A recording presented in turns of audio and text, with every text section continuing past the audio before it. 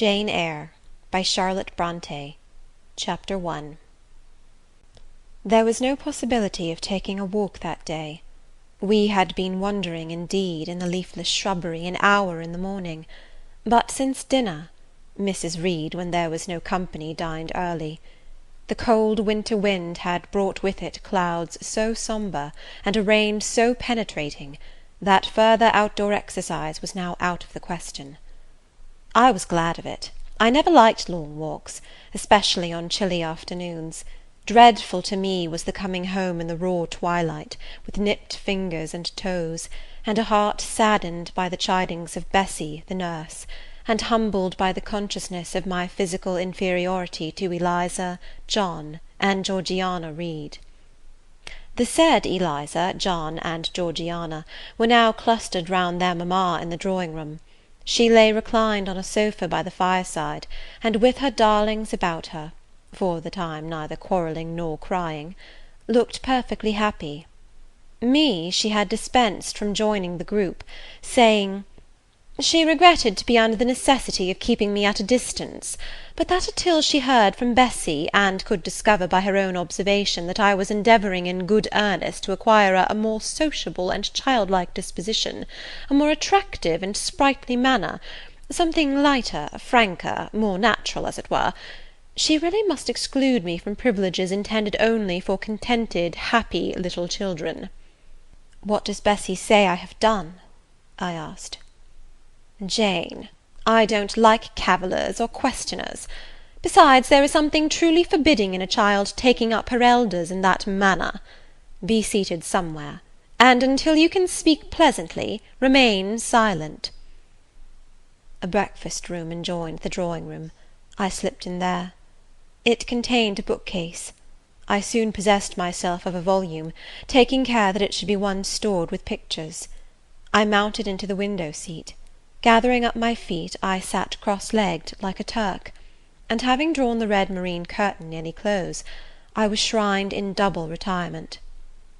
Folds of scarlet drapery shut in my view to the right hand; to the left were clear panes of glass, protecting, but not separating me from the drear November day. At intervals, while turning over the leaves of my book, I studied the aspect of that winter afternoon. Afar, it offered a pale blank of mist and cloud; near, a scene of wet lawn and storm-beat shrub, with ceaseless rain sweeping away wildly before a long and lamentable blast. I returned to my book. Bewick's History of British Birds. The letterpress thereof I cared little for, generally speaking; and yet there were certain introductory pages that, child as I was, I could not pass quite as a blank. They were those which treat of the haunts of sea-fowl, of the solitary rocks and promontories, by them only inhabited; of the coast of Norway, studded with isles from its southern extremity, the Lindness, or Naze, to the North Cape; where the northern ocean, in vast whirls, boils round the naked melancholy isles of farthest Thule, and the Atlantic surge pours in among the stormy Hebrides. Nor could I pass unnoticed the suggestion of the bleak shores of Lapland, Siberia, Spitzbergen, Nova Zembla, Iceland, Greenland, with the vast sweep of the Arctic zone, and those forlorn regions of dreary space, that reservoir of frost and snow, where firm fields of ice, the accumulation of centuries of winters, glazed in alpine heights above heights, surround the pole, and concentrate the multiplied rigours of extreme cold. Of these death-white realms I formed an idea of my own, shadowy, like all the half-comprehended notions that float dim through children's brains, but strangely impressive. The words in these introductory pages connected themselves with the succeeding vignettes, and gave significance to the rock standing up alone in a sea of billow and spray, to the broken boat stranded on a desolate coast, to the cold and ghastly moon glancing through bars of cloud at a wreck just sinking. I cannot tell what sentiment haunted the quite solitary churchyard, with its inscribed headstone, its gate, its 2 trees, its low horizon, girdled by a broken wall, and its newly risen crescent attesting the hour of eventide. The two ships becalmed on a torpid sea I believed to be marine phantoms. The fiend pinning down the thief's pack behind him I passed over quickly. It was an object of terror. So was the black horned thing, seated aloof on a rock, surveying a distant crowd surrounding a gallows. Each picture told a story, mysterious often to my undeveloped understanding and imperfect feelings, yet ever profoundly interesting.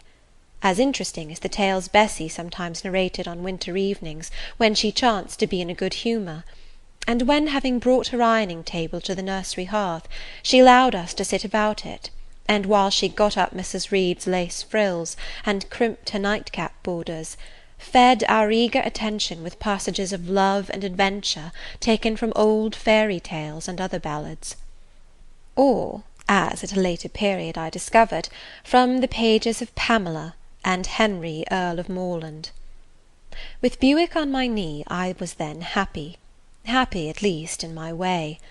I feared nothing but interruption, and that came too soon. The breakfast-room door opened. "Bo! Madam Mope!" cried the voice of John Reed. Then he paused. He found the room apparently empty. "Where the dickens is she?" he continued. "Lizzie! Georgie!" calling to his sisters.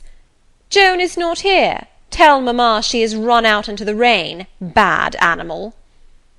It is well I drew the curtain, thought I, and I wished fervently he might not discover my hiding place. Nor would John Reed have found it out himself. He was not quick either of vision or conception. But Eliza just put her head in at the door, and said at once, "She is in the window seat, to be sure, Jack." And I came out immediately, for I trembled at the idea of being dragged forth by the said Jack. "What do you want?" I asked, with awkward diffidence. "Say, what do you want, Master Reed?" was the answer. "I want you to come here." And seating himself in an arm-chair, he intimated by a gesture that I was to approach and stand before him. John Reed was a schoolboy of 14 years old, 4 years older than I, for I was but 10, large and stout for his age, with a dingy and unwholesome skin, thick lineaments in a spacious visage, heavy limbs, and large extremities. He gorged himself habitually at table, which made him bilious, and gave him a dim and bleared eye and flabby cheeks. He ought now to have been at school, but his mamma had taken him home for a month or two, on account of his delicate health. Mr. Miles, the master, affirmed that he would do very well if he had fewer cakes and sweetmeats sent him from home. But the mother's heart turned from an opinion so harsh, and inclined rather to the more refined idea that John's sallowness was owing to over-application, and perhaps to pining after home. John had not much affection for his mother and sisters, and an antipathy to me. He bullied and punished me, not 2 or 3 times in the week, nor once or twice in the day, but continually. Every nerve I had feared him, and every morsel of flesh in my bones shrank when he came near. There were moments when I was bewildered by the terror he inspired, because I had no appeal whatever against either his menaces or his inflictions. The servants did not like to offend their young master by taking my part against him, and Mrs. Reed was blind and deaf on the subject. She never saw him strike or heard him abuse me, though he did both now and then in her very presence, more frequently, however, behind her back. Habitually obedient to John, I came up to his chair. He spent some 3 minutes in thrusting out his tongue at me as far as he could without damaging the roots.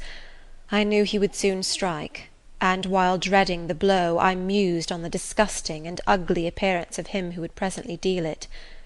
I wonder if he read that notion in my face, for all at once, without speaking, he struck suddenly and strongly. I tottered, and on regaining my equilibrium retired back a step or 2 from his chair.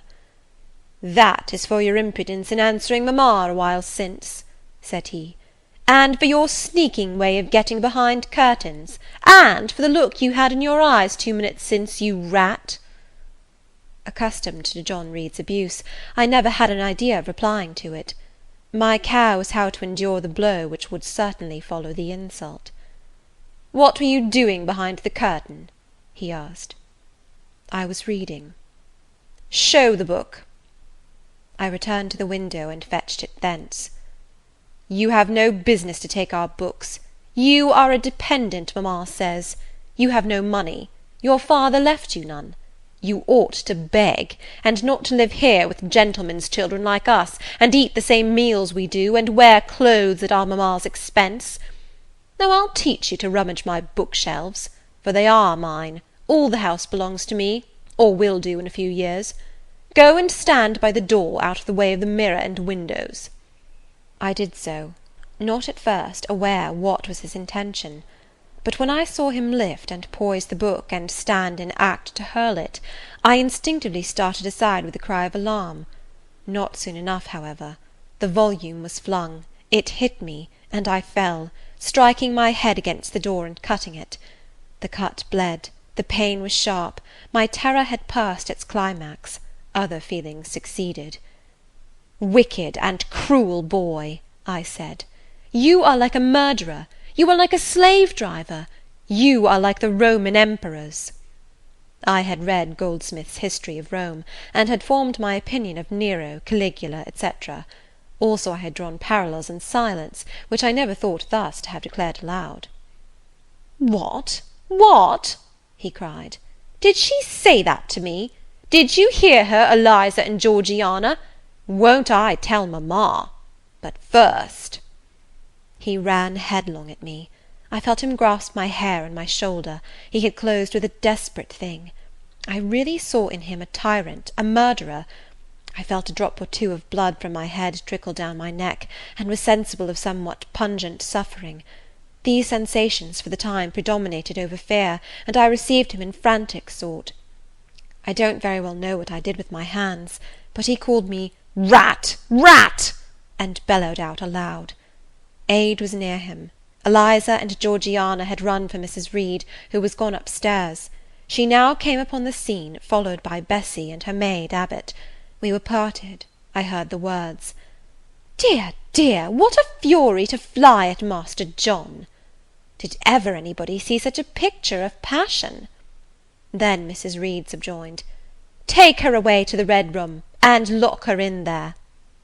4 hands were immediately laid upon me, and I was borne upstairs. End of Chapter 1.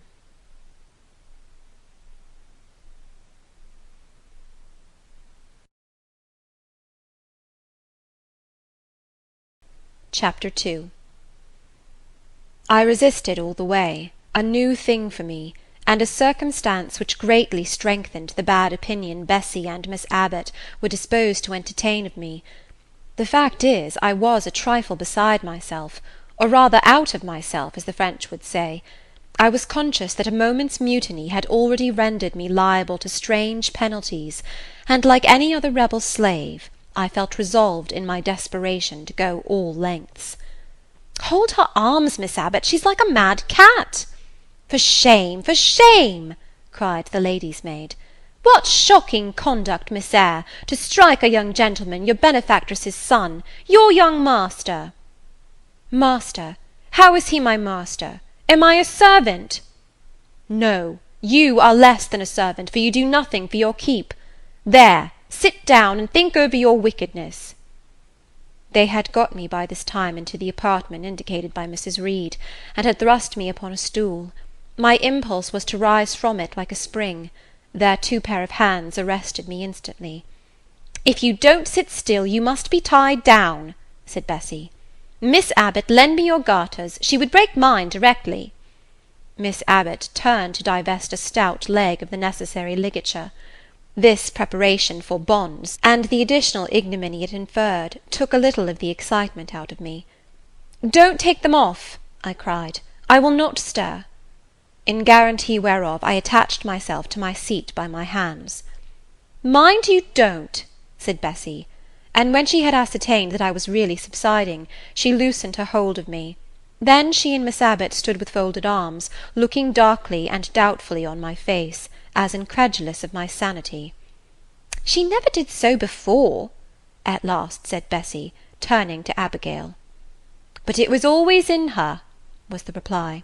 "I've told Missus often my opinion about the child, and Missus agreed with me. She's an underhand little thing. I never saw a girl of her age with so much cover." Bessie answered not, but ere long addressing me, she said, "You ought to be aware, miss, that you are under obligations to Mrs. Reed. She keeps you. If she were to turn you off, you would have to go to the poor-house." I had nothing to say to these words. They were not new to me. My very first recollections of existence included hints of the same kind. This reproach of my dependence had become a vague sing-song in my ear, very painful and crushing, but only half intelligible. Miss Abbot joined in. "And you ought not to think yourself on an equality with the Misses Reed and Master Reed, because Missus kindly allows you to be brought up with them.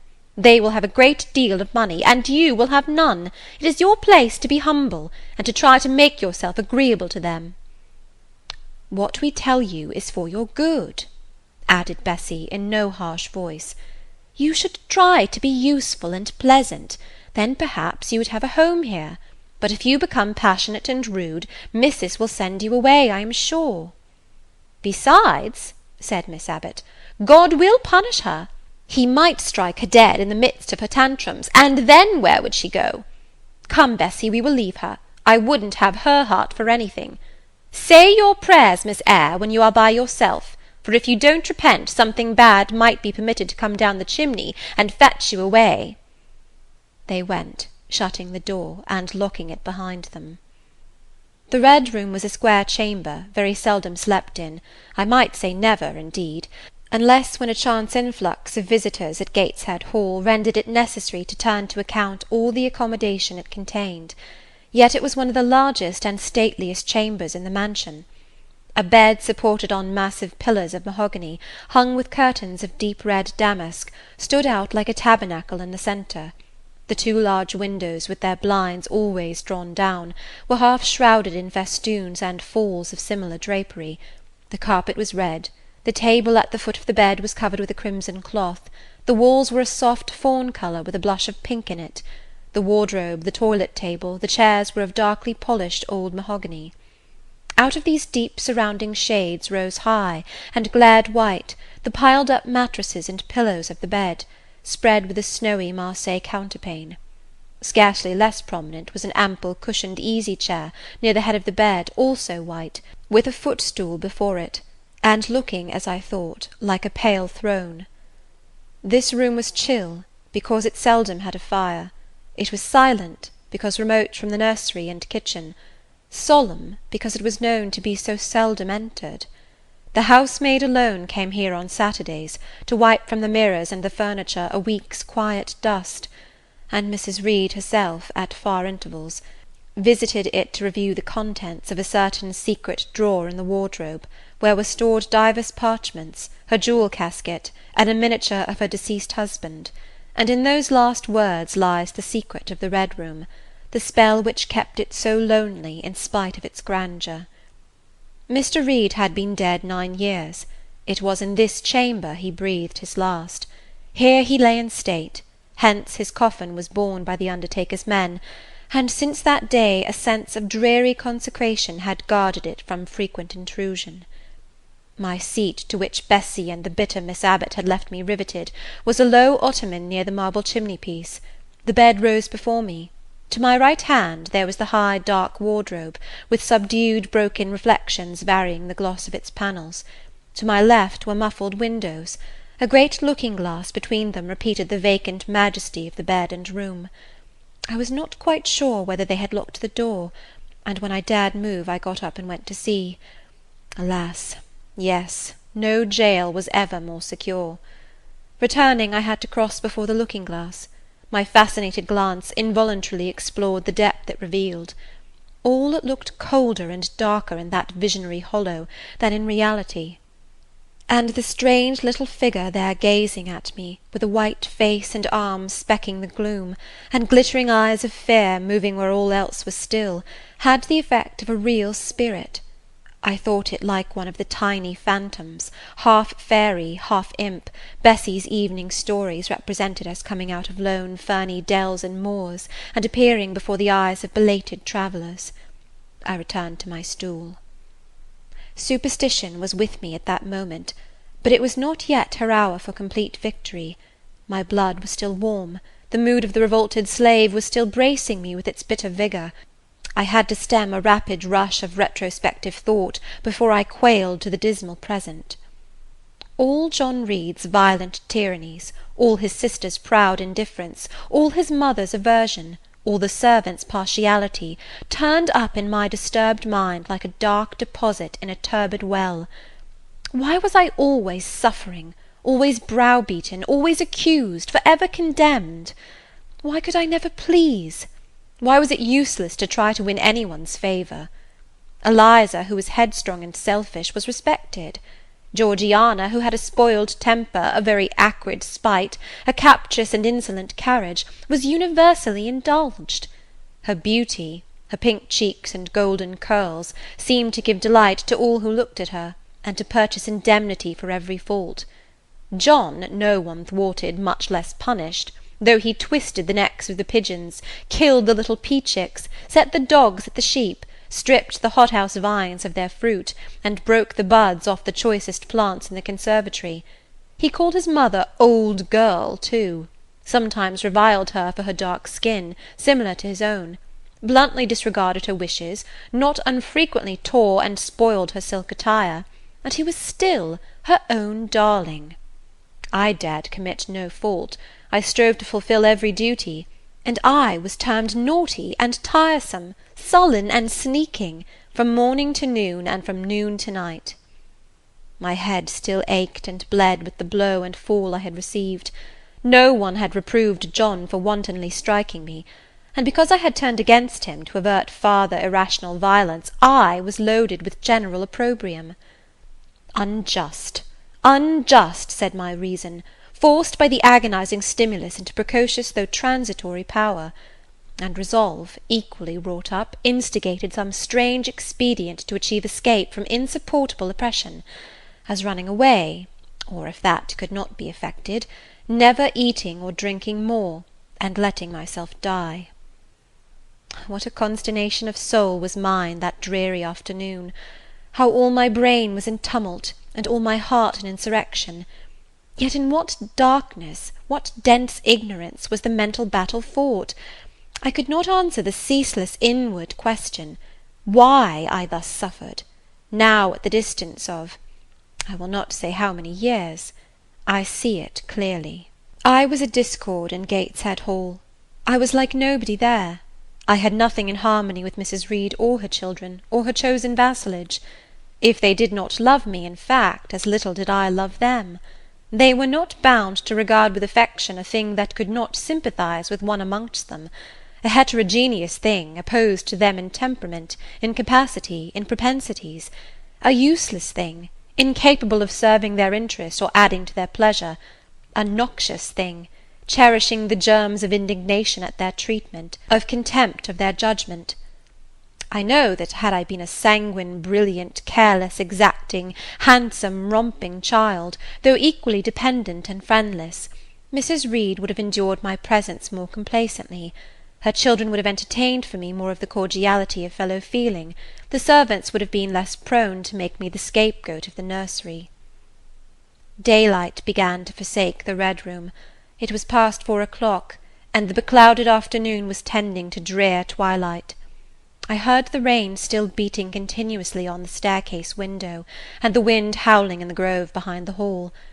I grew by degrees cold as a stone, and then my courage sank.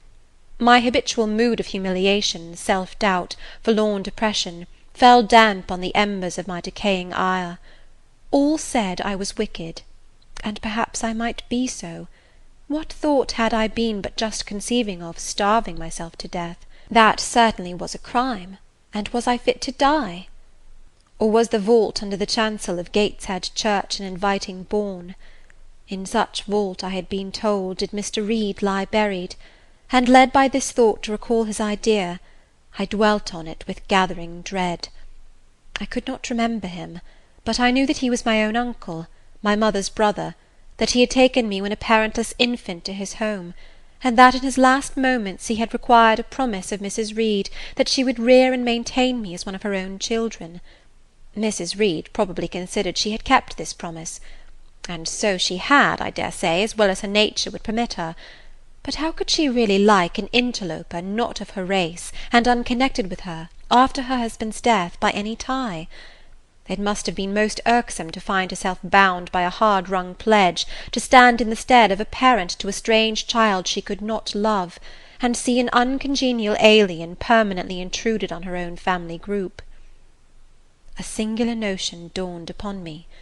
I doubted not, never doubted, that if Mr. Reed had been alive he would have treated me kindly, and now, as I sat looking at the white bed and overshadowed walls, occasionally also turning a fascinated eye towards the dimly gleaming mirror, I began to recall what I had heard of dead men, troubled in their graves by the violation of their last wishes, revisiting the earth to punish the perjured and avenge the oppressed, and I thought Mr. Reed's spirit, harassed by the wrongs of his sister's child, might quit its abode, whether in the church vault or in the unknown world of the departed, and rise before me in this chamber.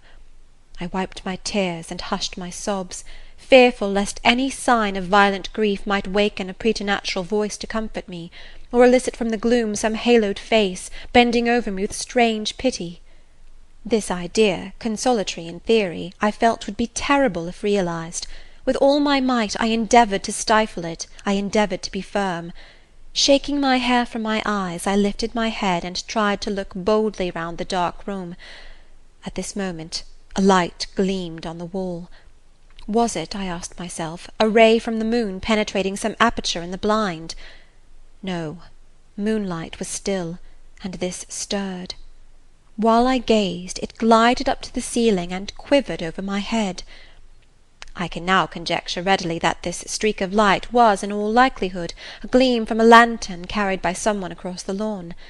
But then, prepared as my mind was for horror, shaken as my nerves were by agitation, I thought the swift darting beam was a herald of some coming vision from another world. My heart beat thick, my head grew hot, a sound filled my ears which I deemed the rushing of wings, something seemed near me, I was oppressed, suffocated, endurance broke down. I rushed to the door and shook the lock in desperate effort. Steps came running along the outer passage. The key turned. Bessie and Abbot entered. "Miss Eyre, are you ill?" said Bessie. "What a dreadful noise! It went quite through me," exclaimed Abbot. "Take me out! Let me go into the nursery!" was my cry. "What for? Are you hurt? Have you seen something?" again demanded Bessie. "Oh, I saw a light, and I thought a ghost would come." I had now got hold of Bessie's hand, and she did not snatch it from me. "She has screamed out on purpose," declared Abbot in some disgust. "And what a scream! If she had been in great pain, one would have excused it, but she only wanted to bring us all here. I know her naughty tricks." "What is all this?" demanded another voice peremptorily, and Mrs. Reed came along the corridor, her cap flying wide, her gown rustling stormily. "Abbot and Bessie, I believe I gave orders that Jane Eyre should be left in the red room till I came to her myself." "Miss Jane screamed so loud, ma'am," pleaded Bessie. "Let her go," was the only answer. "Loose Bessie's hand, child. You cannot succeed in getting out by these means, be assured. I abhor artifice, particularly in children. It is my duty to show you that tricks will not answer. You will now stay here an hour longer, and it is only on condition of perfect submission and stillness that I shall liberate you then." "Oh, aunt, have pity! Forgive me! I cannot endure it! Let me be punished some other way! I shall be killed if—" "Silence! This violence is all most repulsive." And so, no doubt, she felt it. I was a precocious actress in her eyes. She sincerely looked on me as a compound of virulent passions, mean spirit, and dangerous duplicity. Bessie and Abbot having retreated, Mrs. Reed, impatient of my now frantic anguish and wild sobs, abruptly thrust me back and locked me in without further parley. I heard her sweeping away, and soon after she was gone, I suppose I had a species of fit. Unconsciousness closed the scene. End of chapter 2.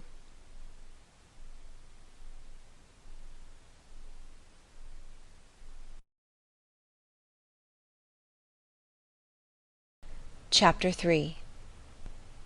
The next thing I remember is waking up with a feeling as if I had had a frightful nightmare, and seeing before me a terrible red glare, crossed with thick black bars. I heard voices, too, speaking with a hollow sound, and as if muffled by a rush of wind or water. Agitation, uncertainty, and an all-predominating sense of terror confused my faculties. Ere long I became aware that someone was handling me, lifting me up and supporting me in a sitting posture, and that more tenderly than I had ever been raised or upheld before. I rested my head against a pillow or an arm, and felt easy. In 5 minutes more the cloud of bewilderment dissolved. I knew quite well that I was in my own bed, and that the red glare was the nursery fire. It was night. A candle burnt on the table. Bessie stood at the bed-foot with a basin in her hand, and a gentleman sat in a chair near my pillow, leaning over me.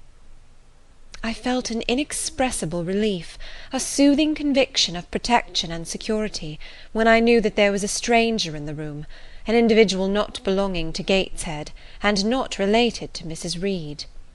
Turning from Bessie, though her presence was far less obnoxious to me than that of Abbot, for instance, would have been, I scrutinized the face of the gentleman. I knew him.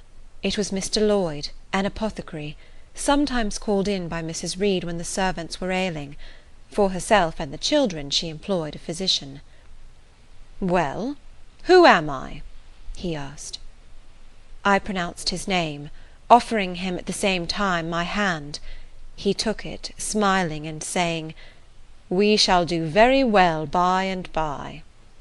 Then he laid me down, and addressing Bessie, charged her to be very careful that I was not disturbed during the night.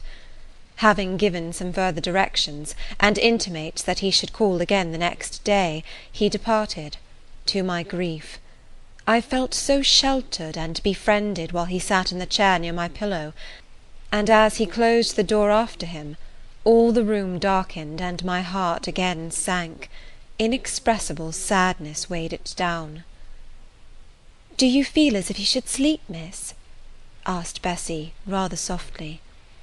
Scarcely dared I answer her, for I feared the next sentence might be rough. "I will try." "Would you like to drink, or could you eat anything?" "No, thank you, Bessie." "Then I think I shall go to bed, for it is past 12 o'clock, but you may call me if you want anything in the night." Wonderful civility this! It emboldened me to ask a question. "Bessie, what is the matter with me? Am I ill?" "You fell sick, I suppose, in the Red Room with the crying. You'll be better soon, no doubt." Bessie went into the housemaid's apartment, which was near. I heard her say, "Sarah, come and sleep with me in the nursery. I daren't for my life be alone with that poor child to-night. She might die. It's such a strange thing she should have that fit. I wonder if she saw anything. Missus was rather too hard." Sarah came back with her. They both went to bed. They were whispering together for half an hour before they fell asleep. I caught scraps of their conversation, from which I was able only too distinctly to infer the main subject discussed. "Something passed her, all dressed in white, and vanished. A great black dog behind him. 3 loud raps on the chamber door. A light in the churchyard just over his grave," etc., etc. At last both slept. The fire and the candle went out. For me, the watches of that long night passed in ghastly wakefulness, strained by dread, such dread as children only can feel. No severe or prolonged bodily illness followed this incident of the Red Room. It only gave my nerves a shock, of which I feel the reverberation to this day. Yes, Mrs. Reed, to you I owe some fearful pangs of mental suffering, but I ought to forgive you, for you knew not what you did. While rending my heartstrings, you thought you were only uprooting my bad propensities. Next day by noon I was up and dressed, and sat wrapped in a shawl by the nursery hearth. I felt physically weak and broken down, but my worse ailment was an unutterable wretchedness of mind, a wretchedness which kept drawing from me silent tears. No sooner had I wiped one salt drop from my cheek than another followed. Yet, I thought, I ought to have been happy, for none of the Reeds were there. They were all gone out in the carriage with their mamma.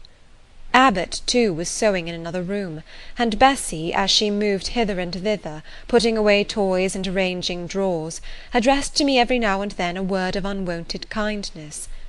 This state of things should have been to me a paradise of peace, accustomed as I was to a life of ceaseless reprimand and thankless fagging; but in fact my racked nerves were now in such a state that no calm could soothe, and no pleasure excite them agreeably.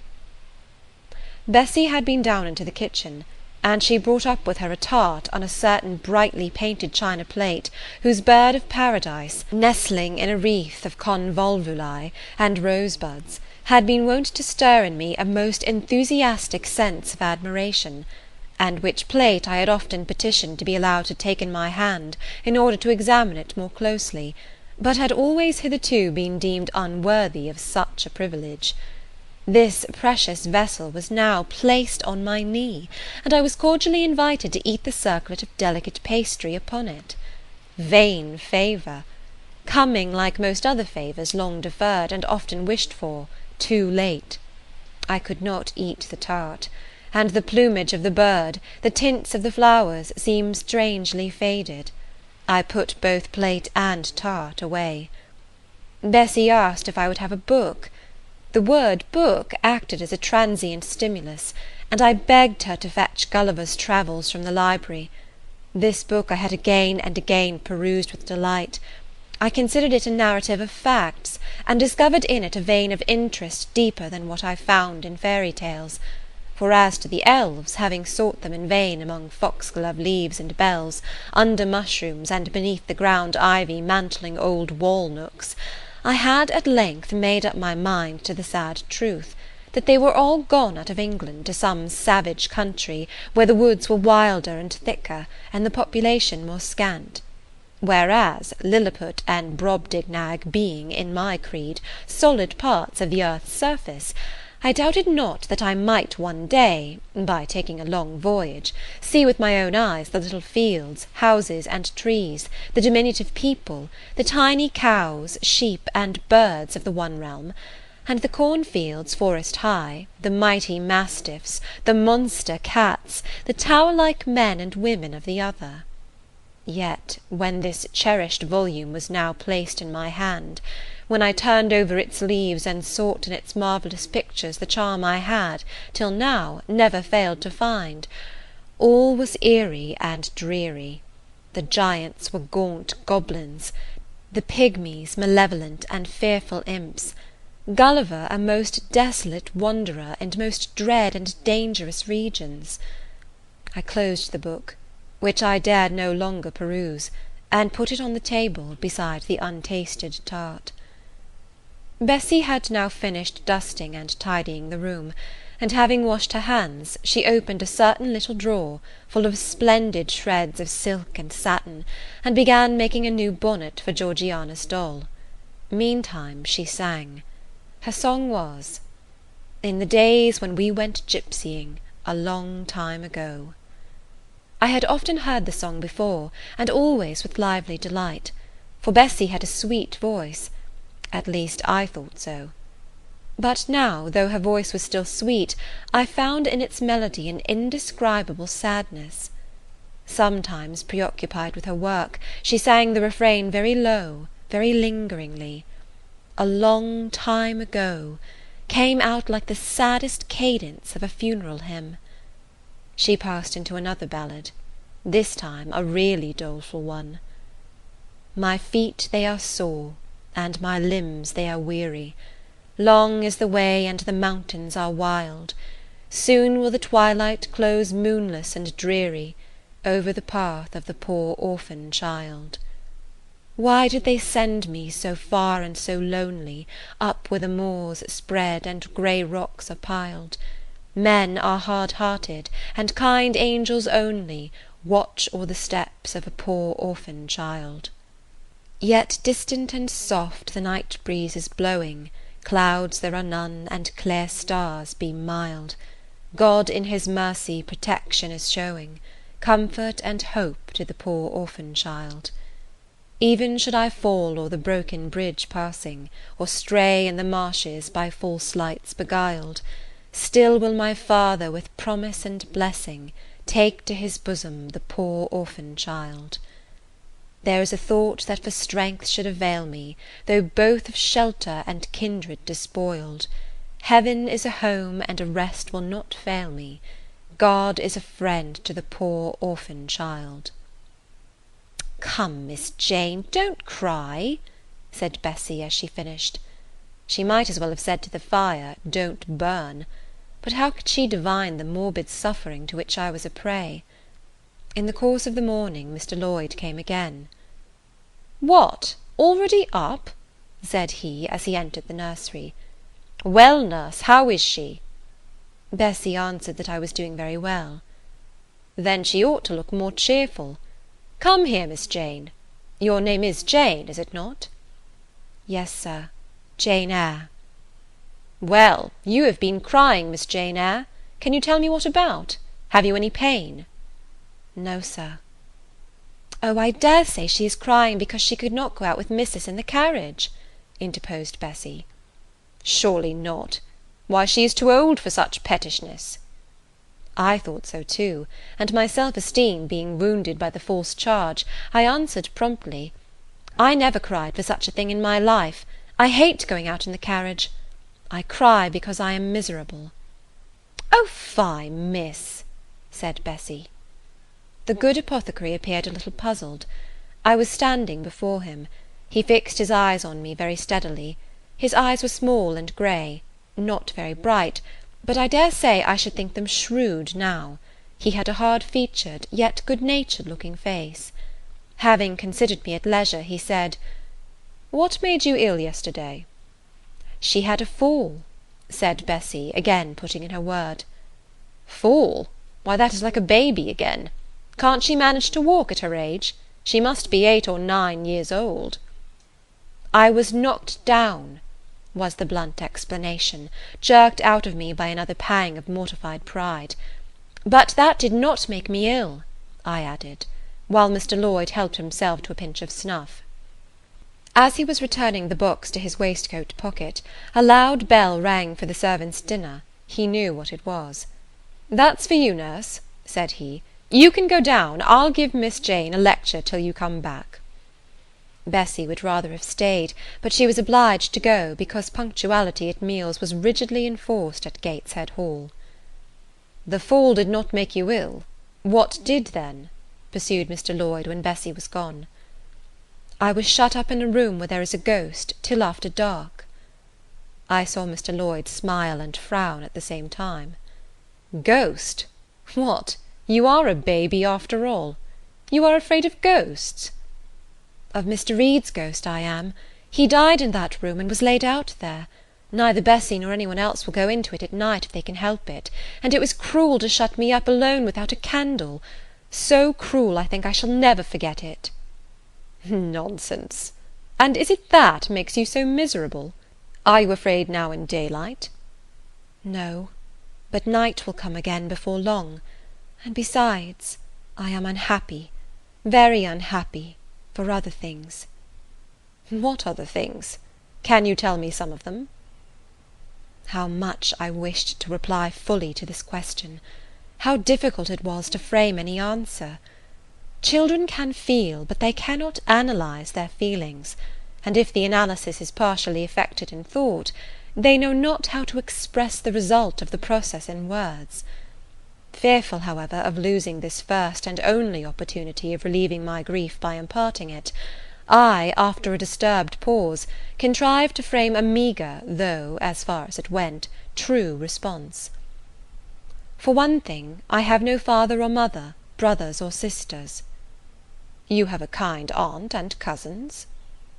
Again I paused, then bunglingly announced, But John Reed knocked me down, and my aunt shut me up in the Red Room." Mr. Lloyd second time produced his snuff-box. "Don't you think Gateshead Hall a very beautiful house?" asked he. "Are you not very thankful to have such a fine place to live at?" "It is not my house, sir, and Abbot says I have less right to be here than a servant." "Pooh! You can't be silly enough to wish to leave such a splendid place." "If I had anywhere else to go, I should be glad to leave it, but I can never get away from Gateshead till I am a woman." "Perhaps you may. Who knows? Have you any relations besides Mrs. Reed?" "I think not, sir." "None belonging to your father?"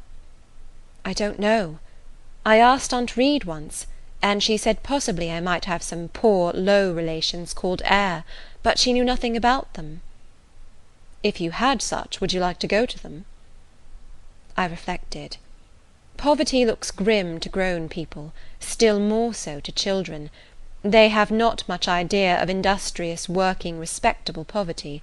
They think of the word only as connected with ragged clothes, scanty food, fireless grates, rude manners, and debasing vices.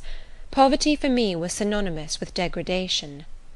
"No, I should not like to belong to poor people," was my reply. "Not even if they were kind to you?" I shook my head. I could not see how poor people had the means of being kind. And then to learn to speak like them, to adopt their manners, to be uneducated, to grow up like one of the poor women I saw sometimes nursing their children or washing their clothes at the cottage doors of the village of Gateshead. No, I was not heroic enough to purchase liberty at the price of caste. "But are your relatives so very poor? Are they working people?" "I cannot tell. Aunt Reed says if I have any they must be a beggarly set. I should not like to go a-begging." "Would you like to go to school?" Again I reflected. I scarcely knew what school was. Bessie sometimes spoke of it as a place where young ladies sat in the stocks, wore backboards, and were expected to be exceedingly genteel and precise. John Reed hated his school, and abused his master. But John Reed's tastes were no rule for mine, and if Bessie's accounts of school discipline, gathered from the young ladies of a family where she had lived before coming to Gateshead, were somewhat appalling, her details of certain accomplishments attained by these same young ladies were, I thought, equally attractive. She boasted of beautiful paintings of landscapes and flowers by them executed, of songs they could sing and pieces they could play, of purses they could net, of French books they could translate, till my spirit was moved to emulation as I listened. Besides, school would be a complete change. It implied a long journey, an entire separation from Gateshead, an entrance into a new life. "I should indeed like to go to school," was the audible conclusion of my musings. "Well, well, who knows what may happen?" said Mr. Lloyd as he got up. "The child ought to have a change of air and scene," he said, speaking to himself. "Nerves not in a good state." Bessie now returned. At the same moment the carriage was heard rolling up the gravel walk. "Is that your mistress, nurse?" asked Mr. Lloyd. "I should like to speak to her before I go." Bessie invited him to walk into the breakfast-room, and led the way out. In the interview which followed between him and Mrs. Reed, I presume, from after occurrences, that the apothecary ventured to recommend my being sent to school, and the recommendation was no doubt readily enough adopted. For, as Abbot said, in discussing the subject with Bessie, when both sat sewing in the nursery one night, after I was in bed, and, as they thought, asleep, Mrs. was, she dared say, glad enough to get rid of such a tiresome, ill-conditioned child, who always looked as if she were watching everybody, and scheming plots underhand. Abbot, I think, gave me credit for being a sort of infantine Guy Fawkes.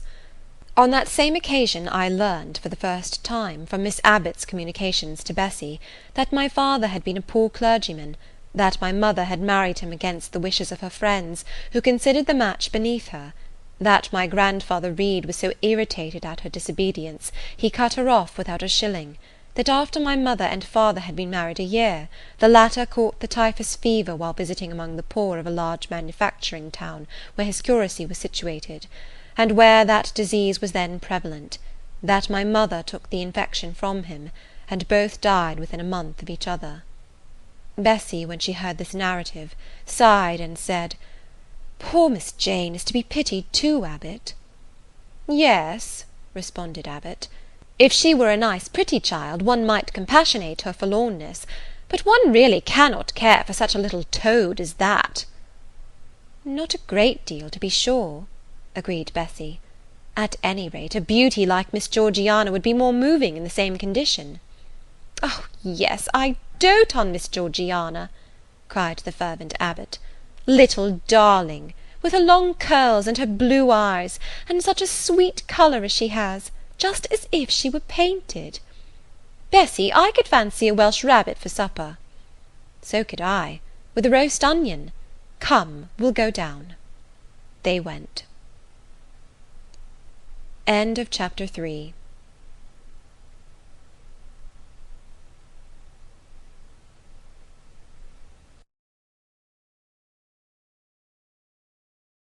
Chapter 4.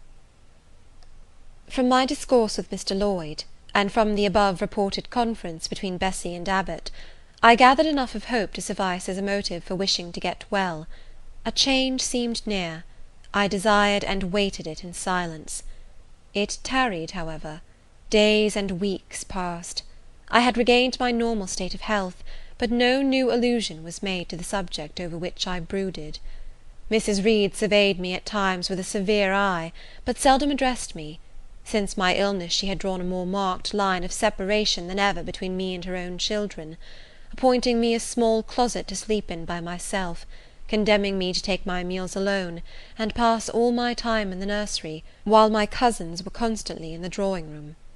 Not a hint, however, did she drop about sending me to school. Still I felt an instinctive certainty that she would not long endure me under the same roof with her, for her glance, now more than ever, when turned on me, expressed an insuperable and rooted aversion. Eliza and Georgiana, evidently acting according to orders, spoke to me as little as possible. John thrust his tongue in his cheek whenever he saw me, and once attempted chastisement; but as I instantly turned against him, roused by the same sentiment of deep ire and desperate revolt which had stirred my corruption before, he thought it better to desist, and ran from me tittering execrations, and vowing I had burst his nose. I had, indeed, levelled at that prominent feature as hard a blow as my knuckles could inflict, and when I saw that either that or my look daunted him, I had the greatest inclination to follow up my advantage to purpose, but he was already with his mamma. I heard him in a blubbering tone commence the tale of how "that nasty Jane Eyre" had flown at him like a mad cat. He was stopped rather harshly. "Don't talk to me about her, John. I told you not to go near her. She is not worthy of notice. I do not choose that either you or your sisters should associate with her." Here, leaning over the banister, I cried out suddenly, and without at all deliberating on my words, "They are not fit to associate with me." Mrs. Reed was rather a stout woman, but on hearing this strange and audacious declaration, she ran nimbly up the stair, swept me like a whirlwind into the nursery, and crushing me down on the edge of my crib, dared me in an emphatic voice to rise from that place, or utter one syllable during the remainder of the day. "What would Uncle Reed say to you if he were alive?" was my scarcely voluntary demand. I say scarcely voluntary, for it seemed as if my tongue pronounced words without my will consenting to their utterance. Something spoke out of me over which I had no control. "What?" said Mrs. Reed under her breath. Her usually cold, composed grey eye became troubled with a look like fear. She took her hand from my arm, and gazed at me as if she really did not know whether I were child or fiend. I was now in for it. "My Uncle Reed is in heaven, and can see all you do and think, and so can papa and mamma. They know how you shut me up all day long, and how you wish me dead." Mrs. Reed soon rallied her spirits. She shook me most soundly, she boxed both my ears, and then left me without a word. Bessie supplied the hiatus by a homily of an hour's length, in which she proved, beyond a doubt, I was the most wicked and abandoned child ever reared under a roof. I half believed her, for I felt indeed only bad feelings surging in my breast. November, December, and half of January passed away. Christmas and the New Year had been celebrated at Gateshead with the usual festive cheer. Presents had been interchanged, dinners and evening parties given. From every enjoyment I was, of course, excluded. My share of the gaiety consisted in witnessing the daily apparelling of Eliza and Georgiana, and seeing them descend to the drawing-room, dressed out in thin muslin frocks and scarlet sashes, with hair elaborately ringleted, and afterwards in listening to the sound of the piano or the harp played below, to the passing to and fro of the butler and footman, to the jingling of glass and china as refreshments were handed, to the broken hum of conversation as the drawing-room door opened and closed. When tired of this occupation, I would retire from the stair-head to the solitary and silent nursery. There, though somewhat sad, I was not miserable. To speak truth, I had not the least wish to go into company, for in company I was very rarely noticed, and if Bessie had but been kind and companionable, I should have deemed it a treat to spend the evenings quietly with her, instead of passing them under the formidable eyes of Mrs. Reed, in a room full of ladies and gentlemen. But Bessie, as soon as she had dressed her young ladies, used to take herself off to the lively regions of the kitchen and the housekeeper's room, generally bearing the candle along with her. I then sat with my doll on my knee till the fire got low, glancing round occasionally to make sure that nothing worse than myself haunted the shadowy room; and when the embers sank to a dull red, I undressed hastily, tugging at knots and strings as I best might, and sought shelter from cold and darkness in my crib. To this crib I always took my doll. Human beings must love something, and in the dearth of worthier objects of affection, I contrived to find a pleasure in loving and cherishing a faded graven image, shabby as a miniature scarecrow. It puzzles me now to remember with what absurd sincerity I doted on this little toy, half fancying it alive and capable of sensation. I could not sleep unless it was folded in my night-gown, and when it lay there safe and warm, I was comparatively happy, believing it to be happy likewise.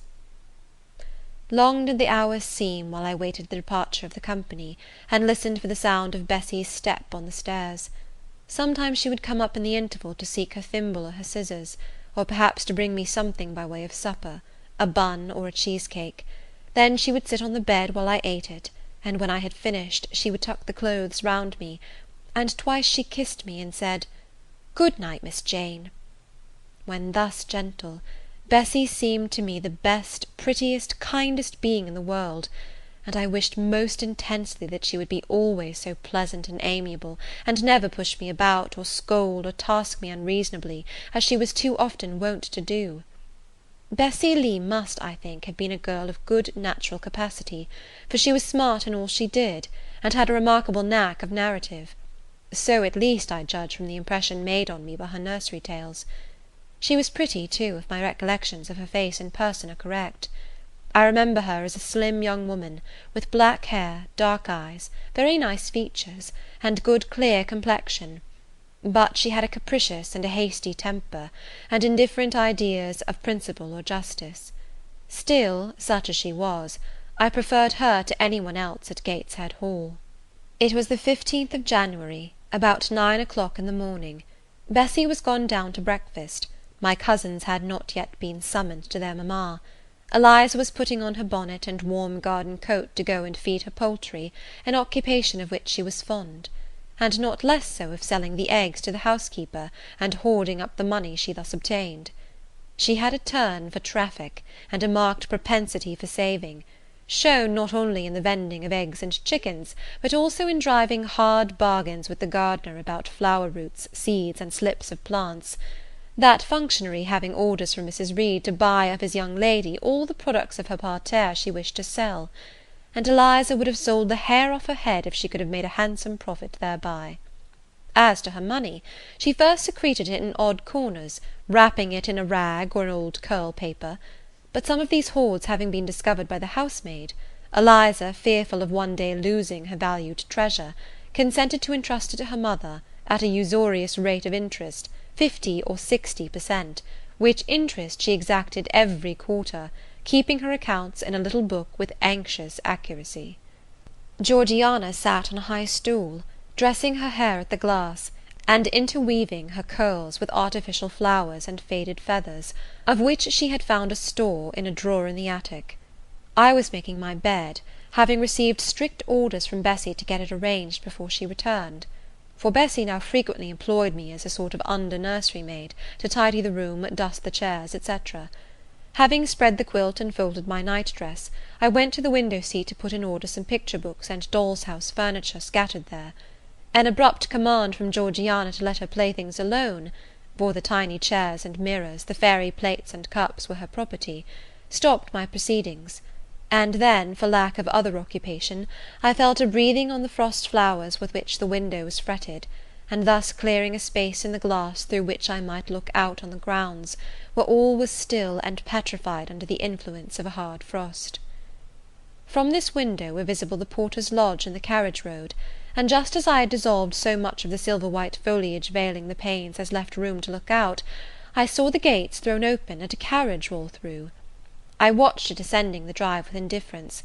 Carriages often came to Gateshead, but none ever brought visitors in whom I was interested. It stopped in front of the house, the door-bell rang loudly, the new-comer was admitted. All this being nothing to me, my vacant attention soon found livelier attraction in the spectacle of a hungry little robin, which came and chirruped on the twigs of the leafless cherry-tree nailed against the wall near the casement. The remains of my breakfast of bread and milk stood on the table, and having crumbled a morsel of roll, I was tugging at the sash to put out the crumbs on the window-sill, when Bessie came running upstairs to the nursery. "Miss Jane, take off your pinafore. What are you doing there? Have you washed your hands and face this morning?" I gave another tug before I answered, for I wanted the bird to be secure of its bread. The sash yielded, I scattered the crumbs, some on the stone sill, some on the cherry-tree bough; then, closing the window, I replied, "No, Bessie, I have only just finished dusting." "Oh, troublesome, careless child! And what are you doing now? You look quite red, as if you had been about some mischief. What were you opening the window for?" I was spared the trouble of answering, for Bessie seemed in too great a hurry to listen to explanations. She hauled me to the washstand, inflicted a merciless but happily brief scrub on my face and hands with soap, water, and a coarse towel, disciplined my head with a bristly brush, denuded me of my pinafore, and then hurrying me to the top of the stairs, bid me go down directly, as I was wanted in the breakfast-room. I would have asked who wanted me. I would have demanded if Mrs. Reed was there, but Bessie was already gone, and had closed the nursery door upon me. I slowly descended. For nearly 3 months I had never been called to Mrs. Reed's presence. Restricted so long to the nursery, the breakfast, dining, and drawing-rooms were become for me awful regions, on which it dismayed me to intrude. I now stood in the empty hall; before me was the breakfast-room door, and I stopped, intimidated and trembling. What a miserable little poltroon had fear, engendered of unjust punishment, made of me in those days! I feared to return to the nursery, and feared to go forward to the parlour. 10 minutes I stood in agitated hesitation. The vehement ringing of the breakfast-room bell decided me. I must enter. Who could want me? I asked inwardly, as with both hands I turned the stiff door-handle, which for a second or two resisted my efforts. What should I see besides Aunt Reed in this apartment? A man or a woman? The handle turned, the door unclosed, and passing through and curtsying low, I looked up at a black pillar. Such at least appeared to me at first sight the straight, narrow, sable-clad shape standing erect on the rug. The grim face at the top was like a carved mask, placed above the shaft by way of capital. Mrs. Reed occupied her usual seat by the fireside. She made a signal to me to approach. I did so, and she introduced me to the stony stranger with the words, "This is the little girl respecting whom I applied to you."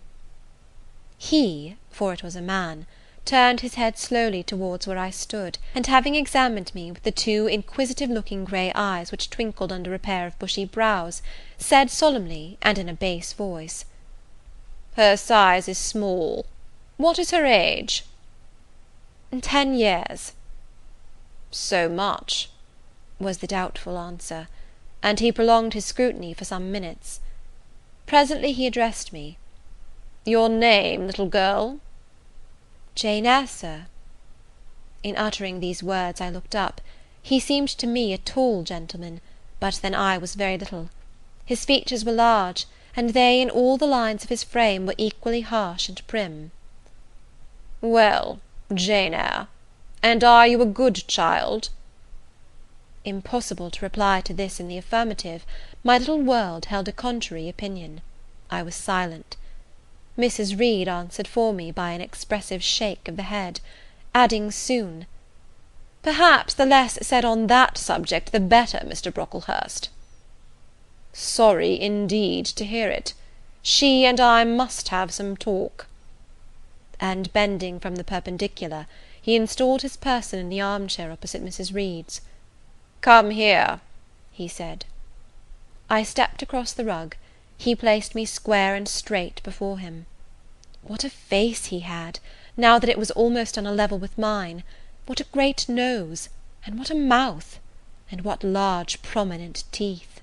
"No sight so sad as that of a naughty child," he began, "especially a naughty little girl. Do you know where the wicked go after death?" "They go to hell," was my ready and orthodox answer. "And what is hell? Can you tell me that?" "A pit full of fire." "And should you like to fall into that pit, and then be burning there for ever?" "No, sir."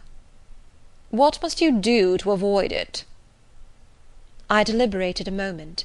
My answer, when it did come, was objectionable. "I must keep in good health, and not die." "How can you keep in good health? Children younger than you die daily. I buried a little child of 5 years old only a day or two since, a good little child, whose soul is now in heaven. It is to be feared the same could not be said of you, were you to be called hence." Not being in a condition to remove his doubt, I only cast my eyes down on the 2 large feet planted on the rug, and sighed, wishing myself far enough away. "I hope that sigh is from the heart, and that you repent of ever having been the occasion of discomfort to your excellent benefactress." Benefactress, benefactress, said I, inwardly. They all call Mrs. Reed my benefactress. If so, a benefactress is a disagreeable thing. "Do you say your prayers night and morning?" continued my interrogator. "Yes, sir." "Do you read your Bible?" "Sometimes." "With pleasure? Are you fond of it?" "I like Revelations, and the book of Daniel, and Genesis and Samuel, and a little bit of Exodus, and some parts of Kings and Chronicles, and Job and Jonah." "And the Psalms? I hope you like them?" "No, sir." "No? Oh, shocking! I have a little boy younger than you who knows 6 Psalms by heart, and when you ask him which he would rather have, a gingerbread nut to eat, or a verse of Psalm to learn, he says, 'Oh, the verse of a Psalm! Angels sing Psalms,' says he. 'I wish to be a little angel here below.' He then gets 2 nuts in recompense for his infant piety." "Psalms are not interesting," I remarked. "That proves you have a wicked heart, and you must pray to God to change it, to give you a new and clean one, to take away your heart of stone and give you a heart of flesh." I was about to propound a question, touching the manner in which that operation of changing my heart was to be performed, when Mrs. Reed interposed, telling me to sit down. She then proceeded to carry on the conversation herself. "Mr. Brocklehurst, I believe I intimated in the letter which I wrote to you 3 weeks ago, that this little girl has not quite the character and disposition I could wish. Should you admit her into Lowood School, I should be glad if the superintendent and teachers were requested to keep a strict eye on her, and above all to guard her against her worst fault, a tendency to deceit. I mention this in your hearing, Jane, that you may not attempt to impose on Mr. Brocklehurst."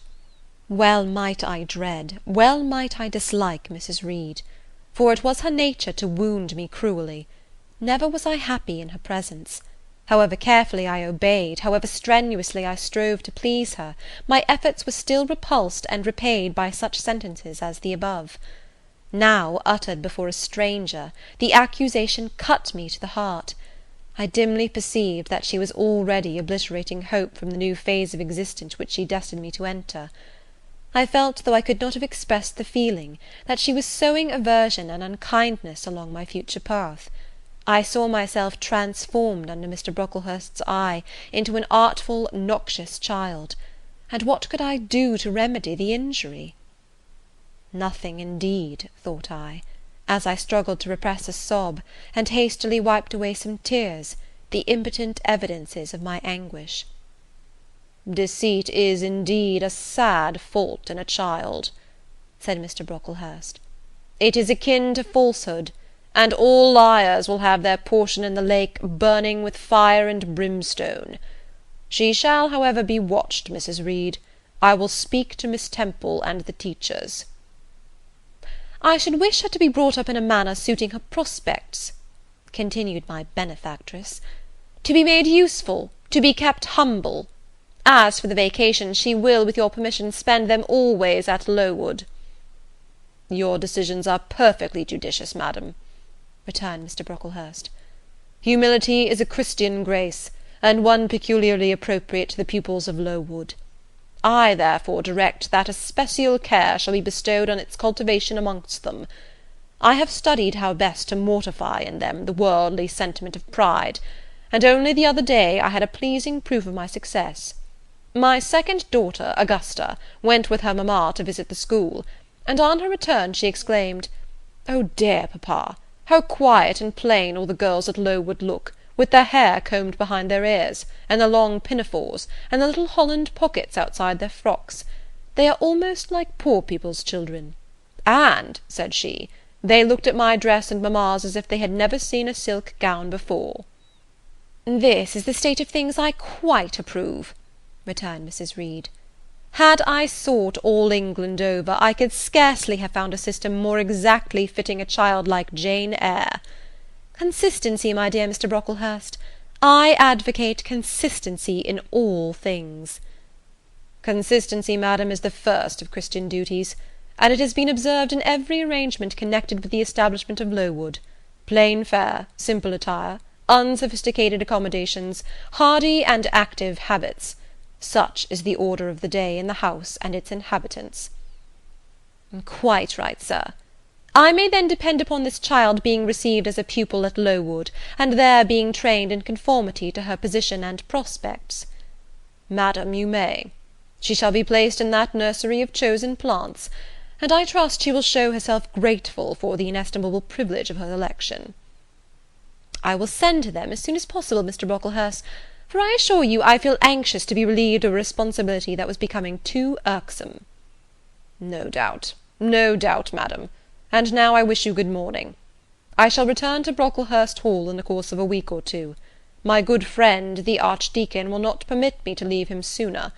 I shall send Miss Temple notice that she is to expect a new girl, so that there will be no difficulty about receiving her.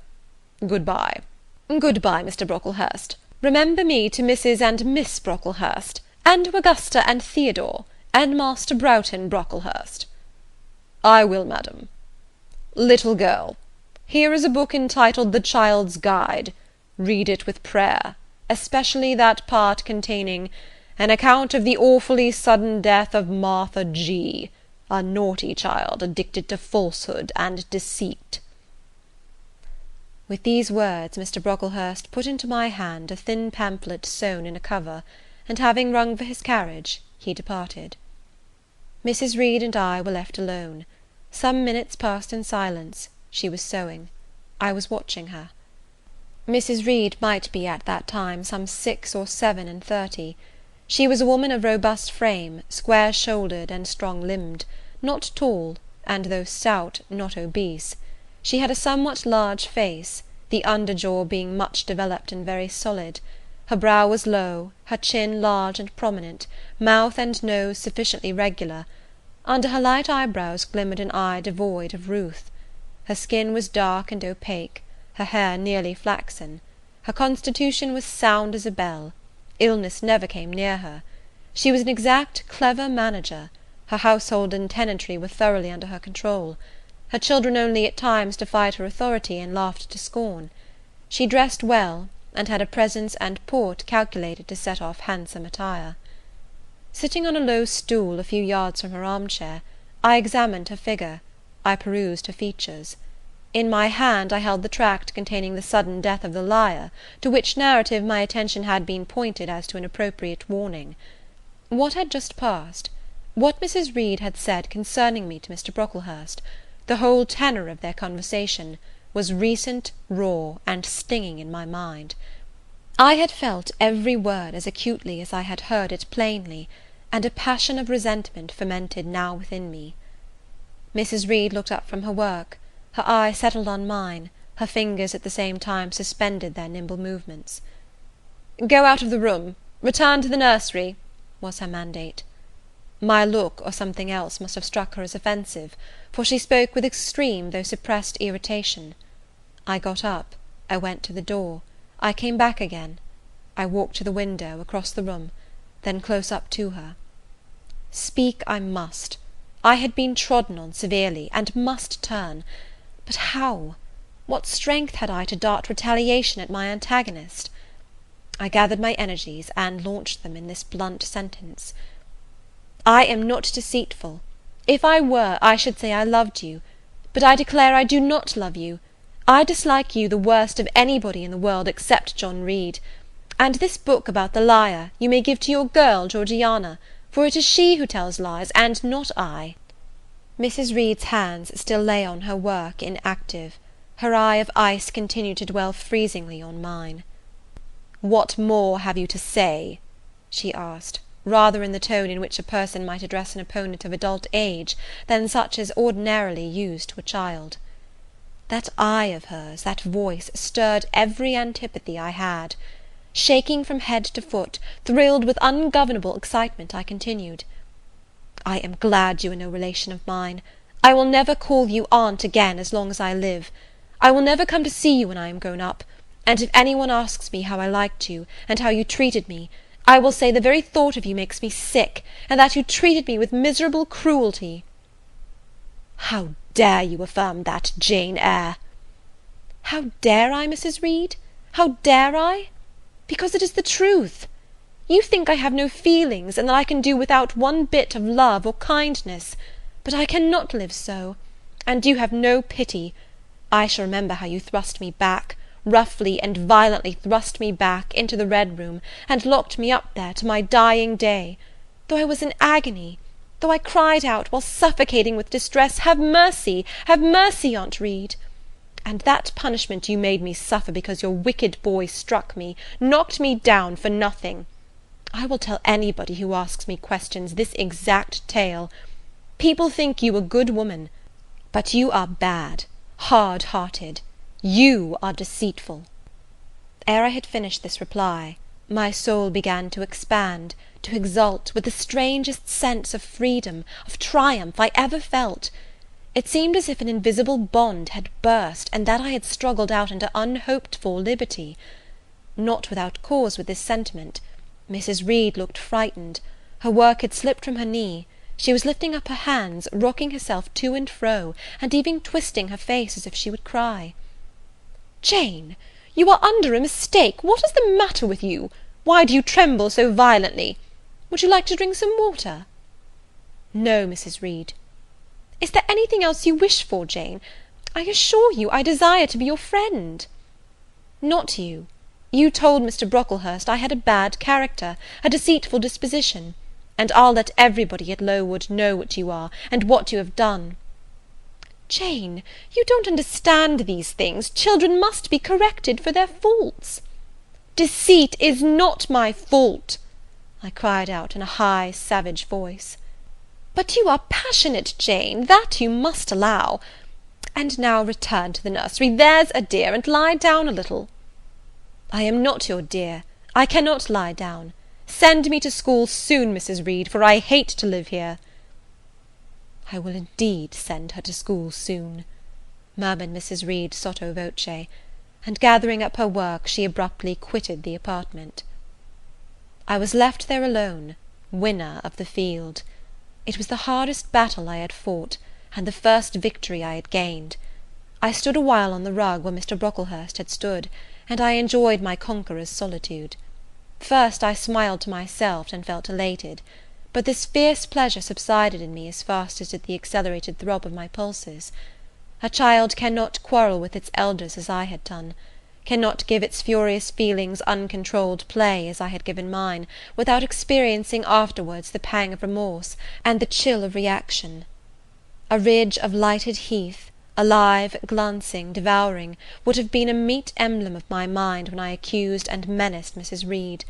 The same ridge, black and blasted after the flames are dead, would have represented as meetly my subsequent condition, when half an hour's silence and reflection had shown me the madness of my conduct, and the dreariness of my hated and hating position. Something of vengeance I had tasted for the first time. As aromatic wine it seemed, on swallowing, warm and racy. Its after-flavour, metallic and corroding, gave me a sensation as if I had been poisoned.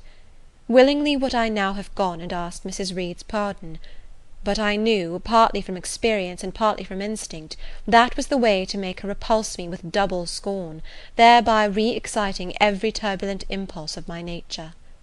I would fain exercise some better faculty than that of fierce speaking, fain find nourishment for some less fiendish feeling than that of sombre indignation. I took a book, some Arabian Tales. I sat down and endeavoured to read. I could make no sense of the subject.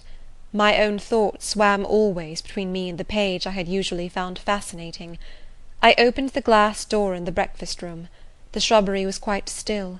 The black frost reigned, unbroken by sun or breeze, through the grounds. I covered my head and arms with the skirt of my frock, and went out to walk in part of the plantation which was quite sequestered. But I found no pleasure in the silent trees, the falling fir-cones, the congealed relics of autumn, russet leaves, swept by past winds in heaps, and now stiffened together.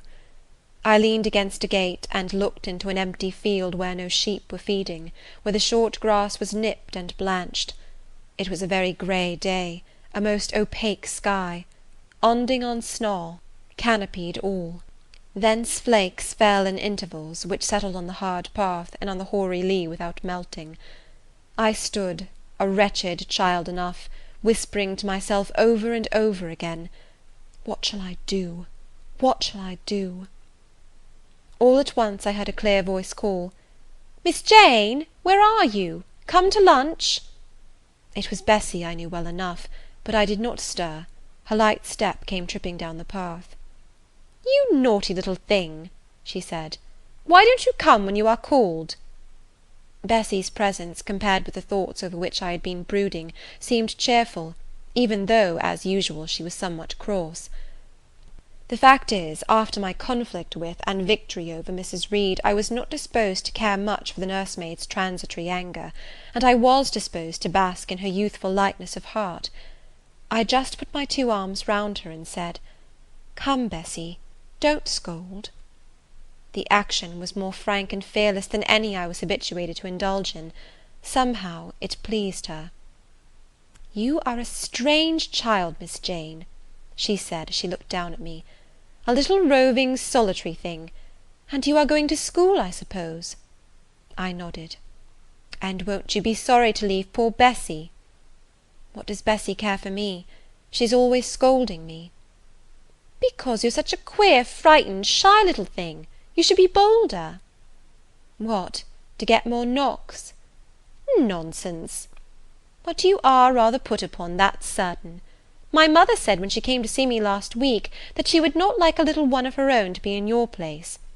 Now come in, and I've some good news for you." "I don't think you have, Bessie." "Child, what do you mean? What sorrowful eyes you fix on me? Well, but Missis and the young ladies and Master John are going out to tea this afternoon, and you shall have tea with me. I'll ask cook to bake you a little cake, and then you shall help me look over your drawers, for I am soon to pack your trunk. Missis intends you to leave Gateshead in a day or two, and you shall choose what toys you like to take with you." "Bessie, you must promise not to scold me any more till I go." "Well, I will. But mind you are a very good little girl, and don't be afraid of me. Don't start when I chance to speak rather sharply, it's so provoking." "I don't think I shall ever be afraid of you again, Bessie, because I have got used to you, and I shall soon have another set of people to dread."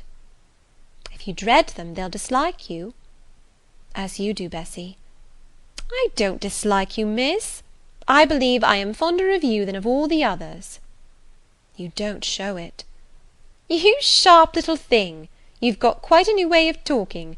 What makes you so venturesome and hardy?" "Why, I shall soon be away from you, and besides—" I was going to say something about what had passed between me and Mrs. Reed, but on second thoughts I considered it better to remain silent on that head. "And so you're glad to leave me?" "Not at all, Bessy. Indeed, just now I'm rather sorry." "Just now, and rather! How coolly my little lady says it! I dare say now if I were to ask you for a kiss, you wouldn't give it me. You'd say you'd rather not." "I'll kiss you, and welcome. Bend your head down." Bessy stooped, we mutually embraced, and I followed her into the house quite comforted. That afternoon lapsed in peace and harmony, and in the evening Bessy told me some of her most enchanting stories, and sang me some of her sweetest songs. Even for me, life had its gleams of sunshine. End of Chapter 4. Chapter 5. 5 o'clock had hardly struck on the morning of the 19th of January, when Bessy brought a candle into my closet, and found me already up and nearly dressed. I had risen half an hour before her entrance, and had washed my face and put on my clothes by the light of a half-moon just setting, whose rays streamed through the narrow window near my crib. I was to leave Gateshead that day by a coach which passed the lodge gates at 6 a.m. Bessy was the only person yet risen. She had lit a fire in the nursery, where she now proceeded to make my breakfast. Few children can eat when excited with the thoughts of a journey, nor could I. Bessy, having pressed me in vain to take a few spoonfuls of the boiled milk and bread she had prepared for me, wrapped up some biscuits in a paper, and put them into my bag. Then she helped me on with my pelisse and bonnet, and wrapping herself in a shawl, she and I left the nursery. As we passed Mrs. Reed's bedroom, she said, "Will you go in and bid Missus good-bye?" "No, Bessy. She came to my crib last night when you were gone down to supper, and said I need not disturb her in the morning, or my cousins either, and she told me to remember that she had always been my best friend, and to speak of her and be grateful to her accordingly." "What did you say, miss?" "Nothing. I covered my face with the bedclothes, and turned from her to the wall." "Oh, that was wrong, Miss Jane." "It was quite right, Bessy. Your missus has not been my friend, she has been my foe." "Oh, Miss Jane, don't say so." "Good-bye to Gateshead," cried I, as we passed through the hall and went out at the front door. The moon was set, and it was very dark. Bessy carried a lantern, whose light glanced on wet steps and gravel roads sodden by a recent thaw. Raw and chill was the winter morning. My teeth chattered as I hastened down the drive. There was a light in the porter's lodge. When we reached it, we found the porter's wife just kindling her fire. My trunk, which had been carried down the evening before, stood corded at the door. It wanted but a few minutes of 6, and shortly after that hour had struck, the distant roll of wheels announced the coming coach. I went to the door and watched its lamps approach rapidly through the gloom. "Is she going by herself?" asked the porter's wife. "Yes." "And how far is it?" 50 miles. "What a long way!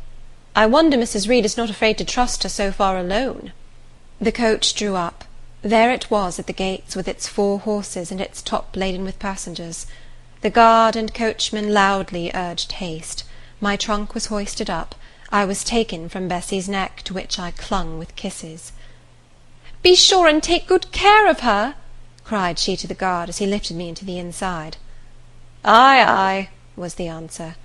The door was slapped to. A voice exclaimed, "All right," and on we drove. Thus was I severed from Bessy and Gateshead, thus whirled away to unknown, and, as I then deemed, remote and mysterious regions. I remember but little of the journey. I only know that the day seemed to me of a preternatural length, and that we appeared to travel over hundreds of miles of road. We passed through several towns, and in one, a very large one, the coach stopped. The horses were taken out, and the passengers alighted to dine. I was carried into an inn, where the guard wanted me to have some dinner. but as I had no appetite, he left me in an immense room with a fireplace at each end, a chandelier pendant from the ceiling, and a little red gallery high up against the wall filled with musical instruments.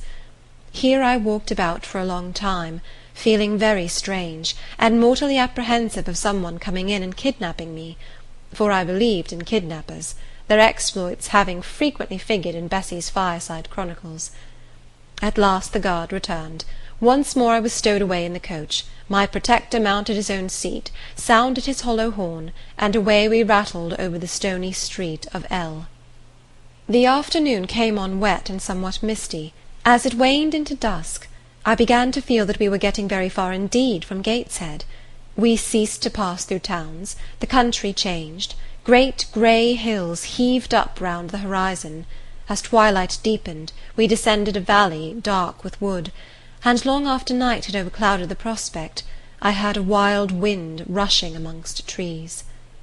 Lulled by the sound, I at last dropped asleep. I had not long slumbered when the sudden cessation of motion awoke me. The coach door was open, and a person like a servant was standing at it. I saw her face and dress by the light of the lamps. "Is there a little girl called Jane Eyre here?" she asked. I answered yes, and was then lifted out. My trunk was handed down, and the coach instantly drove away. I was stiff with long sitting, and bewildered with the noise and motion of the coach. Gathering my faculties, I looked about me. Rain, wind, and darkness filled the air. Nevertheless, I dimly discerned a wall before me and a door open in it. Through this door I passed with my new guide. She shut and locked it behind her. There was now visible a house, or houses, for the building spread far, with many windows, and lights burning in some. We went up a broad pebbly path, splashing wet, and were admitted at a door. Then the servant led me through a passage into a room with a fire, where she left me alone. I stood and warmed my numbed fingers over the blaze. Then I looked round. There was no candle, but the uncertain light from the hearth showed, by intervals, papered walls, carpet, curtains, shining mahogany furniture. It was a parlour, not so spacious or splendid as the drawing-room at Gateshead, but comfortable enough. I was puzzling to make out the subject of a picture on the wall, when the door opened, and an individual carrying a light entered. Another followed close behind. The first was a tall lady with dark hair, dark eyes, and a pale and large forehead. Her figure was partly enveloped in a shawl. Her countenance was grave, her bearing erect.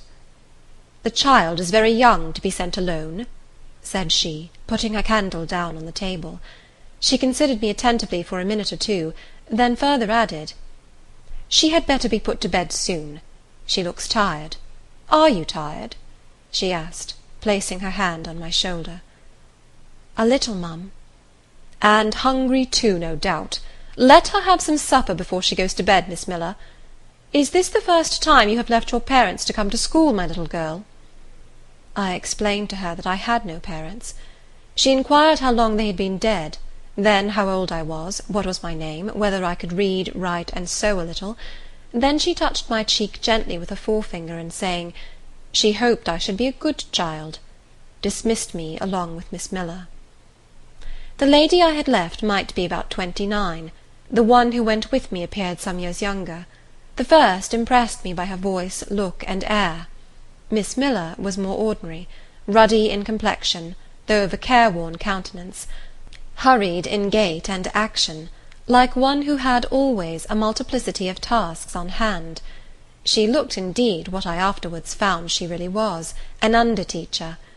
Led by her, I passed from compartment to compartment, from passage to passage, of a large and irregular building, till, emerging from the total and somewhat dreary silence pervading that portion of the house we had traversed, we came upon the hum of many voices, and presently entered a wide long room, with great deal tables, 2 at each end, on each of which burnt a pair of candles, and seated all round on benches, a congregation of girls of every age, from 9 or 10 to 20. Seen by the dim light of the dips, their number to me appeared countless, though not in reality exceeding 80. They were uniformly dressed in brown stuff frocks of quaint fashion, and long holland pinafores. It was the hour of study. They were engaged in conning over their to-morrow's task, and the hum I had heard was the combined result of their whispered repetitions. Miss Miller signed to me to sit on a bench near the door, then walking up to the top of the long room, she cried out, "Monitors, collect the lesson books and put them away." 4 tall girls arose from different tables, and going round, gathered the books and removed them. Miss Miller again gave the word of command, "Monitors, fetch the supper trays."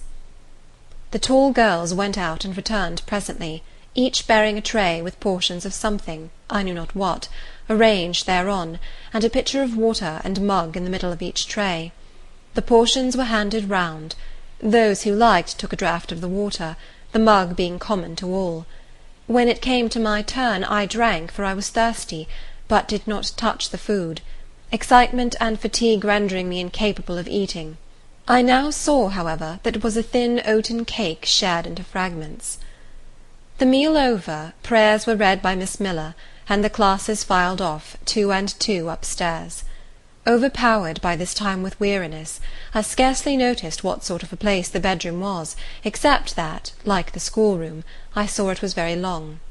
To-night I was to be Miss Miller's bedfellow. She helped me to undress. When laid down, I glanced at the long rows of beds, each of which was quickly filled with 2 occupants. In 10 minutes the single light was extinguished, and amidst silence and complete darkness I fell asleep. The night passed rapidly. I was too tired even to dream. I only once awoke to hear the wind rave in furious gusts, and the rain fall in torrents, and to be sensible that Miss Miller had taken her place by my side. When I again unclosed my eyes, a loud bell was ringing. The girls were up and dressing. Day had not yet begun to dawn, and a rushlight or 2 burned in the room. I too rose reluctantly. It was bitter cold, and I dressed as well as I could for shivering, and washed when there was a basin at liberty, which did not occur soon, as there was but 1 basin to 6 girls, on the stands down the middle of the room. Again the bell rang. All formed in file, 2 and 2, and in that order descended the stairs and entered the cold and dimly lit schoolroom.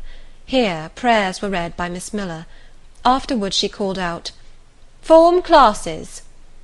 A great tumult succeeded for some minutes, during which Miss Miller repeatedly exclaimed, "Silence!" and "Order!"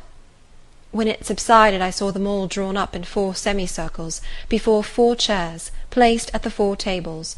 All held books in their hands, and a great book, like a Bible, lay on each table before the vacant seat.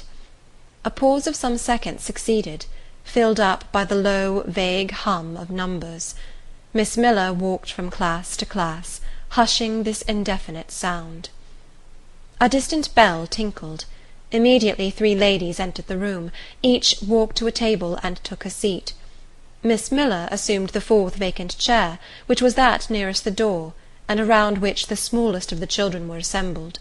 To this inferior class I was called, and placed at the bottom of it. Business now began. The day's collect was repeated, then certain texts of Scripture were said, and to these succeeded a protracted reading of chapters in the Bible, which lasted an hour. By the time that exercise was terminated, day had fully dawned. The indefatigable bell now sounded for the 4th time. The classes were marshalled and marched into another room to breakfast. How glad I was to behold a prospect of getting something to eat! I was now nearly sick from inanition, having taken so little the day before. The refectory was a great low-ceiled, gloomy room. On 2 low tables smoked basins of something hot, which, however, to my dismay, sent forth an odour far from inviting. I saw a universal manifestation of discontent when the fumes of the repast met the nostrils of those destined to swallow it.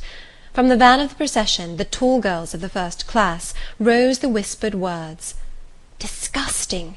The porridge is burnt again!" "Silence!"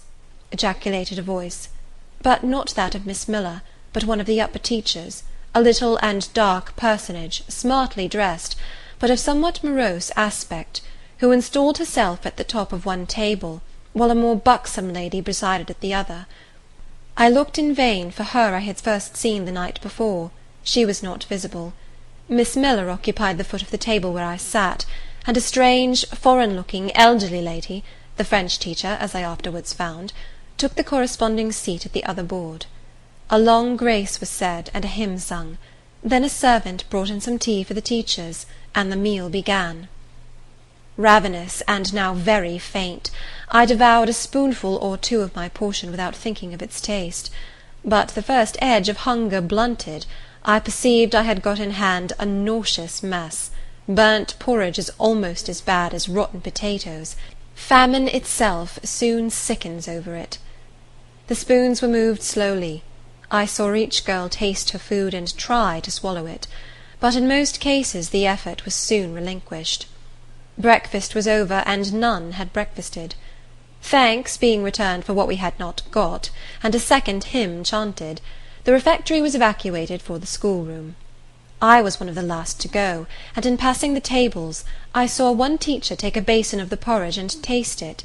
She looked at the others. All their countenances expressed displeasure, and one of them, the stout one, whispered, "Abominable stuff! How shameful!"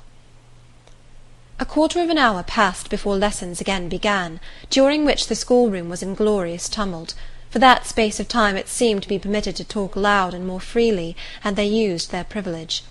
The whole conversation ran on the breakfast, which one and all abused roundly. Poor things! It was the sole consolation they had. Miss Miller was now the only teacher in the room. A group of great girls standing about her spoke with serious and sullen gestures. I heard the name of Mr. Brocklehurst pronounced by some lips, at which Miss Miller shook her head disapprovingly, but she made no great effort to check the general wrath. Doubtless she shared in it. A clock in the schoolroom struck 9. Miss Miller left her circle, and standing in the middle of the room, cried, "Silence! To your seats!" Discipline prevailed. In 5 minutes the confused throng was resolved into order, and comparative silence quelled the babbled clamour of tongues. The upper teachers now punctually resumed their posts, but still all seemed to wait. Ranged on benches down the sides of the room, the 80 girls sat motionless and erect. A quaint assemblage they appeared, all with plain locks combed from their faces, not a curl visible, in brown dresses, made high and surrounded by a narrow tucker about the throat, with little pockets of holland, shaped something like a Highlander's purse, tied in front of their frocks, and destined to serve the purpose of a work-bag. All, too, wearing woollen stockings and country-made shoes, fastened with brass buckles. About 20 of those clad in this costume were full-grown girls, or rather young women. It suited them ill, and gave an air of oddity even to the prettiest.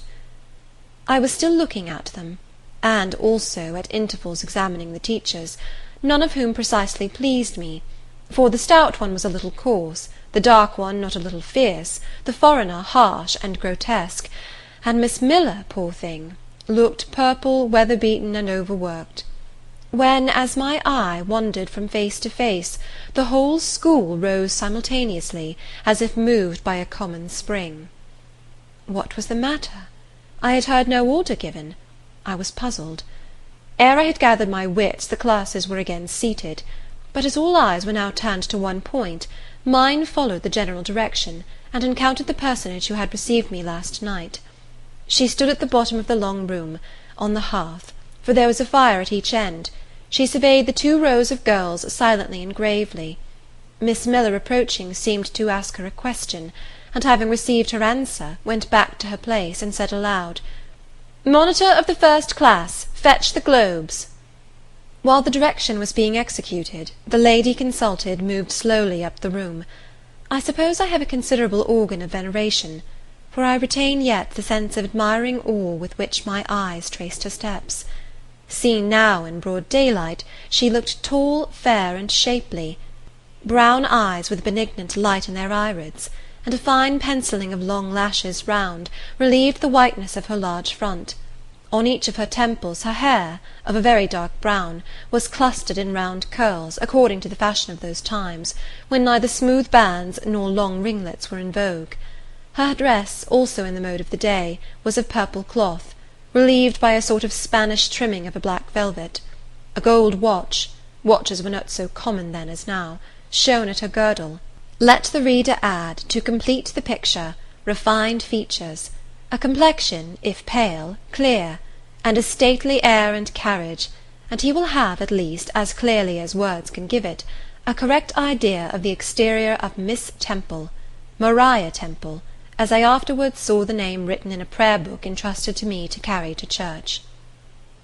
The superintendent of Lowood, for such was this lady, having taken her seat before a pair of globes placed on one of the tables, summoned the first class round her, and commenced giving a lesson on geography. The lower classes were called by the teachers. Repetitions in history, grammar, etc., went on for an hour. Writing and arithmetic succeeded, and music lessons were given by Miss Temple to some of the elder girls. The duration of each lesson was measured by the clock, which at last struck 12. The superintendent rose. "I have a word to address to the pupils," said she. The tumult of cessation from lessons was already breaking forth, but it sank at her voice. She went on. "You had this morning a breakfast which you could not eat. You must be hungry. I have ordered that a lunch of bread and cheese shall be served to all." The teachers looked at her with a sort of surprise. "It is to be done on my responsibility," she added, in an explanatory tone to them, and immediately afterwards left the room. The bread and cheese was presently brought in and distributed, to the high delight and refreshment of the whole school. The order was now given, "To the garden." Each put on a coarse straw bonnet, with strings of coloured calico and a cloak of grey frieze. I was similarly equipped, and following the stream, I made my way into the open air. The garden was a wide enclosure, surrounded with walls so high as to exclude every glimpse of prospect. A covered veranda ran down one side, and broad walks bordered a middle space divided into scores of little beds. These beds were assigned as gardens for the pupils to cultivate, and each bed had an owner. When full of flowers they would doubtless look pretty, but now, at the latter end of January, all was wintry blight and brown decay. I shuddered as I stood and looked round me. It was an inclement day for outdoor exercise. Not positively rainy, but darkened by a drizzling yellow fog.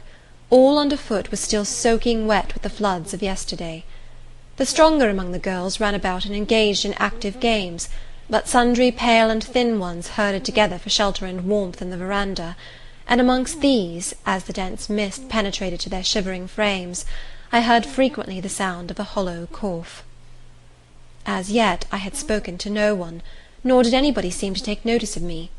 I stood lonely enough, but to that feeling of isolation I was accustomed. It did not oppress me much. I leant against a pillar of the veranda, drew my grey mantle close about me, and trying to forget the cold which nipped me without, and the unsatisfied hunger which gnawed me within, delivered myself up to the employment of watching and thinking. My reflections were too undefined and fragmentary to merit record. I hardly yet knew where I was.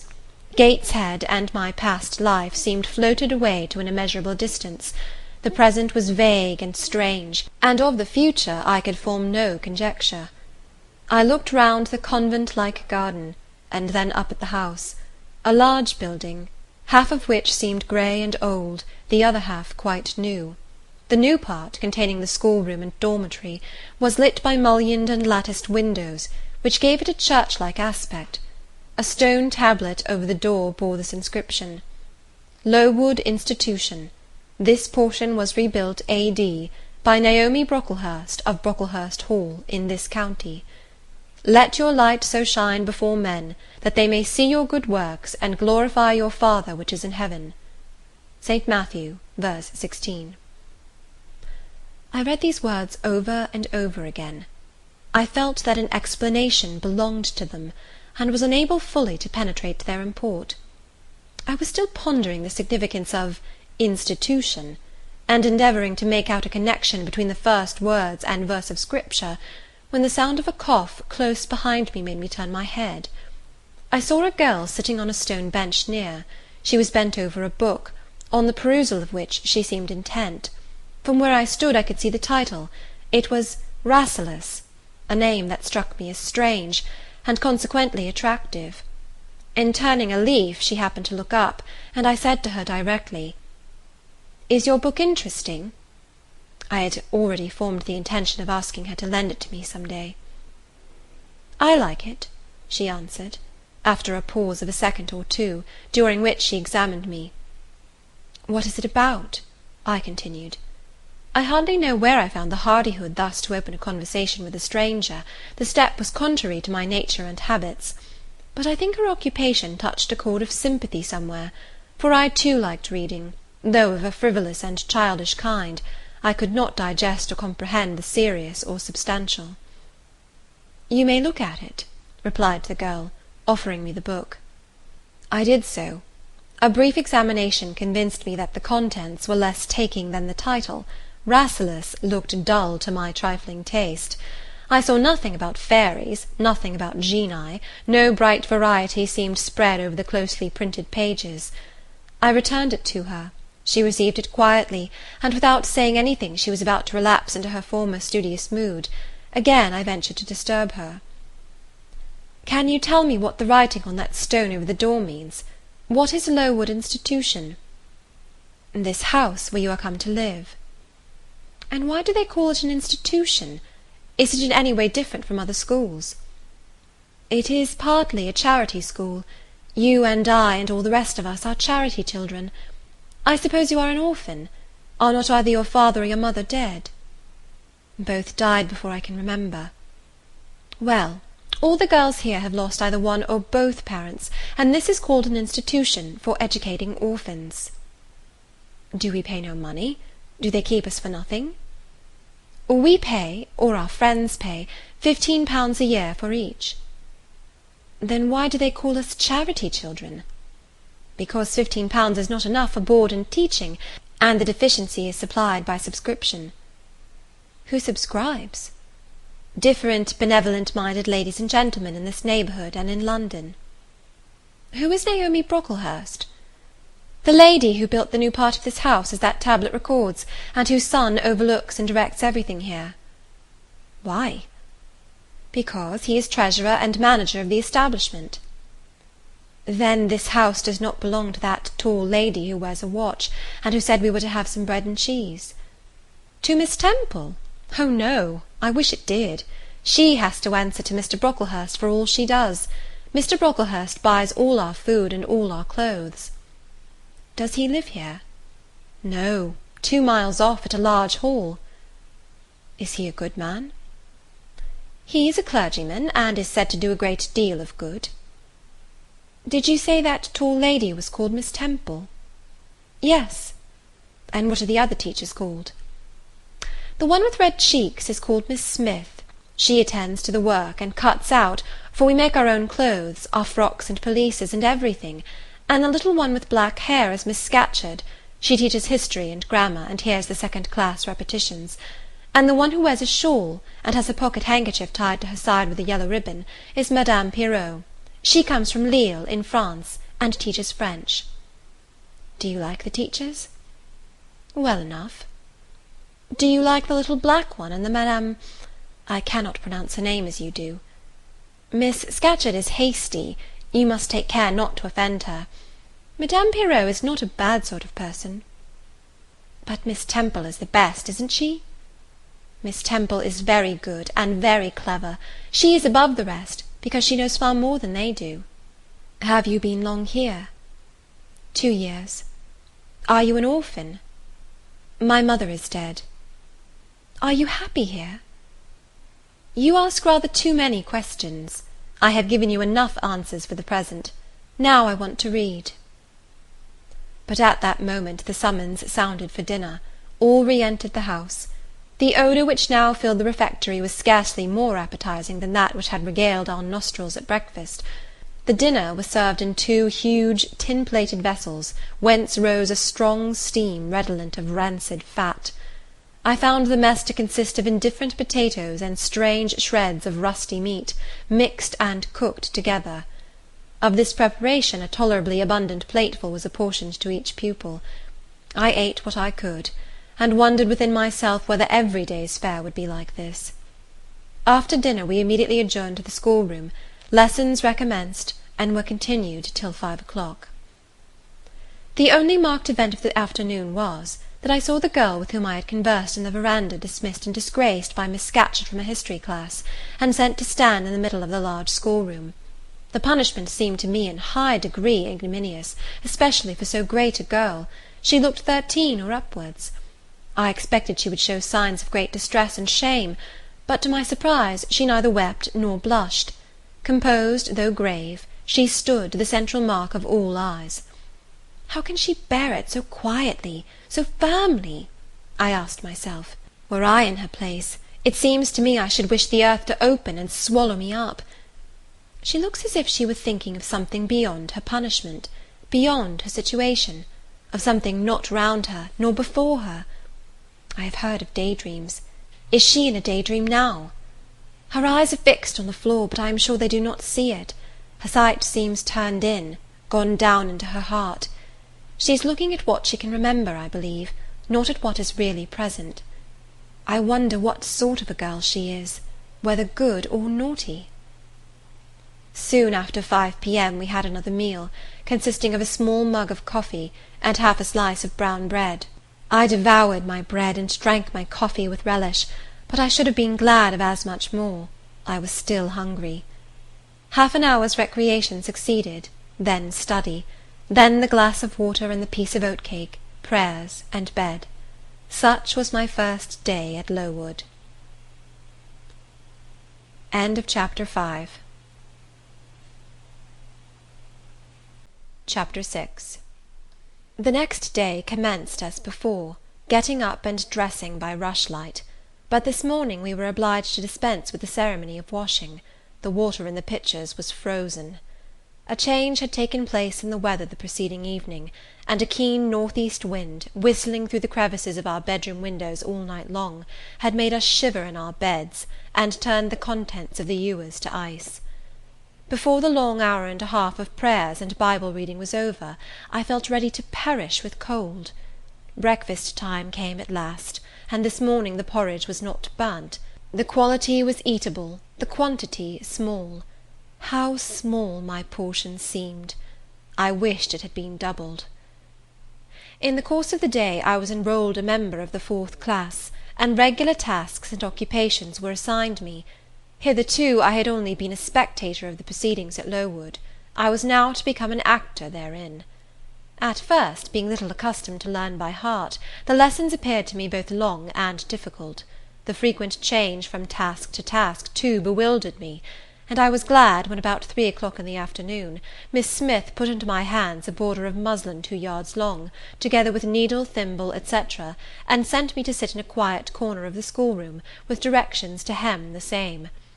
At that hour most of the others were sewing likewise, but one class still stood round Miss Scatcherd's chair reading, and as all was quiet, the subject of their lessons could be heard, together with the manner in which each girl acquitted herself, and the animadversions or commendations of Miss Scatcherd on the performance. It was English history.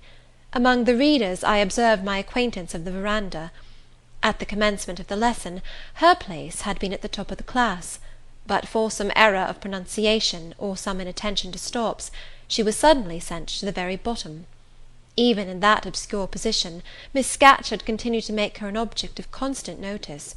She was continually addressing to her such phrases as the following: "Burns," such it seems was her name. The girls here were all called by their surnames, as boys are elsewhere. "Burns, you are standing on the side of your shoe. Turn your toes out immediately." "Burns, you poke your chin most unpleasantly. Draw it in." "Burns, I insist on your holding your head up. I will not have you before me in that attitude," etc., etc. A chapter having been read through twice, the books were closed and the girls examined. The lesson had comprised part of the reign of Charles I, and there were sundry questions about tonnage and poundage and ship money, which most of them appeared unable to answer. Still, every little difficulty was solved instantly when it reached Burns. Her memory seemed to have retained the substance of the whole lesson, and she was ready with answers on every point. I kept expecting that Miss Scatcherd would praise her attention, but instead of that she suddenly cried out, "You dirty, disagreeable girl! You have never cleaned your nails this morning." Burns made no answer. I wondered at her silence. Why, thought I, does she not explain that she could neither clean her nails nor wash her face, as the water was frozen? My attention was now called off by Miss Smith desiring me to hold a skein of thread while she was winding it. She talked to me from time to time, asking whether I had ever been at school before, whether I could mark, stitch, knit, etc. Till she dismissed me, I could not pursue my observations on Miss Scatcherd's movements. When I returned to my seat, that lady was just delivering an order of which I did not catch the import; but Burns immediately left the class, and going into the small inner room where the books were kept, returned in half a minute, carrying in her hand a bundle of twigs tied together at one end. This ominous tool she presented to Miss Scatcherd with a respectful courtesy. Then she quietly, and without being told, unloosed her pinafore, and the teacher instantly and sharply inflicted on her neck a dozen strokes with the bunch of twigs. Not a tear rose to Burns's eye, and while I paused from my sewing, because my fingers quivered at this spectacle with a sentiment of unavailing and impotent anger, not a feature of her pensive face altered its ordinary expression. "Hardened girl!" exclaimed Miss Scatcherd, "nothing can correct you of your slatternly habits. Carry the rod away." Burns obeyed. I looked at her narrowly as she emerged from the book-closet. She was just putting back her handkerchief into her pocket, and the trace of a tear glistened on her thin cheek. The play hour in the evening I thought the pleasantest fraction of the day at Lowood. The bit of bread, the draught of coffee swallowed at 5 o'clock had revived vitality, if it had not satisfied hunger. The long restraint of the day was slackened. The schoolroom felt warmer than in the morning, its fires being allowed to burn a little more brightly, to supply, in some measure, the place of candles, not yet introduced. The ruddy gloaming, the licensed uproar, the confusion of many voices, gave one a welcome sense of liberty. On the evening of the day on which I had seen Miss Scatcherd flog her pupil, Burns, I wandered as usual among the forms and tables and laughing groups without a companion, yet not feeling lonely. When I passed the windows, I now and then lifted a blind and looked out. It snowed fast. A drift was already forming against the lower panes. Putting my ear close to the window, I could distinguish from the gleeful tumult within the disconsolate moan of the wind outside. Probably, if I had lately left a good home and kind parents, this would have been the hour when I should have most keenly regretted the separation. That wind would then have saddened my heart. This obscure chaos would have disturbed my peace. As it was, I derived from both a strange excitement, and reckless and feverish, I wished the wind to howl more wildly, the gloom to deepen to darkness, and the confusion to rise to clamour. Jumping over forms and creeping under tables, I made my way to one of the fireplaces. There, kneeling by the high wire fender, I found Burns, absorbed, silent, abstracted from all round her by the companionship of a book, which she read by the dim glare of the embers. "Is it still Rasselas?" I asked, coming behind her. "Yes," she said, "and I have just finished it." And in 5 minutes more she shut it up. I was glad of this. Now, thought I can perhaps get her to talk. I sat down by her on the floor. "What is your name besides Burns?" "Helen." "Do you come a long way from here?" "I come from a place farther north, quite on the borders of Scotland." "Will you ever go back?" "I hope so, but nobody can be sure of the future." "You must wish to leave Lowood." "No, why should I? I was sent to Lowood to get an education, and it would be of no use going away until I have attained that object." "But that teacher, Miss Scatcherd, is so cruel to you." "Cruel? Not at all. She is severe, she dislikes my faults." "And if I were in your place, I should dislike her, I should resist her. If she struck me with that rod, I should get it from her hand, I should break it under her nose." "Probably you would do nothing of the sort. But if you did, Mr. Brocklehurst would expel you from the school. That would be a great grief to your relations. It is far better to endure patiently a smart which nobody feels but yourself, than to commit a hasty action whose evil consequences will extend to all connected with you. And besides, the Bible bids us return good for evil." "But then it seems disgraceful to be flogged, and to be sent to stand in the middle of a room full of people. And you are such a great girl. I am far younger than you, and I could not bear it." "Yes, it would be your duty to bear it, if you could not avoid it. It is weak and silly to say you cannot bear what it is your fate to be required to bear." I heard her with wonder. I could not comprehend this doctrine of endurance, and still less could I understand or sympathize with the forbearance she expressed for her chastiser. Still I felt that Helen Burns considered things by a light invisible to my eyes. I suspected she might be right and I wrong, but I would not ponder the matter deeply. Like Felix, I put it off to a more convenient season. "You say you have faults, Helen. What are they? To me you seem very good." "Then learn from me not to judge by appearances. I am, as Miss Scatcherd said, slatternly. I seldom put and never keep things in order. I am careless. I forget rules. I read when I should learn my lessons. I have no method, and I sometimes say, like you, I cannot bear to be subjected to systematic arrangements. This is all very provoking to Miss Scatcherd, who is naturally neat, punctual, and particular." "And cross, and cruel," I added, but Helen Burns would not admit my addition. She kept silence. "Is Miss Temple as severe to you as Miss Scatcherd?" At the utterance of Miss Temple's name a soft smile flitted over her grave face. "Miss Temple is full of goodness. It pains her to be severe to any one, even the worst in the school. She sees my errors, and tells me of them gently, and if I do anything worthy of praise, she gives me my meed liberally. One strong proof of my wretchedly defective nature is, that even her expostulations, so mild, so rational, have not influence to cure me of my faults, and even her praise, though I value it most highly, cannot stimulate me to continued care and foresight." "That is curious," said I. "It is so easy to be careful." "For you, I have no doubt it is. I observed you in your class this morning, and saw you were closely attentive. Your thoughts never seemed to wander while Miss Miller explained the lesson and questioned you.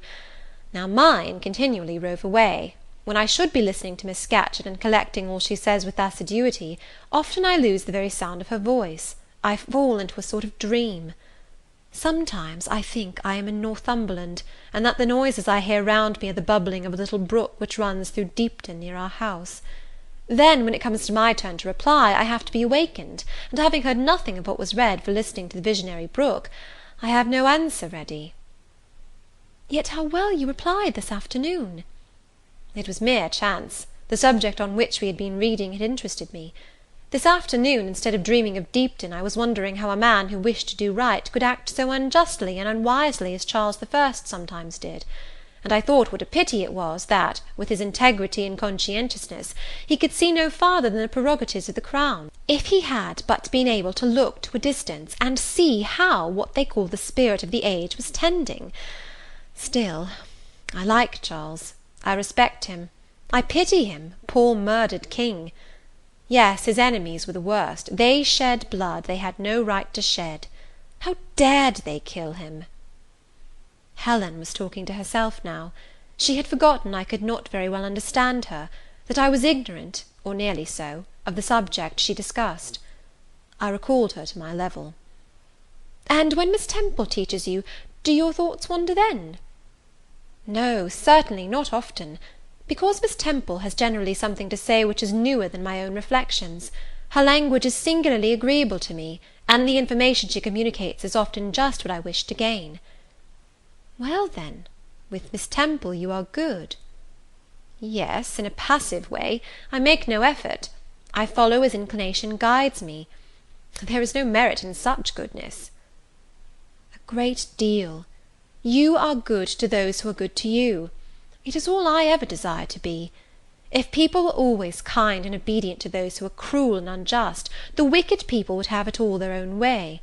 They would never feel afraid, and so they would never alter, but would grow worse and worse. When we are struck at without a reason, we should strike back again very hard. I am sure we should, so hard as to teach the person who struck us never to do it again." "You will change your mind, I hope, when you grow older. As yet you are but a little untaught girl." "But I feel this, Helen. I must dislike those who, whatever I do to please them, persist in disliking me. I must resist those who punish me unjustly. It is as natural as that I should love those who show me affection, or submit to punishment when I feel it is deserved." Heathens and savage tribes hold that doctrine, but Christians and civilized nations disown it." "How? I don't understand." "It is not violence that best overcomes hate, nor vengeance that most certainly heals injury." "What then?" "Read the New Testament, and observe what Christ says, and how he acts. Make his word your rule, and his conduct your example." "What does he say?" "Love your enemies, bless them that curse you, do good to them that hate you and despitefully use you." "Then I should love Mrs. Reed, which I cannot do. I should bless her son John, which is impossible." In her turn, Helen Burns asked me to explain, and I proceeded forthwith to pour out in my own way the tale of my sufferings and resentments. Bitter and truculent when excited, I spoke as I felt, without reserve or softening. Helen heard me patiently to the end. I expected she would then make a remark, but she said nothing. "Well," I asked impatiently, "is not Mrs. Reed a hard-hearted, bad woman?" "She has been unkind to you, no doubt; because, you see, she dislikes your cast of character, as Miss Scatcherd does mine. But how minutely you remember all she has done and said to you! What a singularly deep impression her injustice seems to have made on your heart! No ill usage so brands its record on my feelings. Would you not be happier if you tried to forget her severity, together with the passionate emotions it excited? Life appears to me too short to be spent in nursing animosity or registering wrongs. We are, and must be, one and all, burdened with faults in this world; but the time will soon come, when, I trust, we shall put them off in putting off our corruptible bodies; when debasement and sin will fall from us with this cumbrous frame of flesh, and only the spark of the spirit will remain, the impalpable principle of light and thought, pure as when it left the Creator to inspire the creature. Whence it came, it will return, perhaps again to be communicated to some being higher than man, perhaps to pass, through gradations of glory, from the pale human soul to brighten to the seraph. Surely it will never, on the contrary, be suffered to degenerate from man to fiend? No, I cannot believe that. I hold another creed, which no one ever taught me, and which I seldom mention, but in which I delight, and to which I cling, for it extends hope to all, it makes eternity a rest, a mighty home, not a terror and an abyss. Besides, with this creed, I can so clearly distinguish between the criminal and his crime, I can so sincerely forgive the first while I abhor the last.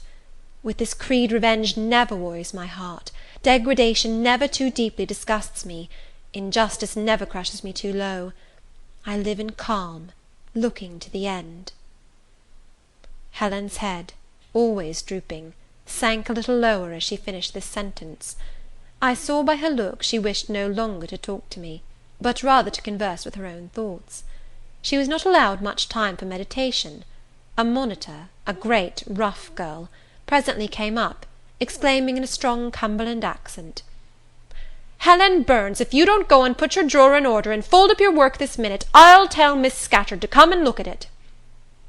Helen sighed as her reverie fled, and getting up, obeyed the monitor without reply as without delay. End of chapter 6.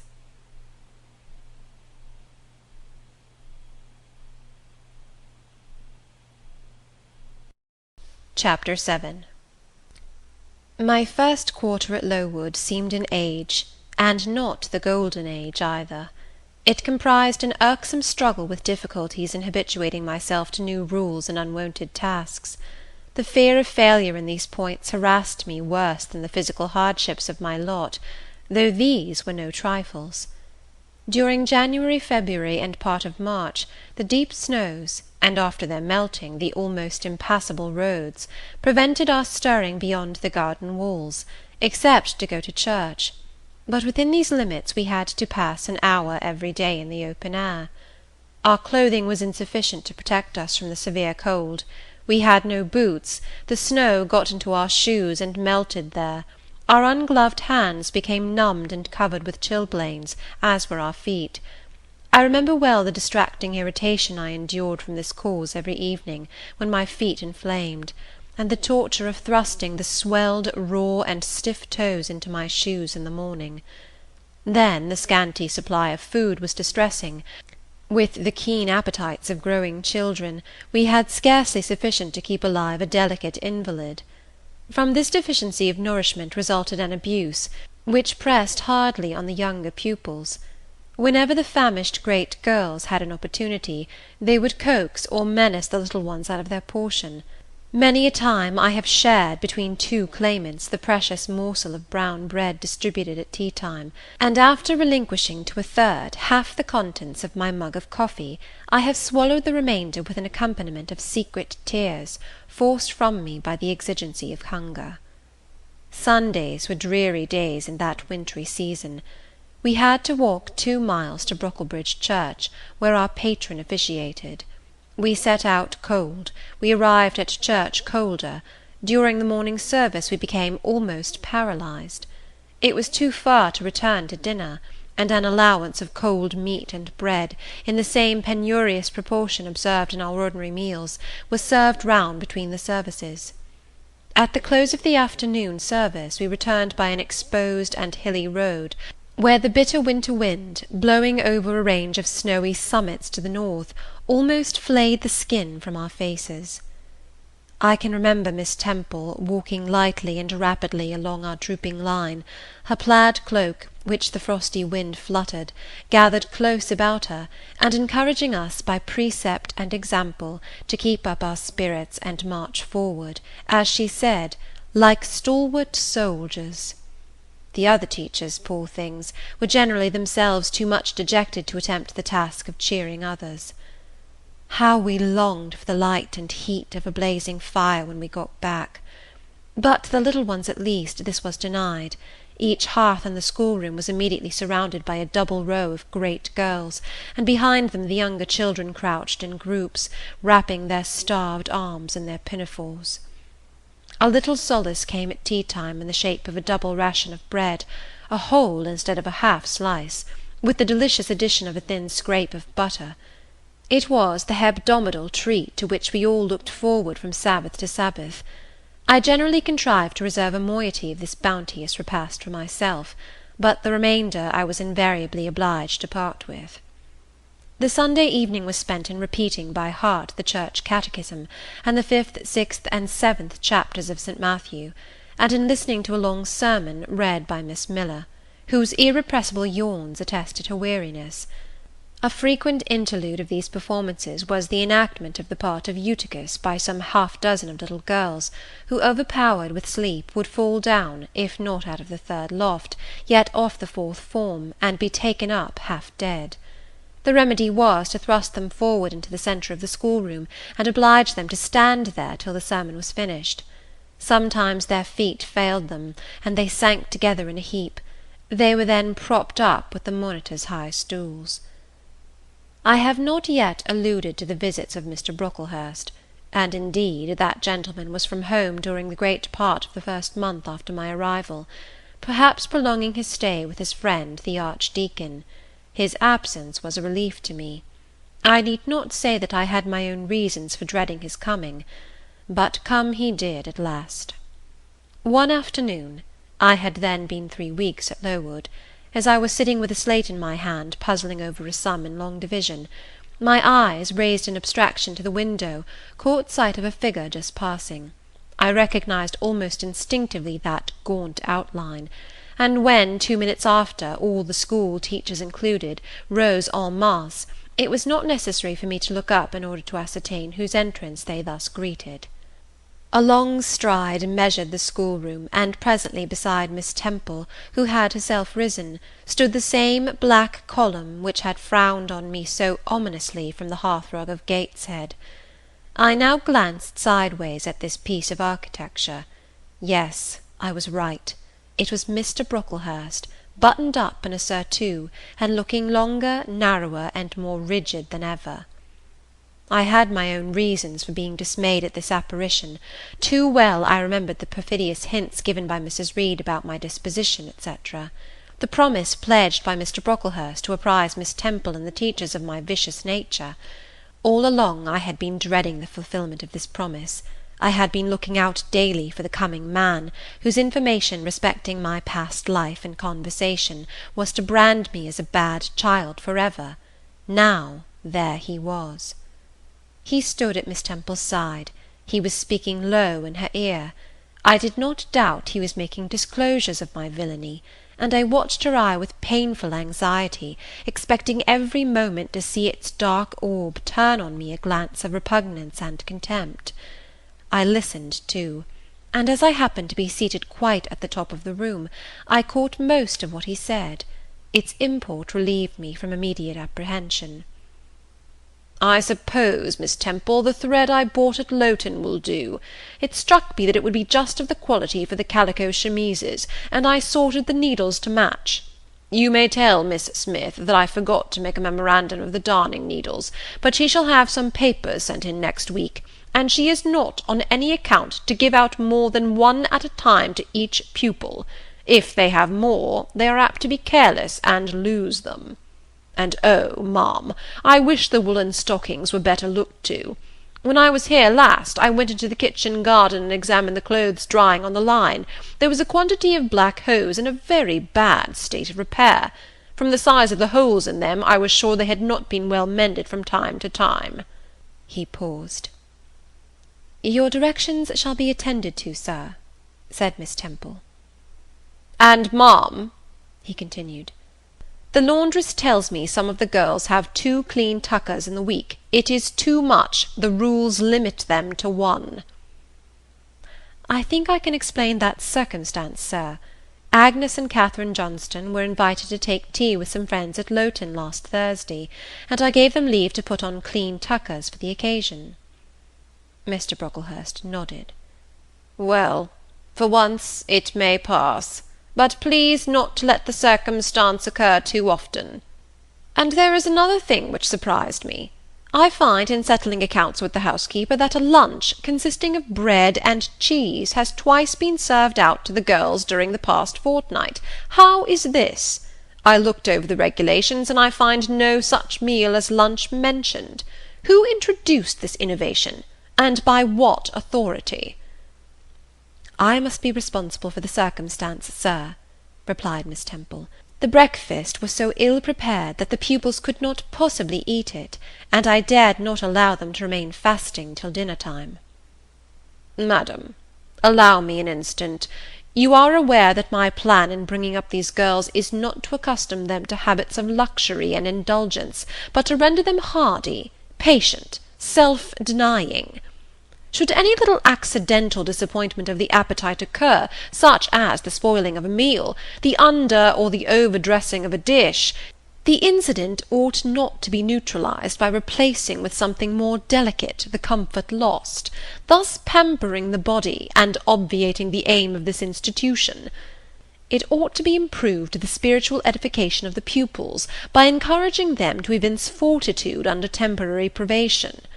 A brief address on those occasions would not be mistimed, wherein a judicious instructor would take the opportunity of referring to the sufferings of the primitive Christians, to the torments of martyrs, to the exhortations of our blessed Lord himself, calling upon his disciples to take up their cross and follow him, to his warnings that man shall not live by bread alone, but by every word that proceedeth out of the mouth of God, to his divine consolations.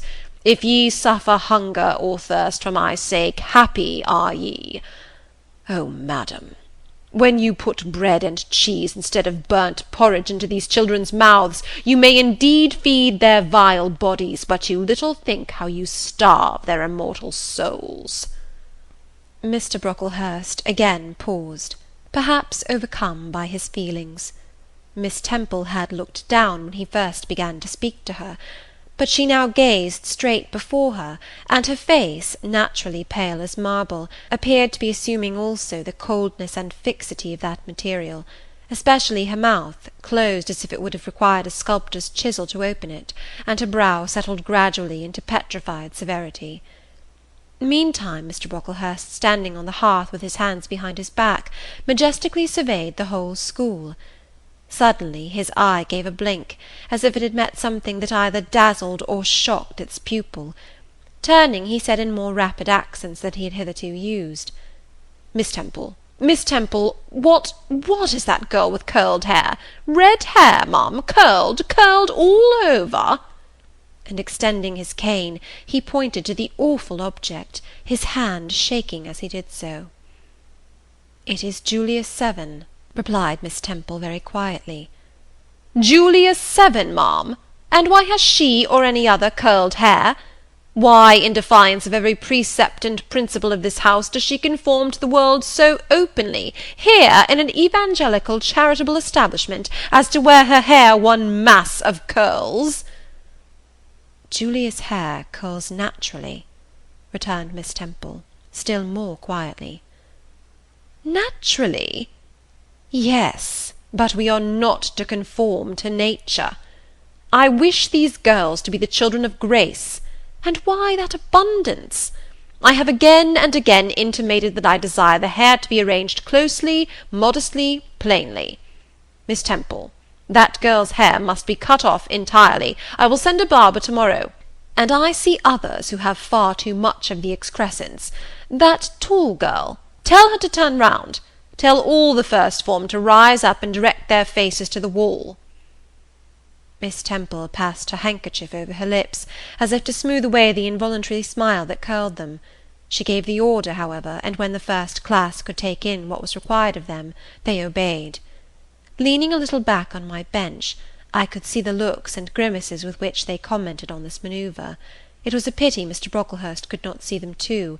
He would perhaps have felt that, whatever he might do with the outside of the cup and platter, the inside was further beyond his interference than he imagined. He scrutinized the reverse of these living medals some 5 minutes, then pronounced sentence. These words fell like the knell of doom. "All those top-knots must be cut off." Miss Temple seemed to remonstrate.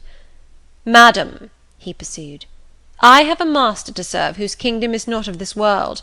My mission is to mortify in these girls the lusts of the flesh, to teach them to clothe themselves with shamefacedness and sobriety, not with braided hair and costly apparel. And each of the young persons before us has a string of hair twisted in plaits, which vanity itself might have woven. These, I repeat, must be cut off. Think of the time wasted of—" Mr. Brocklehurst was here interrupted. 3 other visitors, ladies, now entered the room. They ought to have come a little sooner to have heard his lecture on dress, for they were splendidly attired in velvet, silk, and furs. The 2 younger of the trio, fine girls of 16 and 17, had grey beaver hats, then in fashion, shaded with ostrich plumes, and from under the brim of this graceful head-dress fell a profusion of light tresses, elaborately curled. The elder lady was enveloped in a costly velvet shawl, trimmed with ermine, and she wore a false front of French curls. These ladies were deferentially received by Miss Temple as Mrs. and the Misses Brocklehurst, and conducted to seats of honour at the top of the room. It seems they had come in the carriage with their reverend relative, and had been conducting a rummaging scrutiny of the rooms upstairs, while he transacted business with the housekeeper, questioned the laundress, and lectured the superintendent. They now proceeded to address divers remarks and reproofs to Miss Smith, who was charged with the care of the linen and inspection of the dormitories. But I had no time to listen to what they said. Other matters called off and enchanted my attention. Hitherto, while gathering up the discourse of Mr. Brocklehurst and Miss Temple, I had not at the same time neglected precautions to secure my personal safety, which I thought would be effected if I could only elude observation. To this end I had sat well back on the form, and while seeming to be busy with my sum, had held my slate in such a manner as to conceal my face. I might have escaped notice, had not my treacherous slate somehow happened to slip from my hand, and falling with an obtrusive crash, directly drawn every eye upon me. I knew it was all over now, and as I stooped to pick up the 2 fragments of slate, I rallied my forces for the worst. It came. "A careless girl," said Mr. Brocklehurst, and immediately after, "It is the new pupil, I perceive." And before I could draw breath, "I must not forget I have a word to say respecting her." Then aloud, how loud it seemed to me, "Let the child who broke her slate come forward." Of my own accord I could not have stirred. I was paralysed. but the two great girls who sit on each side of me set me on my legs and pushed me towards the dread judge, and then Miss Temple gently assisted me to his very feet, and I caught her whispered counsel. "Don't be afraid, Jane. I saw it was an accident. You shall not be punished." The kind whisper went to my heart like a dagger. Another minute, and she will despise me for a hypocrite, thought I; and an impulse of fury against Reed, Brocklehurst and Company bounded in my pulses at the conviction. I was no Helen Burns. "Fetch that stool," said Mr. Brocklehurst, pointing to a very high one from which a monitor had just risen. It was brought. "Place the child upon it." And I was placed there, by whom I don't know. I was in no condition to note particulars. I was only aware that they had hoisted me up to the height of Mr. Brocklehurst's nose, that he was within a yard of me, and that a spread of shot orange and purple silk pelisses, and a cloud of silvery plumage extended and waved below me. Mr. Brocklehurst hemmed. "Ladies," said he, turning to his family, "Miss Temple, teachers, and children, you all see this girl?" Of course they did, for I felt their eyes directed like burning glasses against my scorched skin. "You see she is yet young. You observe she possesses the ordinary form of childhood. God has graciously given her the shape that he has given to all of us. No signal deformity points her out as a marked character. Who would think that the evil one had already found a servant and agent in her? Yet such, I grieve to say, is the case." A pause, in which I began to steady the palsy of my nerves, and to feel that the Rubicon was passed, and that the trial no longer to be shirked must be firmly sustained. "My dear children," pursued the black marble clergyman with pathos, "this is a sad, a melancholy occasion, for it becomes my duty to warn you that this girl, who might be one of God's own lambs, is a little castaway, not a member of the true flock, but evidently an interloper and an alien. You must be on your guard against her. You must shun her example. If necessary, avoid her company, exclude her from your sports, and shut her out from your converse. Teachers, you must watch her. Keep your eyes on her movements, weigh well her words, scrutinize her actions, punish her body to save her soul, if indeed such salvation be possible, for, my tongue falters while I tell it, this girl, this child, the native of a Christian land, worse than many a little heathen who says its prayers to Brahma and kneels before Juggernaut, this girl is a liar." Now came a pause of 10 minutes, during which I, by this time in perfect possession of my wits, observed all the female Brocklehursts produce their pocket-handkerchiefs, and apply them to their optics, while the elderly lady swayed herself to and fro, and the two younger ones whispered, "How shocking!" Mr. Brocklehurst resumed. "This I learned from her benefactress, from the pious and charitable lady who adopted her in her orphan state, reared her as her own daughter, and whose kindness, whose generosity the unhappy girl repaid by an ingratitude so bad, so dreadful, that at last her excellent patroness was obliged to separate her from her own young ones, fearful lest her vicious example should contaminate their purity. She has sent her here to be healed, even as the Jews of old sent their disease to the troubled pool of Bethesda. And teachers, superintendent, I beg of you not to allow the waters to stagnate round her." With this sublime conclusion, Mr. Brocklehurst adjusted the top button of his surtout, muttered something to his family, who rose, bowed to Miss Temple, and then all of the great people sailed in state from the room. Turning at the door, my judge said, "Let her stand half an hour longer on that stool, and let no one speak to her during the remainder of the day." There was I, then, mounted aloft. I, who had said I could not bear the shame of standing on my natural feet in the middle of the room, was now exposed to general view on a pedestal of infamy.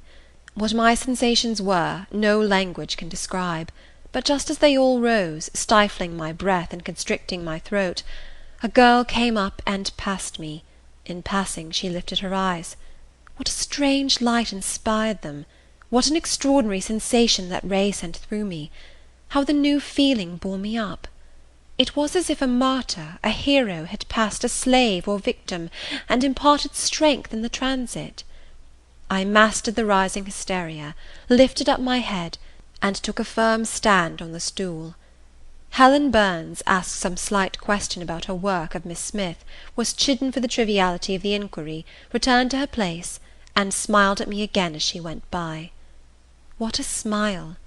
I remember it now, and I know that it was the effluence of fine intellect, of true courage.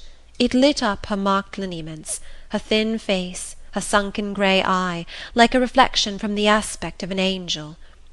Yet at that moment Helen Burns wore on her arm the untidy badge. Scarcely an hour ago I had heard her condemned by Miss Scatcherd to a dinner of bread and water on the morrow, because she had blotted an exercise in copying it out. Such is the imperfect nature of man. Such spots are there on the disk of the clearest planet, and eyes like Miss Scatcherd's can only see those minute defects, and are blind to the full brightness of the orb. End of Chapter 7. Chapter 8. Ere the half-hour ended, 5 o'clock struck. School was dismissed, and all were gone into the refectory to tea. I now ventured to descend. It was deep dusk. I retired into a corner, and sat down on the floor. The spell by which I had been so far supported began to dissolve.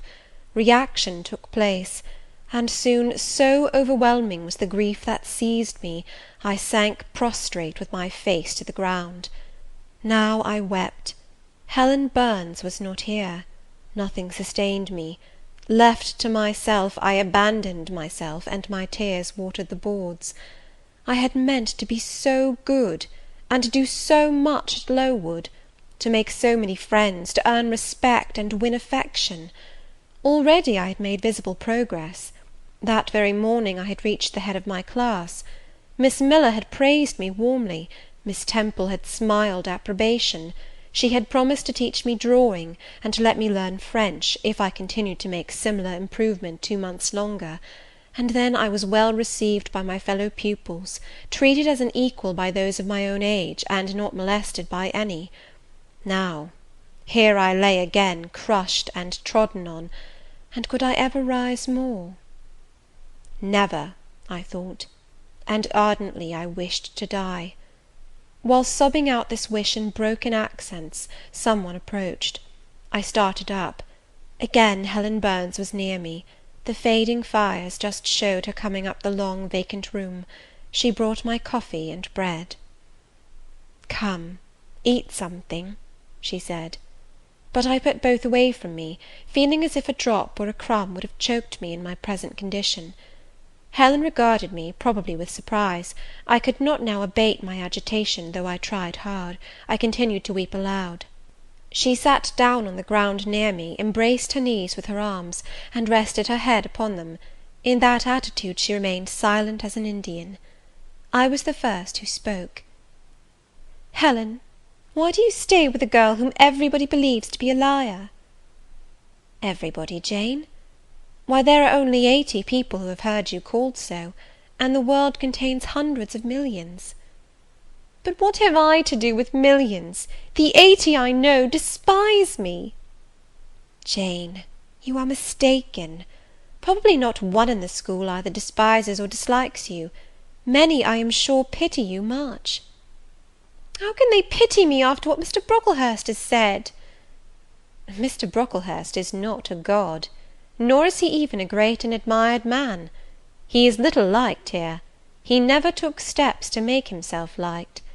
Had he treated you as an especial favourite, you would have found enemies, declared or covert, all round you.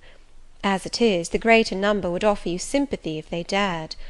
Teachers and pupils may look coldly on you for a day or two, but friendly feelings are concealed in their hearts, and if you persevere in doing well, these feelings will ere long appear so much the more evidently for their temporary suppression. Besides, Jane," she paused. "Well, Helen?" said I, putting my hand into hers. She chafed my fingers gently to warm them, and went on: "If all the world hated you, and believed you wicked, while your own conscience approved you, and absolved you from guilt, you would not be without friends." "No, I know I should think well of myself, but that is not enough. If others don't love me, I would rather die than live. I cannot bear to be solitary and hated, Helen. Look here, to gain some real affection from you, or Miss Temple, or any other whom I truly love, I would willingly submit to have the bone of my arm broken, or to let a bull toss me, or to stand behind a kicking horse, and let it dash its hoof at my chest. Hush, Jane! You think too much of the love of human beings. You are too impulsive, too vehement. The sovereign hand that created your frame and put life into it, has provided you with other resources than your feeble self, or than creatures feeble as you. Besides this earth, and besides the race of men, there is an invisible world and a kingdom of spirits. That world is round us, for it is everywhere, and those spirits watch us, for they are commissioned to guard us. And if we were dying in pain and shame, if scorn smote us on all sides, and hatred crushed us, angels see our tortures, recognise our innocence, if innocent we be, as I know you are of this charge, which Mr. Brocklehurst has weakly and pompously repeated at second hand from Mrs. Reed; for I read a sincere nature in your ardent eyes, and on your clear front. And God waits only the separation of spirit from flesh to crown us with a full reward. Why then should we ever sink overwhelmed with distress, when life is so soon over, and death is so certain an entrance to happiness, to glory?" I was silent. Helen had calmed me, but in the tranquillity she imparted there was an alloy of inexpressible sadness. I felt the impression of woe as she spoke, but I could not tell whence it came; and when, having done speaking, she breathed a little fast, and coughed a short cough, I momentarily forgot my own sorrows to yield to a vague concern for her. Resting my head on Helen's shoulder, I put my arms round her waist. She drew me to her, and we reposed in silence. We had not sat long thus, when another person came in. Some heavy clouds, swept from the sky by a rising wind, had left the moon bare, and her light, streaming in through a window near, shone full both on us and on the approaching figure, which we at once recognized as Miss Temple. "I came on purpose to find you, Jane Eyre," said she. "I want you in my room, and as Helen Burns is with you, she may come too." We went, following the superintendent's guidance. We had to thread some intricate passages, and mount a staircase before we reached her apartment. It contained a good fire, and looked cheerful. Miss Temple told Helen Burns to be seated in a low arm chair on one side of the hearth, and herself taking another, she called me to her side. "Is it all over?" she asked, looking down at my face. "Have you cried your grief away?" "I'm afraid I never shall do that." "Why?" "Because I have been wrongly accused, and you, Ma'am, and everybody else, will now think me wicked." "We shall think you what you prove yourself to be, my child. Continue to act as a good girl, and you will satisfy us." "Shall I, Miss Temple?" "You will," said she, passing her arm round me. "And now tell me, who is the lady whom Mr. Brocklehurst called your benefactress?" "Mrs. Reed, my uncle's wife. My uncle is dead, and he left me to her care." "Did she not then adopt you of her own accord?" "No, Ma'am. She was sorry to have to do it, but my uncle, as I have often heard the servants say, got it a promise before he died that she would always keep me." "Well now, Jane, you know, or at least I will tell you, that when a criminal is accused, he is always allowed to speak in his own defence. You have been charged with falsehood. Defend yourself to me as well as you can. Say whatever your memory suggests is true, but add nothing, and exaggerate nothing." I resolved, in the depth of my heart, that I would be most moderate, most correct, and having a few minutes in order to arrange coherently what I had to say, I told her all the story of my sad childhood. Exhausted by emotion, my language was more subdued than it generally was when it developed that sad theme, and mindful of Helen's warnings against the indulgence of resentment, I infused into the narrative far less of gall and wormwood than ordinary. Thus restrained and simplified, it sounded more credible. I felt as I went on that Miss Temple fully believed me. In the course of the tale I had mentioned Mr. Lloyd as having come to see me after the fit.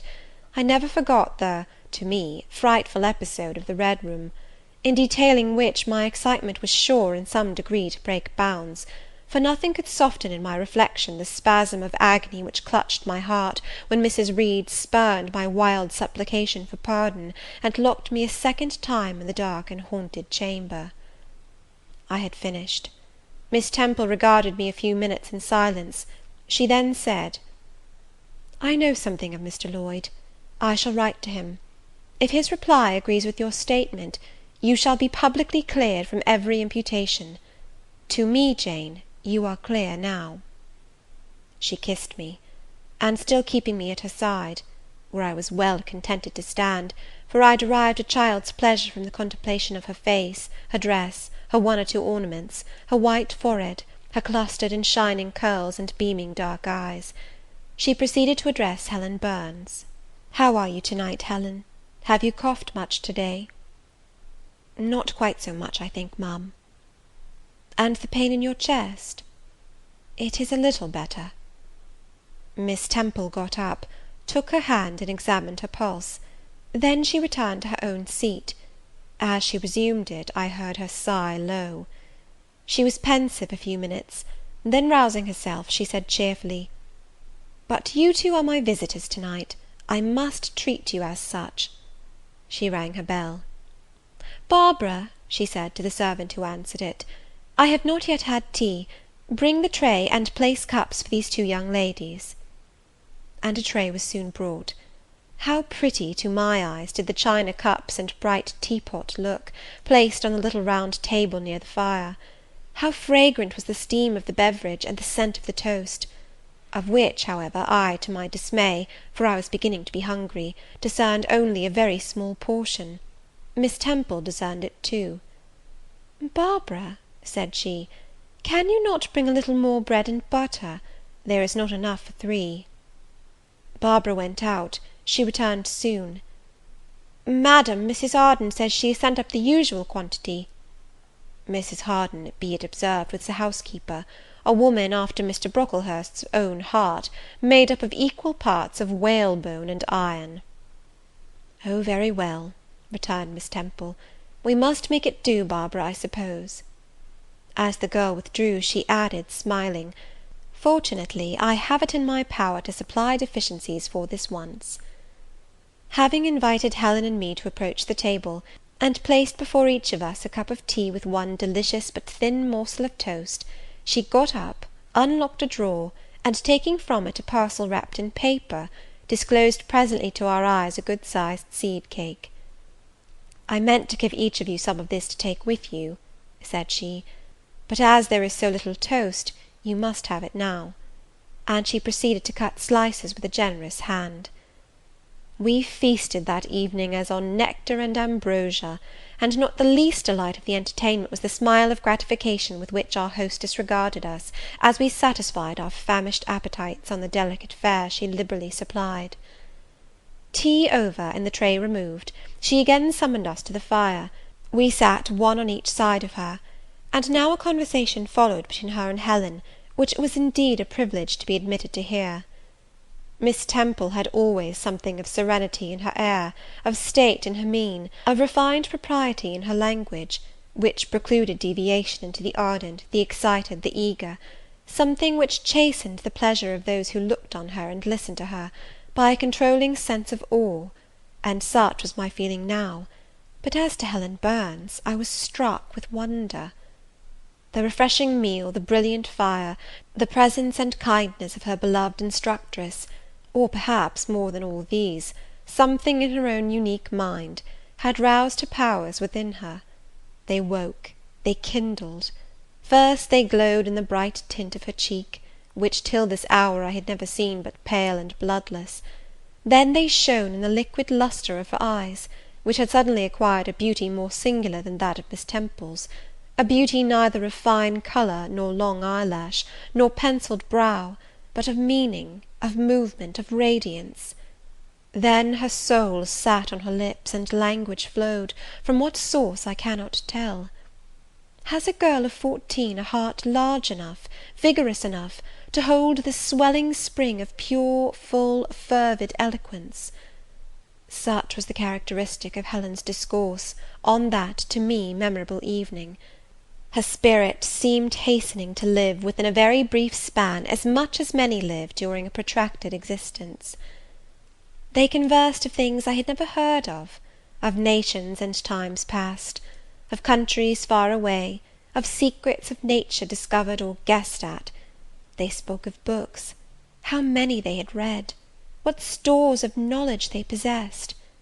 Then they seemed so familiar with French names and French authors; but my amazement reached its climax when Miss Temple asked Helen if she sometimes snatched a moment to recall the Latin her father had taught her, and, taking a book from a shelf, bade her read and construe a page of Virgil; and Helen obeyed, my organ of veneration expanding at every sounding line. She had scarcely finished ere the bell announced bedtime. No delay could be admitted. Miss Temple embraced us both, saying, as she drew us to her heart, "God bless you, my children." Helen she held a little longer than me. She let her go more reluctantly. It was Helen her eye followed to the door. It was for her she a second time breathed a sad sigh; for her she wiped a tear from her cheek. On reaching the bedroom, we heard the voice of Miss Scatcherd. She was examining drawers. She had just pulled out Helen Burns, and when we entered, Helen was greeted with a sharp reprimand, and told that to-morrow she should have half a dozen of untidily folded articles pinned to her shoulder. "My things were indeed in shameful disorder," murmured Helen to me in a low voice. "I intended to have arranged them, but I forgot." Next morning, Miss Scatcherd wrote in conspicuous characters on a piece of pasteboard the word "Slattern," and bound it like a phylactery around Helen's large, mild, intelligent, and benign-looking forehead. She wore it till evening, patient, unresentful, regarding it as deserved punishment. The moment Miss Scatcherd withdrew after afternoon school, I ran to Helen, tore it off, and thrust it into the fire. The fury of which she was incapable had been burning in my soul all day, and tears, hot and large, had continually been scalding my cheek, for the spectacle of her sad resignation gave me an intolerable pain at the heart. About a week subsequently to the incidents above narrated, Miss Temple, who had written to Mr. Lloyd, received his answer. It appeared that what he said went to corroborate my account. Miss Temple, having assembled the whole school, announced that inquiry had been made into the charges alleged against Jane Eyre, and that she was most happy to be able to pronounce her completely cleared from every imputation. The teachers then shook hands with me and kissed me, and a murmur of pleasure ran through the ranks of my companions. Thus relieved of a grievous load, I from that hour set to work afresh, resolved to pioneer my way through every difficulty. I toiled hard, and my success was proportionate to my efforts. My memory, not naturally tenacious, improved with practice. Exercise sharpened my wits. In a few weeks I was promoted to a higher class. In less than 2 months I was allowed to commence French and drawing. I learned the first 2 tenses of the verb être, and sketched my first cottage, whose walls, by the by, outrivalled in slope those of the Leaning Tower of Pisa, on the same day. That night, on going to bed, I forgot to prepare in imagination the Barmecide supper of hot roast potatoes, or white bread and new milk, with which I was wont to amuse my inward cravings. I feasted instead on the spectacle of ideal drawings which I saw in the dark, all the work of my own hands, freely pencilled houses and trees, picturesque rocks and ruins, Cuyp-like groups of cattle, sweet paintings of butterflies hovering over unblown roses, of birds picking at ripe cherries, of wrens' nests enclosing pearl-like eggs, wreathed about with young ivy sprays.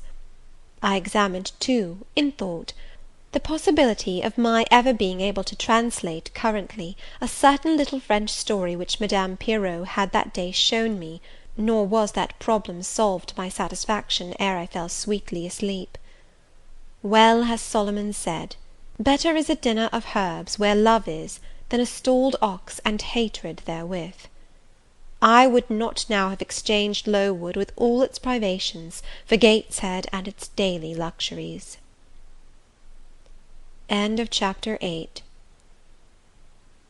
Chapter 9. But the privations, or rather the hardships of Lowood lessened. Spring drew on. She was indeed already come. The frosts of winter had ceased. Its snows were melted, its cutting winds ameliorated. My wretched feet, flayed and swollen to lameness by the sharp air of January, began to heal and subside under the gentler breathings of April. The nights and mornings no longer by their Canadian temperature froze the very blood in our veins. We could now endure the play hour passed in the garden.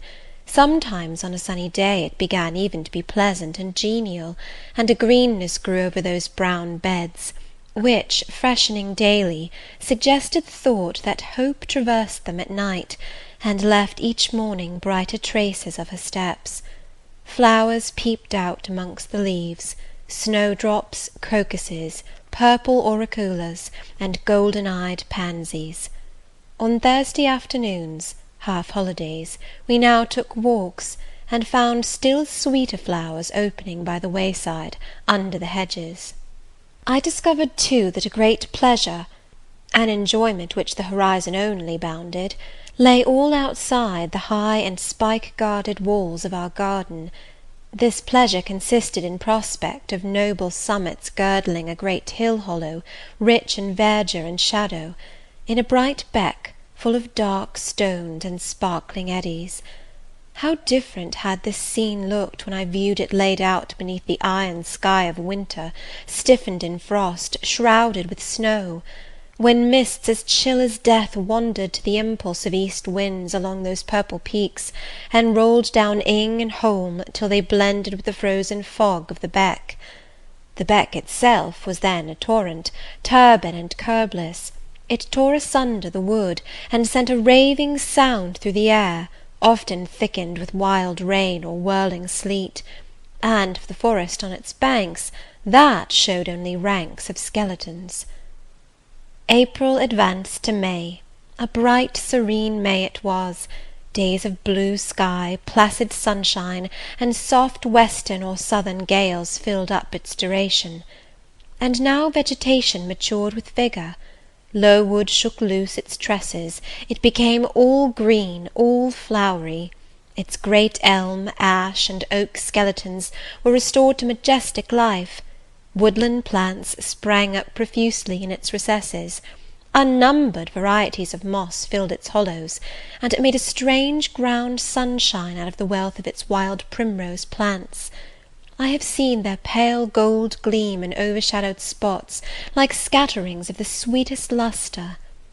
All this I enjoyed often and fully, free, unwatched, and almost alone. For this unwonted liberty and pleasure there was a cause, to which it now becomes my task to advert. Have I not described a pleasant site for a dwelling, when I speak of it as bosomed in hill and wood, and rising from the verge of a stream? Assuredly pleasant enough, but whether healthy or not is another question. That forest dell, where Lowood lay, was the cradle of fog, and fog-bred pestilence, which, quickening with the quickening spring, crept into the orphan asylum, breathed typhus through its crowded schoolroom and dormitory, and ere May arrived, transformed the seminary into a hospital. Semi-starvation and neglected colds had predisposed most of the pupils to receive infection. 45 out of the 80 girls lay ill at one time. Classes were broken up, rules relaxed. The few who continued well were allowed almost unlimited license, because the medical attendant insisted on the necessity of frequent exercise to keep them in health, and had it been otherwise, no one had leisure to watch or restrain them. Miss Temple's whole attention was absorbed by the patients. She lived in the sick room, never quitting it except to snatch a few hours' rest at night. The teachers were fully occupied with packing up and making other necessary preparations for the departure of those girls who were fortunate enough to have friends and relations able and willing to remove them from the seat of contagion. Many, already smitten, went home only to die. Some died at the school, and were buried quietly and quickly, the nature of the malady forbidding delay. While disease had thus become an inhabitant of Lowood, and death its frequent visitor, while there was gloom and fear within its walls, while its rooms and passages steamed with hospital smells, the drug and the pastille striving vainly to overcome the effluvia of mortality, that bright May shone unclouded over the bold hills and beautiful woodland out of doors. Its garden, too, glowed with flowers. Hollyhocks had sprung up tall as trees, lilies had opened, tulips and roses were in bloom, the borders of the little beds were gay with pink thrift and crimson double daisies, the sweetbriars gave out, morning and evening, their scent of spice and apples, and these fragrant treasures were all useless for most of the inmates of Lowood, except to furnish now and then a handful of herbs and blossoms to put in a coffin. But I, and the rest who continued well, enjoyed fully the beauties of the scene and season. They let us ramble in the wood, like gypsies, from morning till night. We did what we liked, went where we liked. We lived better, too. Mr. Brocklehurst and his family never came near Lowood now. Household matters were not scrutinized into. The cross housekeeper was gone, driven away by the fear of infection. Her successor, who had been matron at the Lowton dispensary, unused to the ways of her new abode, provided with comparative liberality. Besides, there were fewer to feed. The sick could eat little. Our breakfast basins were better filled. When there was no time to prepare a regular dinner, which happened often, she would give us a large piece of cold pie, or a thick slice of bread and cheese, and this we carried away with us to the wood, where we each chose the spot we liked best, and dined sumptuously. My favourite seat was a smooth and broad stone, rising white and dry from the very middle of the beck, and only to be got at by wading through the water, a feat I accomplished barefoot. The stone was just broad enough to accommodate, comfortably, another girl and me, at that time my chosen comrade, one Mary Ann Wilson, a shrewd, observant personage, whose society I took pleasure in, partly because she was witty and original, and partly because she had a manner which set me at my ease. Some years older than I, she knew more of the world, and could tell me many things I liked to hear. With her my curiosity found gratification. To my faults also she gave ample indulgence, never imposing curb or rein on anything I said. She had a turn for narrative, I for analysis. She liked to inform, I to question. So we got on swimmingly together, deriving much entertainment, if not much improvement, from our mutual intercourse. And where, meantime, was Helen Burns? Why did I not spend these sweet days of liberty with her? Had I forgotten her? Or was I so worthless as to have grown tired of her pure society? Surely the Mary Ann Wilson I have mentioned was inferior to my first acquaintance. She could only tell me amusing stories, and reciprocate any racy and pungent gossip I chose to indulge in; while, if I have spoken truth of Helen, she was qualified to give those who enjoyed the privilege of her converse a taste of far higher things.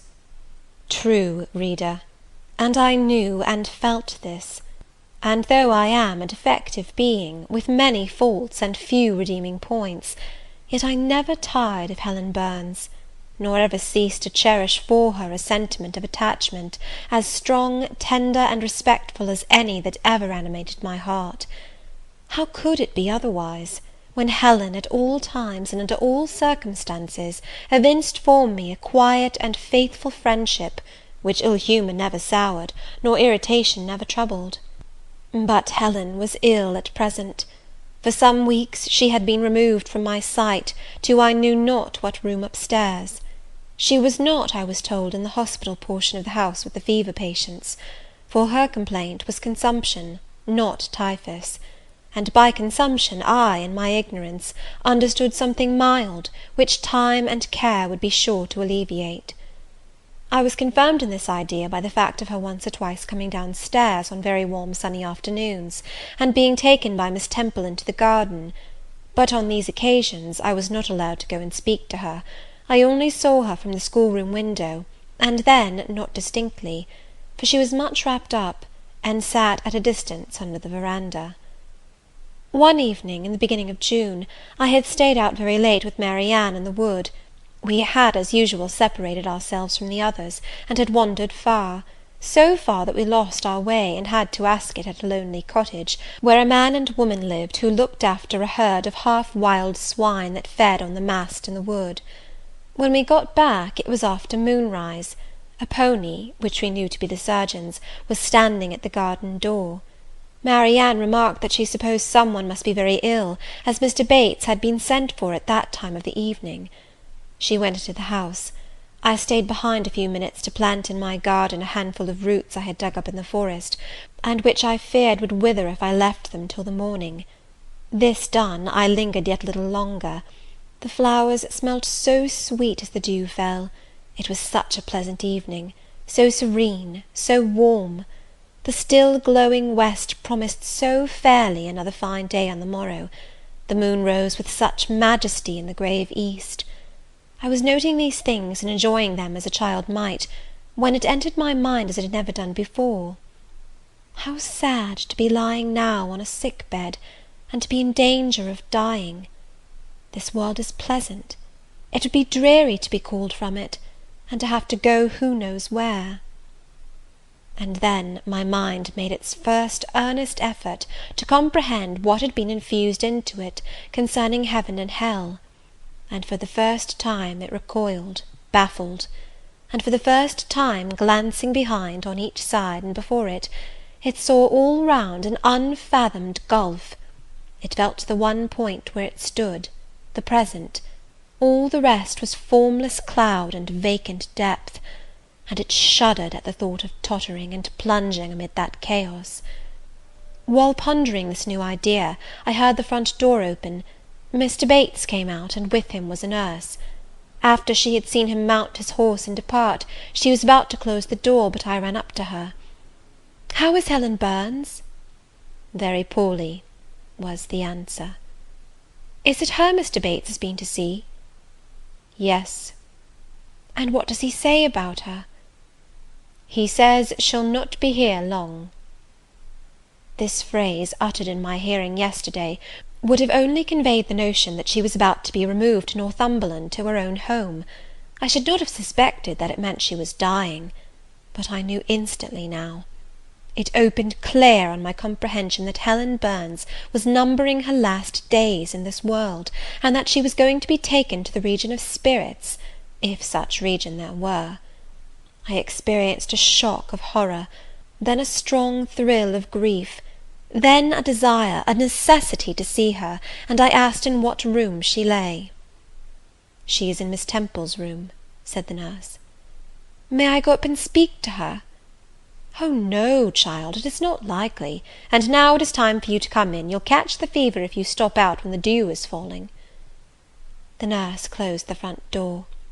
I went in by the side entrance which led to the schoolroom. I was just in time. It was 9 o'clock, and Miss Miller was calling the pupils to go to bed. It might be 2 hours later, probably near 11, when I, not having been able to fall asleep, and deeming from the perfect silence of the dormitory that my companions were all wrapped in profound repose, rose softly, put on my frock over my night-dress, and without shoes crept from the apartment, and set off in quest of Miss Temple's room. It was quite at the other end of the house, but I knew my way, and the light of the unclouded summer moon, entering here and there at passage windows, enabled me to find it without difficulty. An odour of camphor and burnt vinegar warned me when I came near the fever room, and I passed its door quickly, fearful lest the nurse who sat up all night should hear me. I dreaded being discovered and sent back, for I must see Helen, I must embrace her before she died, I must give her one last kiss, exchange with her one last word. Having descended a staircase, traversed a portion of the house below, and succeeded in opening and shutting without noise 2 doors, I reached another flight of steps. These I mounted, and then, just opposite to me, was Miss Temple's room. A light shone through the keyhole and from under the door. A profound stillness pervaded the vicinity. Coming near, I found the door slightly ajar, probably to admit some fresh air into the close abode of sickness.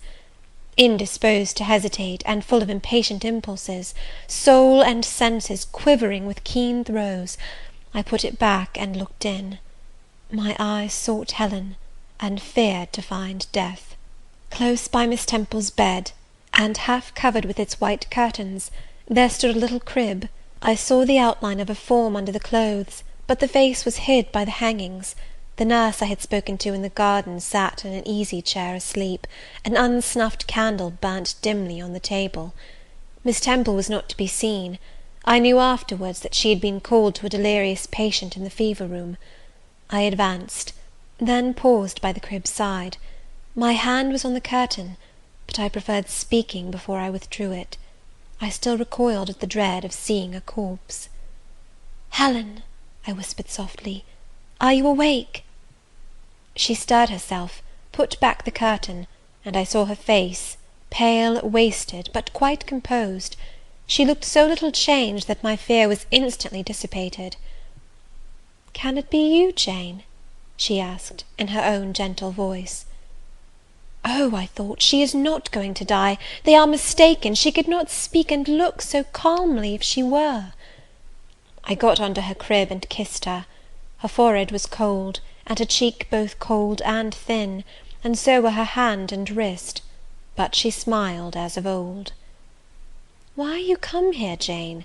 It is past 11 o'clock. I heard it strike some minutes since." "I came to see you, Helen. I heard you were very ill, and I could not sleep till I had spoken to you." "You came to bid me good-bye, then? You are just in time, probably." "Are you going somewhere, Helen? Are you going home?" "Yes, to my long home, my last home." "No, no, Helen!" I stopped, distressed.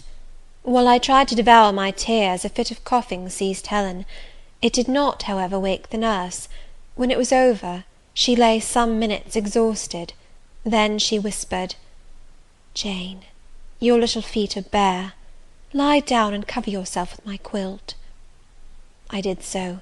She put her arm over me, and I nestled close to her. After a long silence, she resumed, still whispering, "I am very happy, Jane, and when you hear that I am dead, you must be sure and not grieve. There is nothing to grieve about. We all must die one day, and the illness which is removing me is not painful. It is gentle and gradual. My mind is at rest. I leave no one to regret me much. I have only a father, and he is lately married and will not miss me. By dying young I shall escape great sufferings. I had not qualities or talents to make my way very well in the world. I should have been continually at fault. But where are you going to, Helen? Can you see? Do you know? I believe. I have faith. I am going to God. Where is God? What is God? My Maker and yours, who will never destroy what he created. I rely implicitly on his power, and confide wholly in his goodness. I count the hours till that eventful one arrives which shall restore me to him, reveal him to me. You are sure, then, Helen, that there is such a place as heaven, and that our souls can get to it when we die? I am sure there is a future state. I believe God is good. I can resign my immortal part to him without any misgiving. God is my Father. God is my friend. I love him. I believe he loves me. And shall I see you again, Helen, when I die? You will come to the same region of happiness, be received by the same mighty universal parent, no doubt, dear Jane. Again I questioned, but this time only in thought. Where is that region? Does it exist? And I clasped my arms closer round Helen. She seemed dearer to me than ever. I felt as if I could not let her go. I lay with my face hidden on her neck. Presently she said, in the sweetest tone, "How comfortable I am! The last fit of coughing has tired me a little. I feel as if I could sleep. But don't leave me, Jane. I like to have you near me. I'll stay with you, dear Helen, no one shall take me away. Are you warm, darling?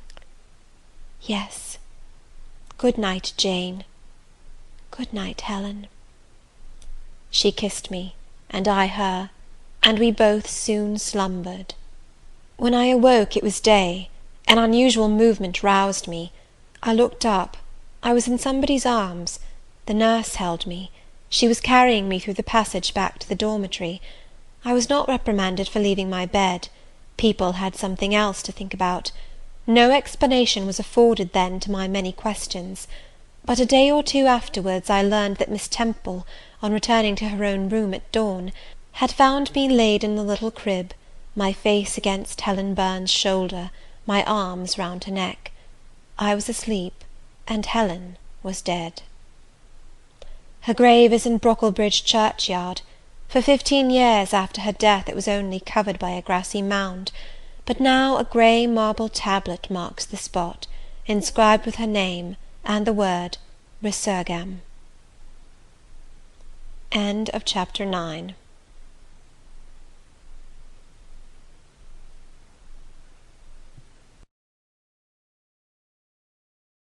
Chapter 10. Hitherto I have recorded in detail the events of my insignificant existence. To the first 10 years of my life I have given almost as many chapters. But this is not to be a regular autobiography. I am only bound to invoke memory where I know her responses will possess some degree of interest. Therefore I now pass a space of 8 years almost in silence. A few lines only are necessary to keep up the links of connection. When the typhus fever had fulfilled its mission of devastation at Lowood, it gradually disappeared from thence, but not till its virulence and the number of its victims had drawn public attention on the school. Inquiry was made into the origin of the scourge, and by degrees various facts came out which excited public indignation in a high degree. The unhealthy nature of the sight, the quantity and quality of the children's food, the brackish, fetid water used in its preparation, the pupils' wretched clothing and accommodations, all these things were discovered, and the discovery produced a result mortifying to Mr. Brocklehurst, but beneficial to the institution. Several wealthy and benevolent individuals in the county subscribed largely for the erection of a more convenient building in a better situation. New regulations were made, improvements in diet and clothing introduced. The funds of the school were entrusted to the management of a committee. Mr. Brocklehurst, who, from his wealth and family connections, could not be overlooked, still retained the post of treasurer, but he was aided in the discharge of his duties by gentlemen of rather more enlarged and sympathizing minds. His office of inspector, too, was shared by those who knew how to combine reason with strictness, comfort with economy, compassion with uprightness. The school, thus improved, became in time a truly useful and noble institution. I remained an inmate of its walls, after its regeneration, for 8 years, 6 as a pupil and 2 as a teacher, and in both capacities I bear my testimony to its value and importance. During those 8 years my life was uniform, but not unhappy, because it was not inactive. I had the means of an excellent education placed within my reach, a fondness for some of my studies, and a desire to excel in all, together with a great delight in pleasing my teachers. Especially such as I loved, urged me on. I availed myself fully of the advantages offered me. In time I rose to be the first girl of the first class. Then I was invested with the office of teacher, which I discharged with zeal for 2 years. But at the end of that time I altered. Miss Temple, through all changes, had thus far continued superintendent of the seminary. To her instruction I owed the best part of my acquirements. Her friendship and society had been my continual solace. She had stood me in the stead of mother, governess, and latterly companion. At this period she married, removed with her husband, a clergyman, an excellent man, almost worthy of such a wife, to a distant county, and consequently was lost to me. From the day she left I was no longer the same. With her was gone every settled feeling, every association that had made Lowood in some degree a home to me. I had imbibed from her something of her nature and much of her habits. More harmonious thoughts, what seemed better regulated feelings, had become the inmates of my mind. I had given an allegiance to duty and order. I was quiet, I believed I was content.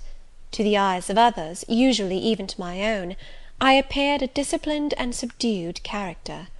But destiny, in the shape of the Reverend Mr. Nasmyth, came between me and Miss Temple.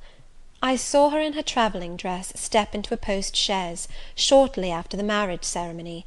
I watched the chaise mount the hill and disappear beyond its brow, and then retired to my own room, and there spent in solitude the greatest part of the half-holiday granted in honour of the occasion. I walked about the chamber most of the time. I imagined myself only to be regretting my loss, and thinking how to repair it; but when my reflections were concluded, and I looked up and found that the afternoon was gone, and evening far advanced, another discovery dawned on me, namely, that in the interval I had undergone a transforming process, that my mind had put off all it had borrowed of Miss Temple, or rather that she had taken with her the serene atmosphere I had been breathing in her vicinity, and that now I was left in my natural element, and beginning to feel the stirring of old emotions. It did not seem as if a prop were withdrawn, but rather as if a motive were gone. It was not the power to be tranquil which had failed me, but the reason for tranquillity was no more. My world had for some years been in Lowood; my experience had been of its rules and systems. Now I remembered that the real world was wide, and that a varied field of hopes and fears, of sensations and excitements, awaited those who had courage to go forth into its expanse, to seek real knowledge of life amidst its perils. I went to my window, opened it, and looked out. There were the two wings of the building, there was the garden, there were the skirts of Lowood, there was the hilly horizon. My eye passed all other objects to rest on those most remote, the blue peaks. It was those I longed to surmount. All within their boundary of rock and heath seemed prison ground, exile limits. I traced the white road, winding round the base of one mountain, and vanishing in a gorge between two. How I longed to follow it farther! I recalled the time when I had travelled that very road in a coach. I remembered descending that hill at twilight. An age seemed to have elapsed since the day which brought me first to Lowood, and I had never quitted it since. My vacations had been all spent at school. Mrs. Reed had never sent for me to Gateshead; neither she nor any of her family had ever been to visit me. I had had no communication by letter or message with the outer world. School rules, school duties, school habits and notions, and voices and faces and phrases and costumes, and preferences and antipathies, such was what I knew of existence. And now I felt that it was not enough. I tired of the routine of 8 years in one afternoon. I desired liberty. For liberty I gasped, for liberty I uttered a prayer. It seemed scattered on the wind, then faintly blowing. I abandoned it, and framed a humbler supplication, for change, stimulus. That petition, too, seemed swept off into vague space.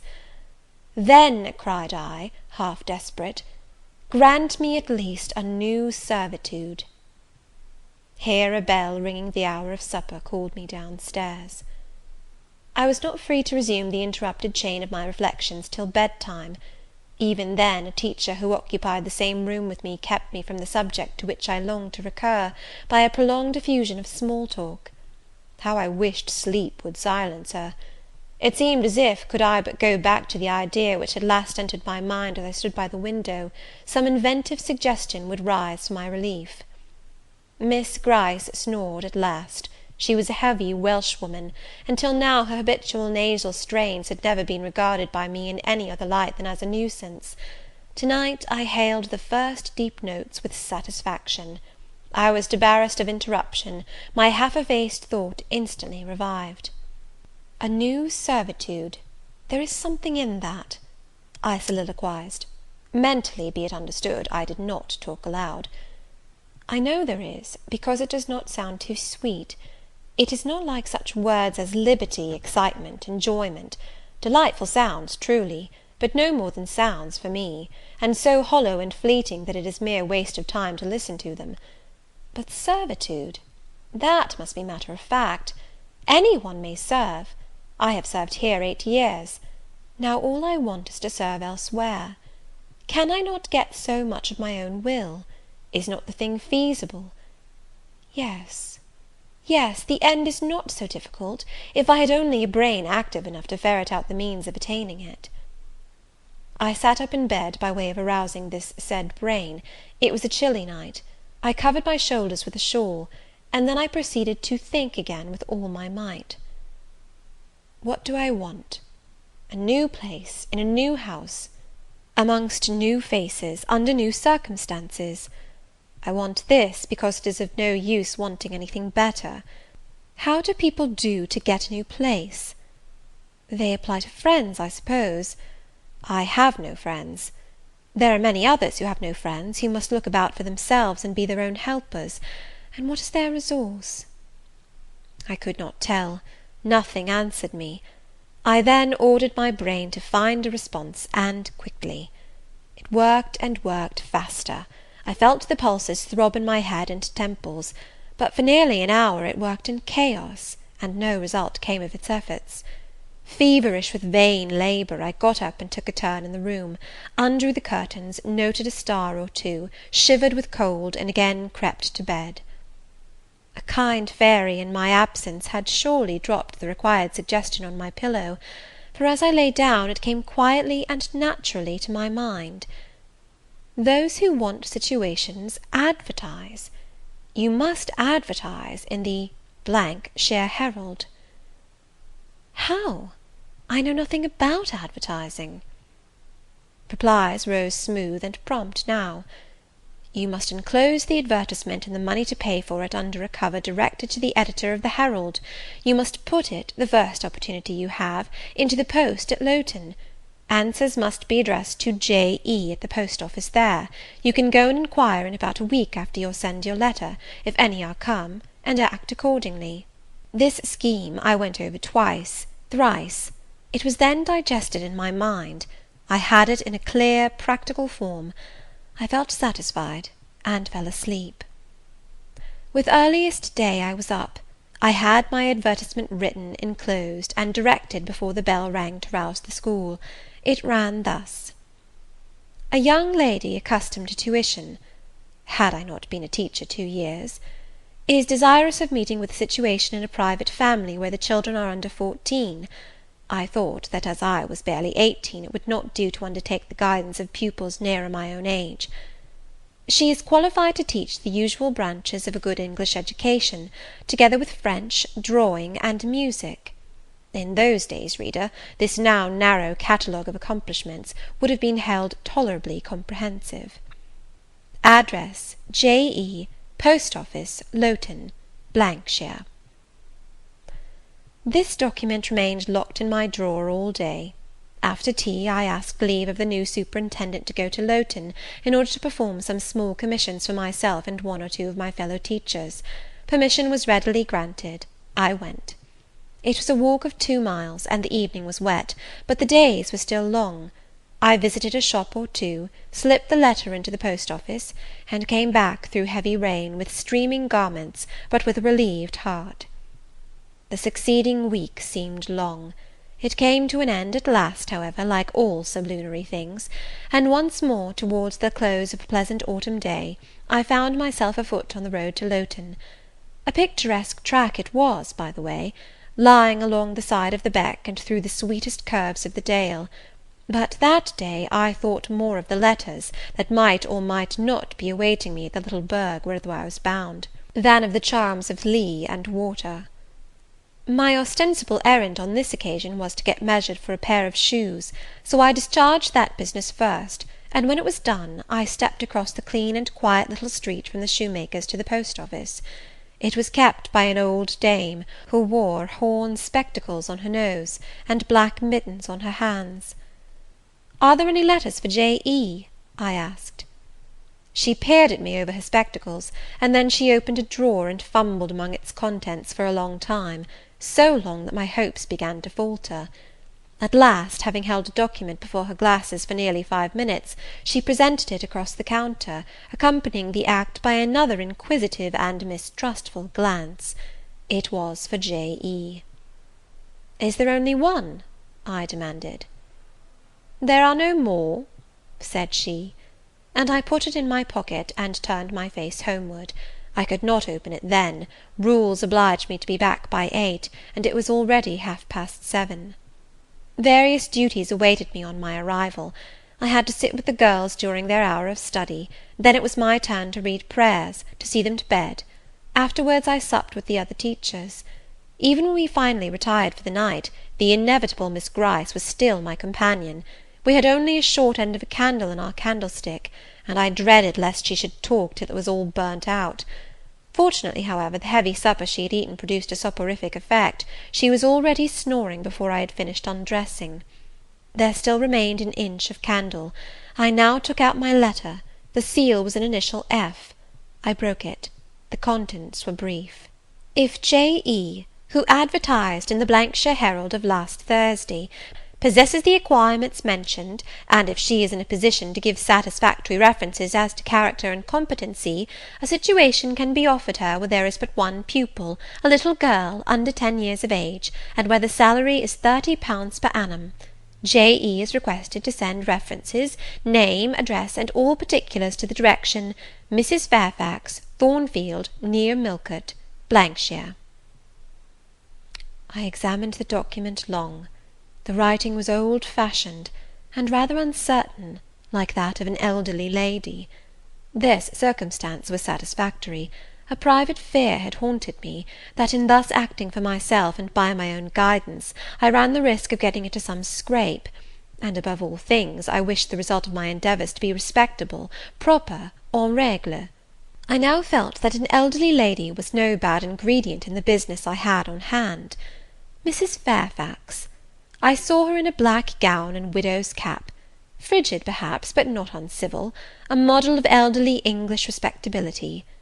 Thornfield, that doubtless was the name of her house, a neat, orderly spot, I was sure, though I failed in my efforts to conceive a correct plan of the premises. Millcote, shire. I brushed up my recollections of the map of England. Yes, I saw it, both the shire and the town. shire was 70 miles nearer London than the remote county where I now resided. That was a recommendation to me. I longed to go where there was life and movement. Millcote was a large manufacturing town on the banks of the A. A busy place enough, doubtless, so much the better. It would be a complete change, at least.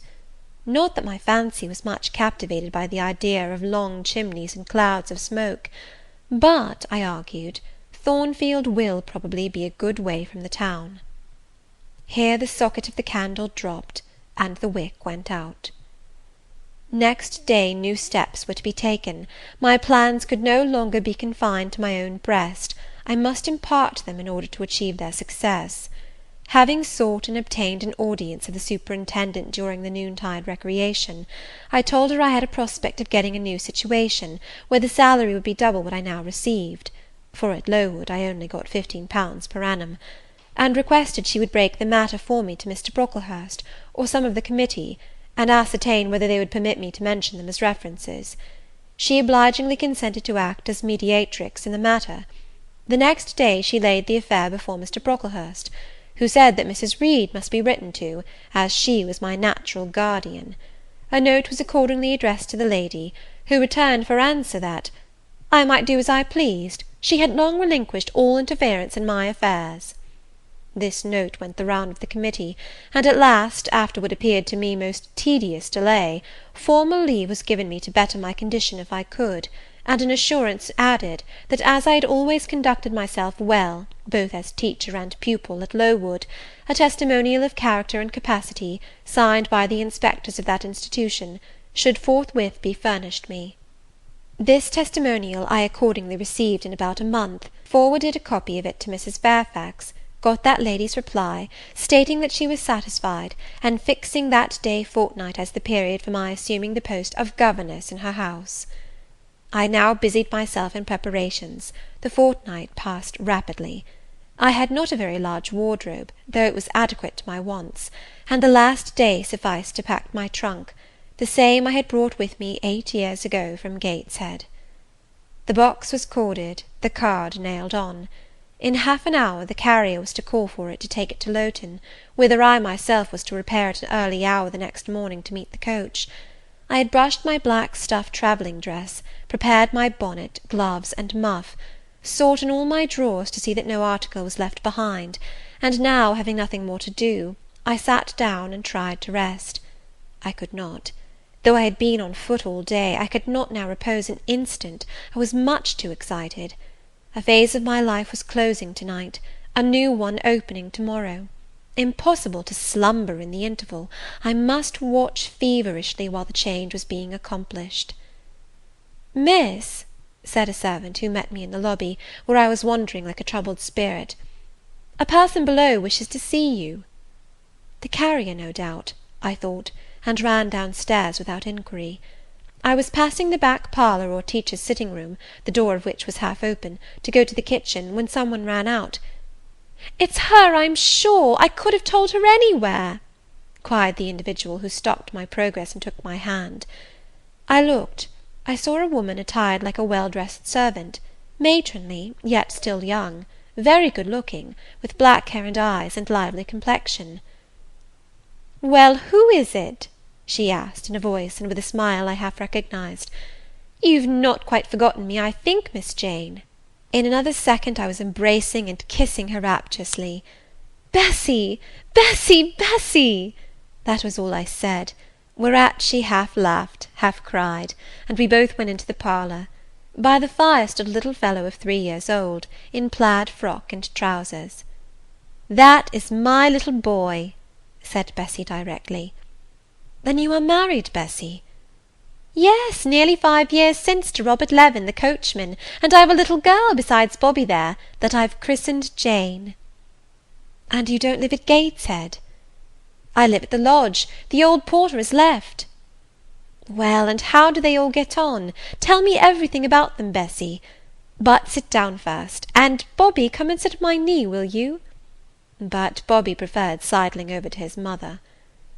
"You're not grown so very tall, Miss Jane, nor so very stout," continued Mrs. Levin. "I dare say they've not kept you too well at school. Miss Reed is the head and shoulders taller than you are, and Miss Georgiana would make 2 of you in breadth." "Georgiana is handsome, I suppose, Bessy?" "Very.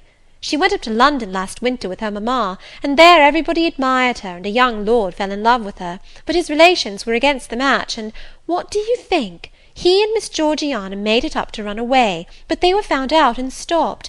It was Miss Reed that found them out. I believe she was envious, and now she and her sister lead a cat and dog life together. They are always quarrelling." "Well, and what of John Reed?" "Oh, he is not doing so well as his mamma could wish. He went to college, and he got plucked, I think they call it, and then his uncles wanted him to be a barrister, and study the law, but he is such a dissipated young man, they will never make much of him, I think." "What does he look like?" "He is very tall. Some people call him a fine-looking young man, but he has such thick lips." "And Mrs. Reed?" "Mrs. looks stout and well enough in the face, but I think she's not quite easy in her mind. Mr. John's conduct does not please her. He spends a great deal of money." "Did she send you here, Bessy?" "No, indeed. But I have long wanted to see you, and when I heard that there had been a letter from you, and that you were going to another part of the country, I thought I'd just set off and get a look at you before you were quite out of my reach." "I am afraid you are disappointed in me, Bessy." I said this laughing. I perceived that Bessy's glance, though it expressed regard, did in no shape denote admiration. "No, Miss Jane, not exactly. You are genteel enough, you look like a lady, and it is as much as I ever expected of you. You were no beauty as a child." I smiled at Bessy's frank answer. I felt that it was correct, but I confess I was not quite indifferent to its import. At 18 most people wish to please, and the conviction that they have not an exterior likely to second that desire brings anything but gratification. "I dare say you are clever, though," continued Bessie, by way of solace. "What can you do? Can you play on the piano?" "A little." There was one in the room. Bessie went and opened it, and then asked me to sit down and give her a tune. I played a waltz or two, and she was charmed. "The Miss Reeds could not play as well," said she exultingly. "I always said you would surpass them in learning. And can you draw?" "That is one of my paintings over the chimney-piece." It was a landscape in water-colours, of which I had made a present to the superintendent, in acknowledgment of her obliging mediation with the committee on my behalf, and which she had framed and glazed. "Well, that is beautiful, Miss Jane. It is as fine a picture as any Miss Reed's drawing master could paint, let alone the young ladies themselves, who could not come near it. And have you learnt French?" "Yes, Bessie, I can both read it and speak it." "And you can work on muslin and canvas?" "I can." "Oh, you are quite a lady, Miss Jane. I knew you would be. You will get on whether your relations notice you or not. There was something I wanted to ask you. Have you ever heard anything from your father's kinsfolk, the Eyres?" "Never in my life." "Well, you know Missus always said they were poor and quite despicable. And they may be poor, but I believe they are as much gentry as the Reeds are; for one day, nearly 7 years ago, a Mr. Eyre came to Gateshead and wanted to see you. Missus said you were at school 50 miles off.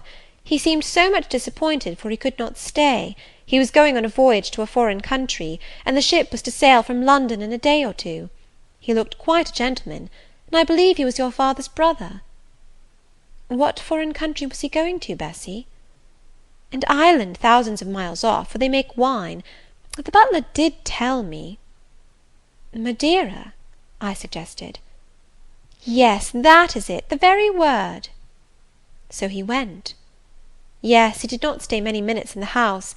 Missus was very high with him. She called him afterwards a sneaking tradesman. My Robert believes he was a wine merchant." "Very likely," I returned; "or perhaps clerk or agent to a wine merchant." Bessie and I conversed about old times an hour longer, and then she was obliged to leave me. I saw her again for a few minutes the next morning at Lowton, while I was waiting for the coach. We parted finally at the door of the Brocklehurst Arms there. Each went her separate way. She set off for the brow of Lowood Fell to meet the conveyance which was to take her back to Gateshead. I mounted the vehicle which was to bear me to new duties and a new life in the unknown environs of Millcote. End of Chapter 10. Chapter 11. A new chapter in a novel is something like a new scene in a play, and when I draw up the curtain this time, reader, you must fancy you see a room in the George Inn at Millcote, with such large figured papering on the walls as inn-rooms have, such a carpet, such furniture, such ornaments on the mantelpiece, such prints, including a portrait of George III, and another of the Prince of Wales, and a representation of the death of Wolfe. All this is visible to you by the light of an oil lamp hanging from the ceiling, and by that of an excellent fire, near which I sit in my cloak and bonnet. My muff and umbrella lie on the table, and I am warming away the numbness and chill contracted by 16 hours' exposure to the rawness of an October day. I left Lowton at 4 o'clock a.m., and the Millcote town clock is now just striking 8. Reader, though I look comfortably accommodated, I am not very tranquil in my mind. I thought when the coach stopped here, there would be some one to meet me. I looked anxiously round as I descended the wooden steps the boots placed for my convenience, expecting to hear my name pronounced, and to see some description of carriage waiting to convey me to Thornfield. Nothing of the sort was visible, and when I asked a waiter if any one had been to inquire after a Miss Eyre, I was answered in the negative, so I had no resource but to request to be shown into a private room, and here I am waiting, while all sorts of doubts and fears are troubling my thoughts. It is a very strange sensation to inexperienced youth to feel itself quite alone in the world, cut adrift from every connection, uncertain whether the port to which it is bound can be reached, and prevented by many impediments from returning to that it has quitted. The charm of adventure sweetens that sensation, the glow of pride warms it, but then the throb of fear disturbs it, and fear with me became predominant when half an hour elapsed and I was still alone. I bethought myself to ring the bell. "Is there a place in this neighbourhood called Thornfield?" I asked of the waiter who answered the summons. "Thornfield? I don't know, mum. I'll inquire at the bar." He vanished, but reappeared instantly. "Is your name Eyre, miss?" "Yes." "Person here waiting for you." I jumped up, took my muff and umbrella, and hastened into the inn passage. A man was standing by the open door, and in the lamplit street I dimly saw a one-horse conveyance. "This will be your luggage, I suppose?" said the man rather abruptly when he saw me, pointing to my trunk in the passage. "Yes." He hoisted it on to the vehicle, which was a sort of car, and then I got in. Before he shut me up, I asked him how far it was to Thornfield. "A matter of 6 miles." "How long shall we be before we get there?" "Happen an hour and a half." He fastened the car door, climbed to his own seat outside, and set off. Our progress was leisurely, and gave me ample time to reflect. I was content to be at length so near the end of my journey, and as I leaned back in the comfortable, though not elegant conveyance, I meditated much at my ease. I suppose, thought I, judging from the plainness of the servant and carriage, Mrs. Fairfax is not a very dashing person. So much the better.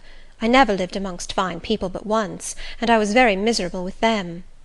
I wonder if she lives alone except this little girl? If so, and if she is in any degree amiable, I shall be surely able to get on with her. I will do my best. It is a pity that doing one's best does not always answer. At Lowood, indeed, I took that resolution, kept it, and succeeded in pleasing. But with Mrs. Reed, I remember my best was always spurned with scorn. I pray God Mrs. Fairfax may not turn out a second Mrs. Reed. But if she does, I am not bound to stay with her. Let the worst come to the worst, I can advertise again. How far are we now on our road, I wonder? I let down the window and looked out. Millcote was behind us. Judging by the number of its lights, it seemed a place of considerable magnitude, much larger than Lowton. We were now, as far as I could see, on a sort of common, but there were houses scattered all over the district. I felt we were in a different region to Lowood, more populous, less picturesque, more stirring, less romantic. The roads were heavy, the night misty. My conductor let his horse walk all the way, and the hour and a half extended, I verily believe, to 2 hours. At last he turned in his seat and said, "You're known so far for Thornfield now." Again I looked out. We were passing a church. I saw its low, broad tower against the sky, and its bell was tolling a quarter. I saw a narrow galaxy of lights, too, on a hillside, marking a village or hamlet. About 10 minutes after, the driver got down and opened a pair of gates. We passed through, and they clashed to behind us. We now slowly ascended a drive, and came upon the long front of a house. Candlelight gleamed from one curtained bow window, all the rest were dark. The car stopped at the front door. It was opened by a maidservant. I alighted and went in. "Will you walk this way, ma'am?" said the girl, and I followed her across a square hall with high doors all round. She ushered me into a room whose double illumination of fire and candle at first dazzled me, contrasting as it did with the darkness to which my eyes had been for 2 hours inured. When I could see, however, a cosy and agreeable picture presented itself to my view. A snug small room, a round table by a cheerful fire, an arm-chair high-backed and old-fashioned, wherein sat the neatest imaginable little elderly lady, in widow's cap, black silk gown, and snowy muslin apron, exactly like what I had fancied Mrs. Fairfax, only less stately and milder looking. She was occupied in knitting. A large cat sat demurely at her feet. Nothing, in short, was wanting to complete the beau ideal of domestic comfort. A more reassuring introduction for a new governess could scarcely be conceived. There was no grandeur to overwhelm, no stateliness to embarrass. and then, as I entered, the old lady got up, and promptly and kindly came forward to meet me. "How do you do, my dear? I'm afraid you have had a tedious ride. John drives so slowly. You must be cold. Come to the fire."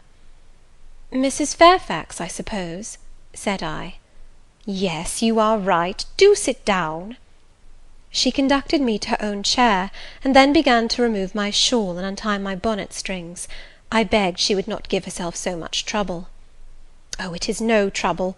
I dare say your own hands are almost numbed with cold. Leah, make a little hot negus and cut a sandwich or two. Here are the keys of the store-room." And she produced from her pocket a most housewifely bunch of keys, and delivered them to the servant. "Now then, draw nearer to the fire," she continued. "You've brought your luggage with you, haven't you, my dear?" "Yes, ma'am." "I'll see it carried into your room," she said, and bustled out. She treats me like a visitor, thought I. I little expected such a reception. I anticipated only coldness and stiffness. This is not like what I have heard of the treatment of governesses, but I must not exult too soon. She returned, with her own hands cleared her knitting apparatus and a book or two from the table, to make room for the tray which Leah now brought, and then herself handed me the refreshments. I felt rather confused at being the object of more attention than I had ever before received, and that, too, shown by my employer and superior; but as she did not seem herself to consider she was doing anything out of her place, I thought it better to take her civilities quietly. "Shall I have the pleasure of seeing Miss Fairfax to-night?" I asked, when I had partaken of what she offered me. "What did you say, my dear?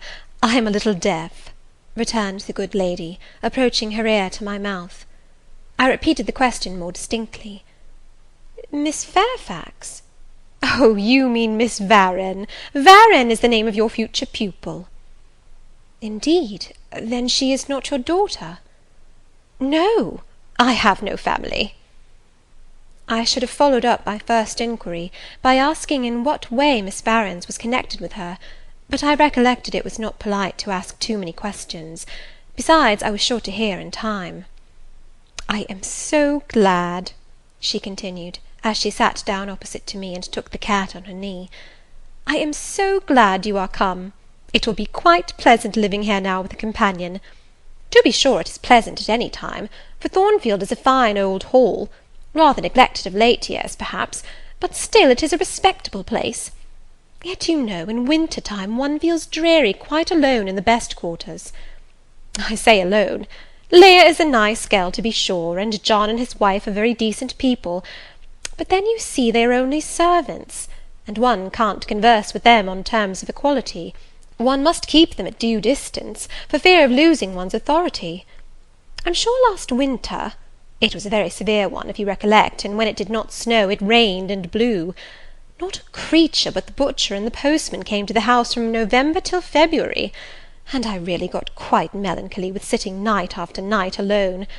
I had Leah in to read to me sometimes, but I don't think the poor girl liked the task much. She felt it confining. In spring and summer one got on better. Sunshine and long days make such a difference. And then, just at the commencement of this autumn, little Adela Varens came and her nurse. A child makes a house alive all at once, and now you are here, I shall be quite gay." My heart really warmed to the worthy lady as I heard her talk, and I drew my chair a little nearer to her, and expressed my sincere wish that she might find my company as agreeable as she anticipated. "But I'll not keep you sitting up late to-night," said she. "It is on the stroke of 12 now, and you have been travelling all day. You must feel tired. If you have got your feet well warmed, I'll show you your bedroom. I've had the room next to mine prepared for you. It is only a small apartment, but I thought you would like it better than one of the large front chambers. To be sure, they have finer furniture, but they are so dreary and solitary, I never sleep in them myself."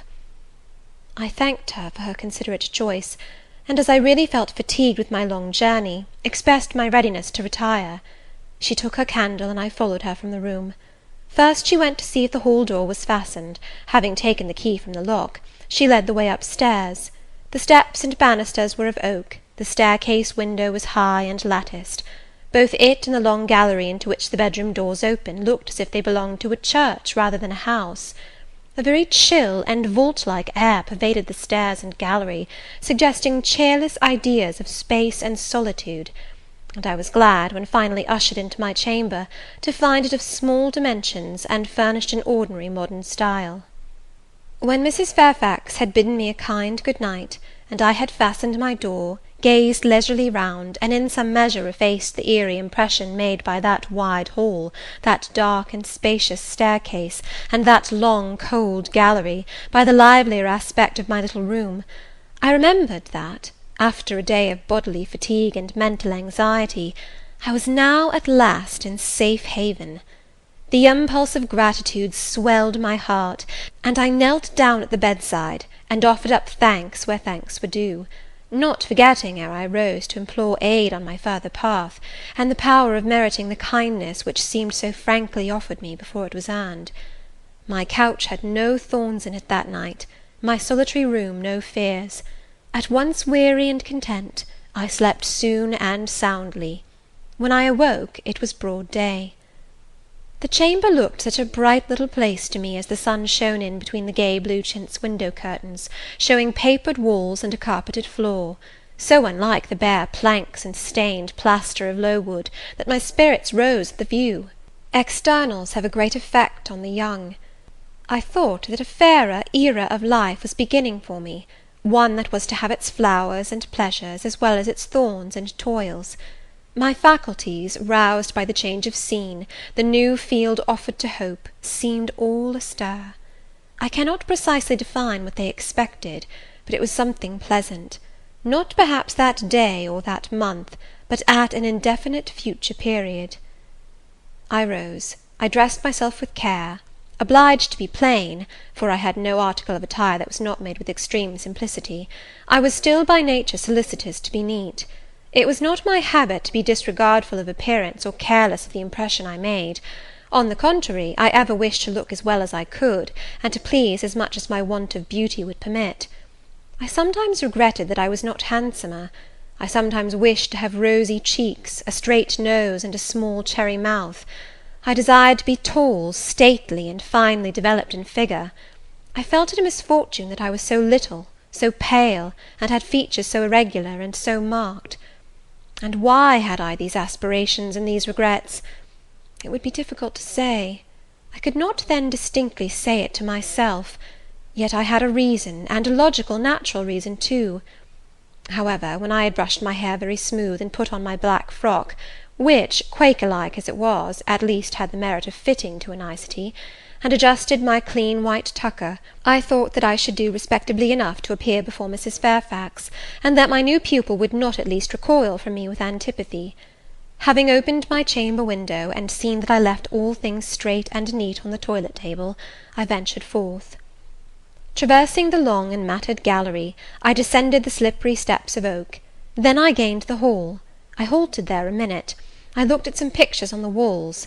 One, I remember, represented a grim man in a cuirass, and one a lady with powdered hair and a pearl necklace. At a bronze lamp pendant from the ceiling, at a great clock whose case was of oak curiously carved, an ebon black with time and rubbing. Everything appeared very stately and imposing to me, but then I was so little accustomed to grandeur. The hall door, which was half of glass, stood open. I stepped over the threshold. It was a fine autumn morning. The early sun shone serenely on embrowned groves and still green fields. Advancing on to the lawn, I looked up and surveyed the front of the mansion. It was 3 stories high, of proportions not vast, though considerable, a gentleman's manor-house, not a nobleman's seat. Battlements round the top gave it a picturesque look. Its grey front stood out well from the background of a rookery, whose cawing tenants were now on the wing. They flew over the lawn and grounds to alight in a great meadow, from which these were separated by a sunk fence, and where an array of mighty old thorn-trees, strong, knotty, and broad as oaks, at once explained the etymology of the mansion's designation. Farther off were hills, not so lofty as those round Lowood, nor so craggy, nor so like barriers of separation from the living world, but yet quiet and lonely hills enough, and seeming to embrace Thornfield with a seclusion I had not expected to find existent so near the stirring locality of Millcote. A little hamlet, whose roofs were blent with trees, straggled up the side of one of these hills. The church of the district stood nearer Thornfield. Its old tower-top looked over a knoll between the house and gates. I was yet enjoying the calm prospect and pleasant fresh air, yet listening with delight to the cawing of the rooks, yet surveying the wide hoary front of the hall, and thinking what a great place it was for one lonely little dame like Mrs. Fairfax to inhabit, when that lady appeared at the door. "What, out already?" said she. "I see you are an early riser." I went up to her, and was received with an affable kiss and shake of the hand. "How do you like Thornfield?" she asked. I told her I liked it very much. "Yes," she said, "it is a pretty place, but I fear it will be getting out of order unless Mr. Rochester should take it into his head to come and reside here permanently, or at least visit it rather oftener. Great houses and fine grounds require the presence of the proprietor." "Mr. Rochester?" I exclaimed. "Who is he?" "The owner of Thornfield," she responded quietly. "Did you not know he was called Rochester?" Of course I did not. I had never heard of him before, but the old lady seemed to regard his existence as a universally understood fact, with which everybody must be acquainted by instinct.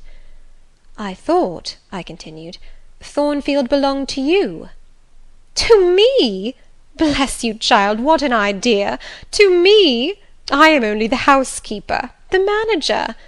To be sure, I am distantly related to the Rochesters by the mother's side, or at least my husband was. He was a clergyman, incumbent of Hay, that little village yonder on the hill, and that church near the gates was his. The present Mr. Rochester's mother was a Fairfax, and second cousin to my husband. But I never presume on the connection. In fact, it is nothing to me. I consider myself quite in the light of an ordinary housekeeper.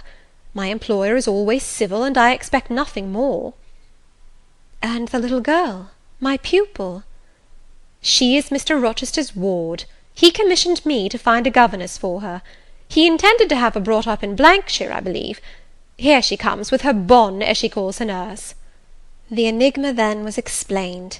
This affable and kind little widow was no great dame, but a dependent like myself. I did not like her the worse for that. On the contrary, I felt better pleased than ever. The equality between her and me was real, not the mere result of condescension on her part. So much the better, my position was all the freer. As I was meditating on this discovery, a little girl, followed by her attendant, came running up the lawn. I looked at my pupil, who did not at first appear to notice me. She was quite a child, perhaps 7 or 8 years old, slightly built, with a pale, small-featured face, and a redundancy of hair falling in curls to her waist. "Good morning, Miss Adela," said Mrs. Fairfax. "Come and speak to the lady who is to teach you, and to make you a clever woman some day." She approached. "C'est là ma gouvernante," said she, pointing to me, and addressing her nurse, who answered, "Mais oui, certainement." "Are they foreigners?" I inquired, amazed at hearing the French language.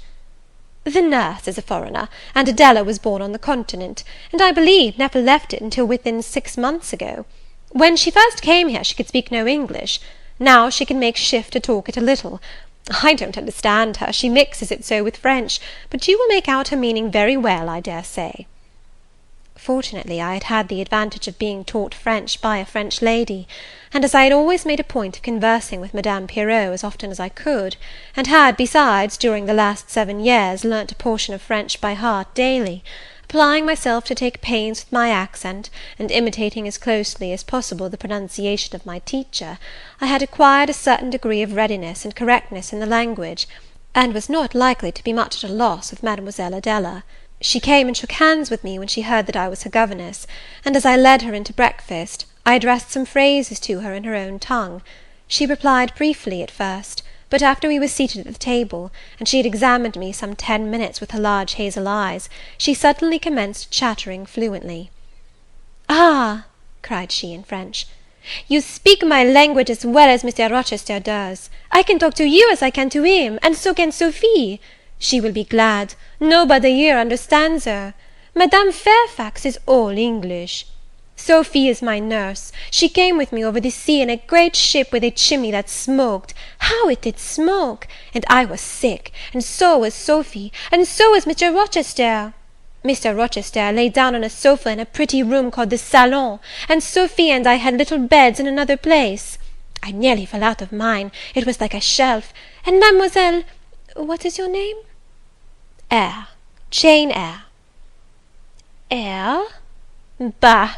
I cannot say it. Well, our ship stopped in the morning, before it was quite daylight, at a great city, a huge city, with very dark houses, and all smoky, not at all like the pretty clean town I came from. And Mr. Rochester carried me in his arms over a plank to the land, and Sophie came after, and we all got into a coach, which took us to a beautiful large house, larger than this, and finer, called an hotel. We stayed there nearly a week.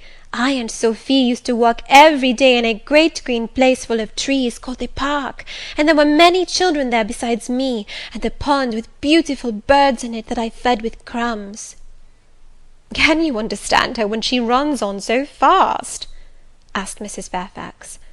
I understood her very well, for I had been accustomed to the fluent tongue of Madame Pirot. I wish, continued the good lady, you would ask her a question or two about her parents. I wonder if she remembers them. Adele, I inquired, with whom did you live when you were in that pretty clean town you spoke of? I lived long ago with mamma, but she is gone to the Holy Virgin. Mamma used to teach me to dance and sing and to say verses. A great many gentlemen and ladies came to see mamma, and I used to dance before them, or to sit on their knees and sing to them. I liked it. Shall I let you hear me sing now? She had finished her breakfast, so I permitted her to give a specimen of her accomplishments. Descending from her chair, she came and placed herself on my knee. Then, folding her little hands demurely before her, shaking back her curls and lifting her eyes to the ceiling, she commenced singing a song from some opera. It was the strain of a forsaken lady, who, after bewailing the perfidy of her lover, calls pride to her aid, desires her attendant to deck her in her brightest jewels and richest robes, and resolves to meet the false one that night at a ball, and prove to him, by the gaiety of her demeanour, how little his desertion has affected her. The subject seems strangely chosen for an infant singer, but I suppose the point of the exhibition lay in hearing the notes of love and jealousy warbled with the lisp of childhood, and in very bad taste that point was. At least I thought so. Adele sang the canzonette tunefully enough, and with the naïveté of her age. This achieved, she jumped from my knee, and said, "Now, mademoiselle, I will repeat you some poetry." Assuming an attitude, she began La Ligue des Rats, Fable de La Fontaine. She then declaimed the little piece with an attention to punctuation and emphasis, a flexibility of voice, and an appropriateness of gesture, very unusual indeed at her age, and which proved she had been very carefully trained. "Was it your mamma who taught you that piece?" I asked. "Yes, and she just used to say it in this way. Qu'avez-vous donc? Lui dit un de ses rats, parlez!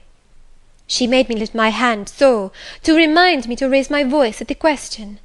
Now shall I dance for you?" "No, that will do. But after your mamma went to the Holy Virgin, as you say, with whom did you live then?" "With Madame Frederic and her husband. She took care of me, but she is nothing related to me. I think she is poor, for she had not so fine a house as mamma. I was not long there. Mr. Rochester asked me if I would like to go and live with him in England, and I said yes, for I knew Mr. Rochester before I knew Madame Frederic, and he was always kind to me, and gave me pretty dresses and toys. But you see, he has not kept his word, for he has brought me to England, and now he has gone back again himself, and I never see him." After breakfast, Adele and I withdrew to the library, which room, it appears, Mr. Rochester had directed should be used as the schoolroom. Most of the books were locked up behind glass doors, but there was one bookcase left open, containing everything that could be needed in the way of elementary works, and several volumes of light literature, poetry, biography, travels, a few romances, etc. I suppose he had considered that these were all the governess would require for her private perusal, and indeed they contented me amply for the present. Compared with the scanty pickings I had now and then been able to glean at Lowood, they seemed to offer an abundant harvest of entertainment and information. In this room, too, there was a cabinet piano, quite new and of superior tone, also an easel for painting, and a pair of globes. I found my pupil sufficiently docile, though disinclined to apply. She had not been used to regular occupation of any kind. I felt it would be injudicious to confine her too much at first; so, when I had talked to her a great deal, and got her to learn a little, and when the morning had advanced to noon, I allowed her to return to her nurse. I then proposed to occupy myself till dinner time in drawing some little sketches for her use. As I was going up stairs to fetch my portfolio and pencils, Mrs. Fairfax called to me. "Your morning school hours are over now, I suppose?" said she. She was in a room the folding doors of which stood open. I went in when she addressed me. It was a large, stately apartment, with purple chairs and curtains, a Turkey carpet, walnut-panelled walls, one vast window rich in slanted glass, and a lofty ceiling nobly moulded. Mrs. Fairfax was dusting some vases of fine purple spar, which stood on a sideboard. "What a beautiful room!" I exclaimed as I looked round, for I had never seen before any half so imposing. "Yes, this is the dining-room. I have just opened the window to let in a little air and sunshine, for everything gets so damp in apartments that are seldom inhabited. The drawing-room yonder feels like a vault." She pointed to a wide arch corresponding to the window, and hung like it with Tyrian-dyed curtain, now looped up. Mounting to it by two broad steps, and looking through, I thought I caught a glimpse of a fairy place, so bright to my novice eyes appeared the view beyond.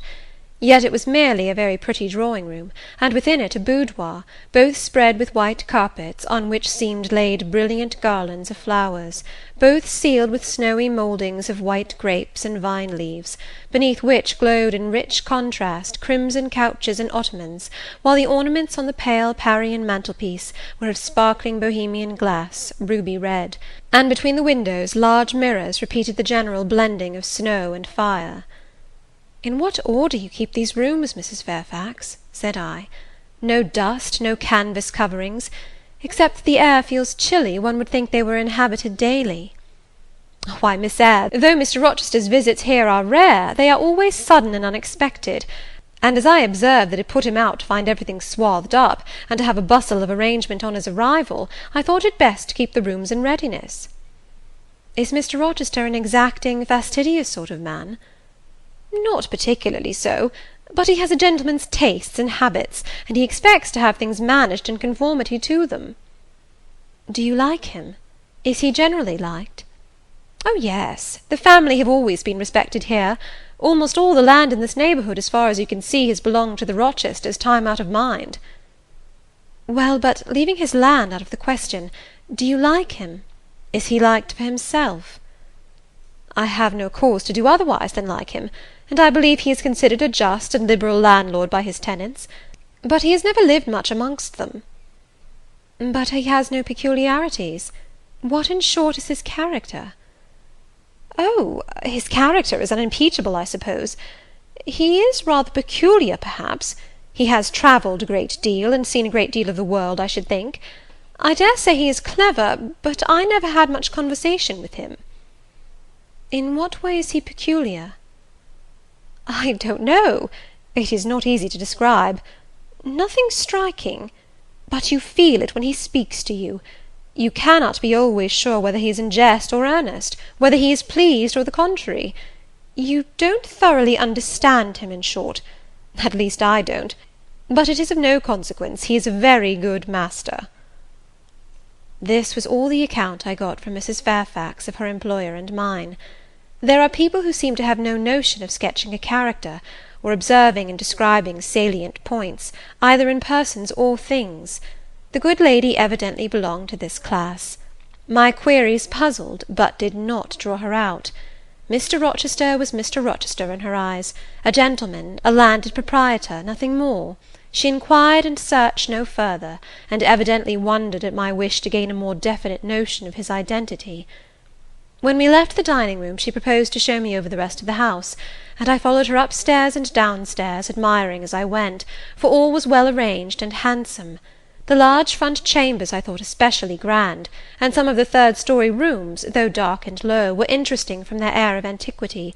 The furniture once appropriated to the lower apartments had from time to time been removed here, as fashion changed, and the imperfect light entering by their narrow casement showed bedsteads of 100 years old, chests in oak or walnut, looking, with their strange carvings of palm branches and cherubs' heads, like types of the Hebrew ark. Rows of venerable chairs, high-backed and narrow, stools still more antiquated, on whose cushioned tops were yet apparent traces of half-effaced embroideries, wrought by fingers that for 2 generations had been coffin-dust. All these relics gave to the 3rd story of Thornfield Hall the aspect of a home of the past, a shrine of memory.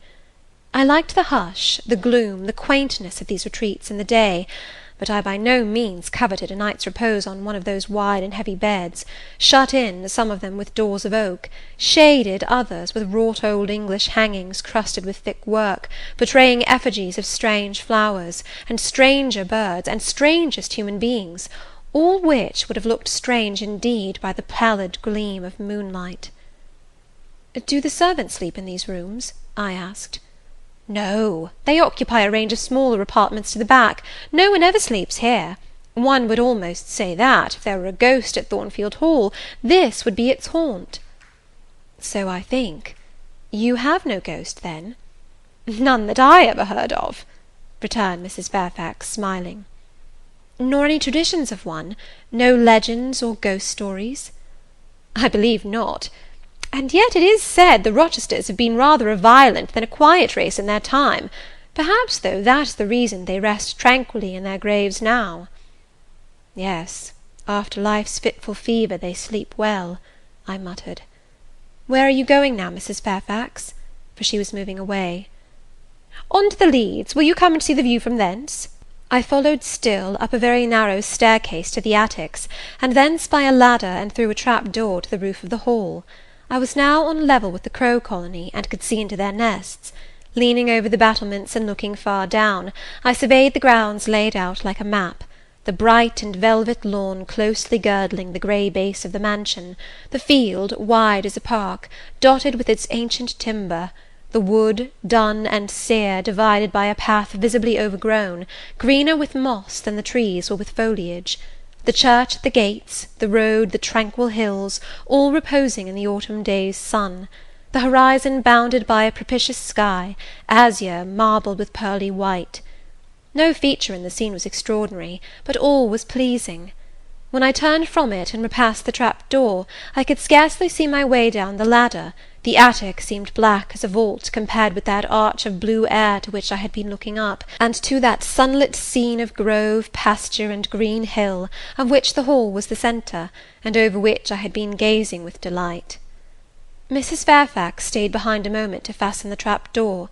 I, by drift of groping, found the outlet from the attic, and proceeded to descend the narrow garret staircase.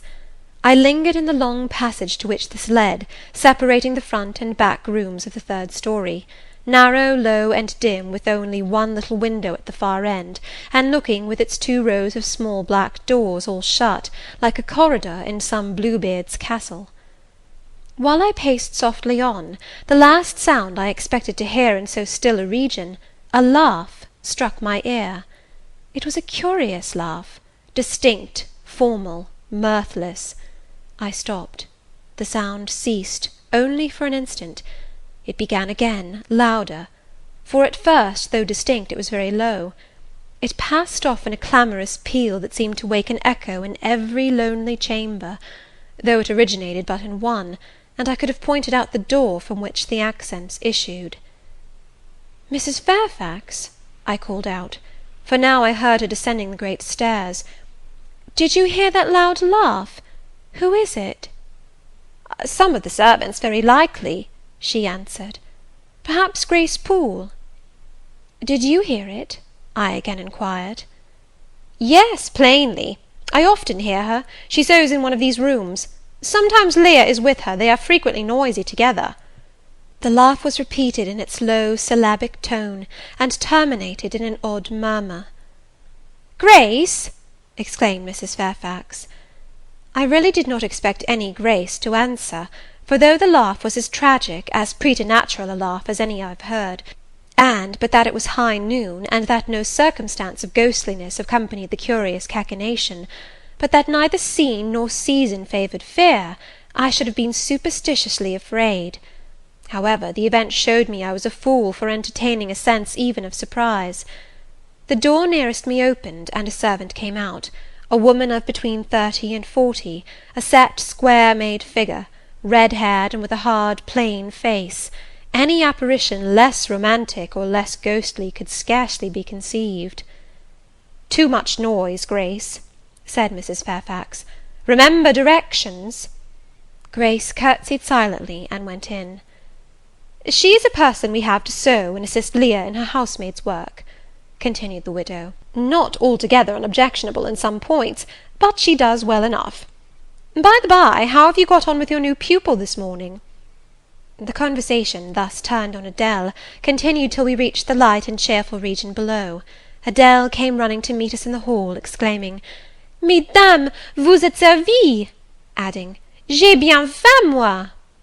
We found dinner ready, and waiting for us in Mrs. Fairfax's room.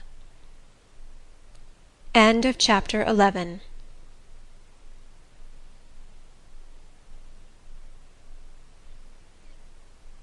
Chapter 12. The promise of a smooth career, which my first calm introduction to Thornfield Hall seemed to pledge, was not belied on a longer acquaintance with the place and its inmates.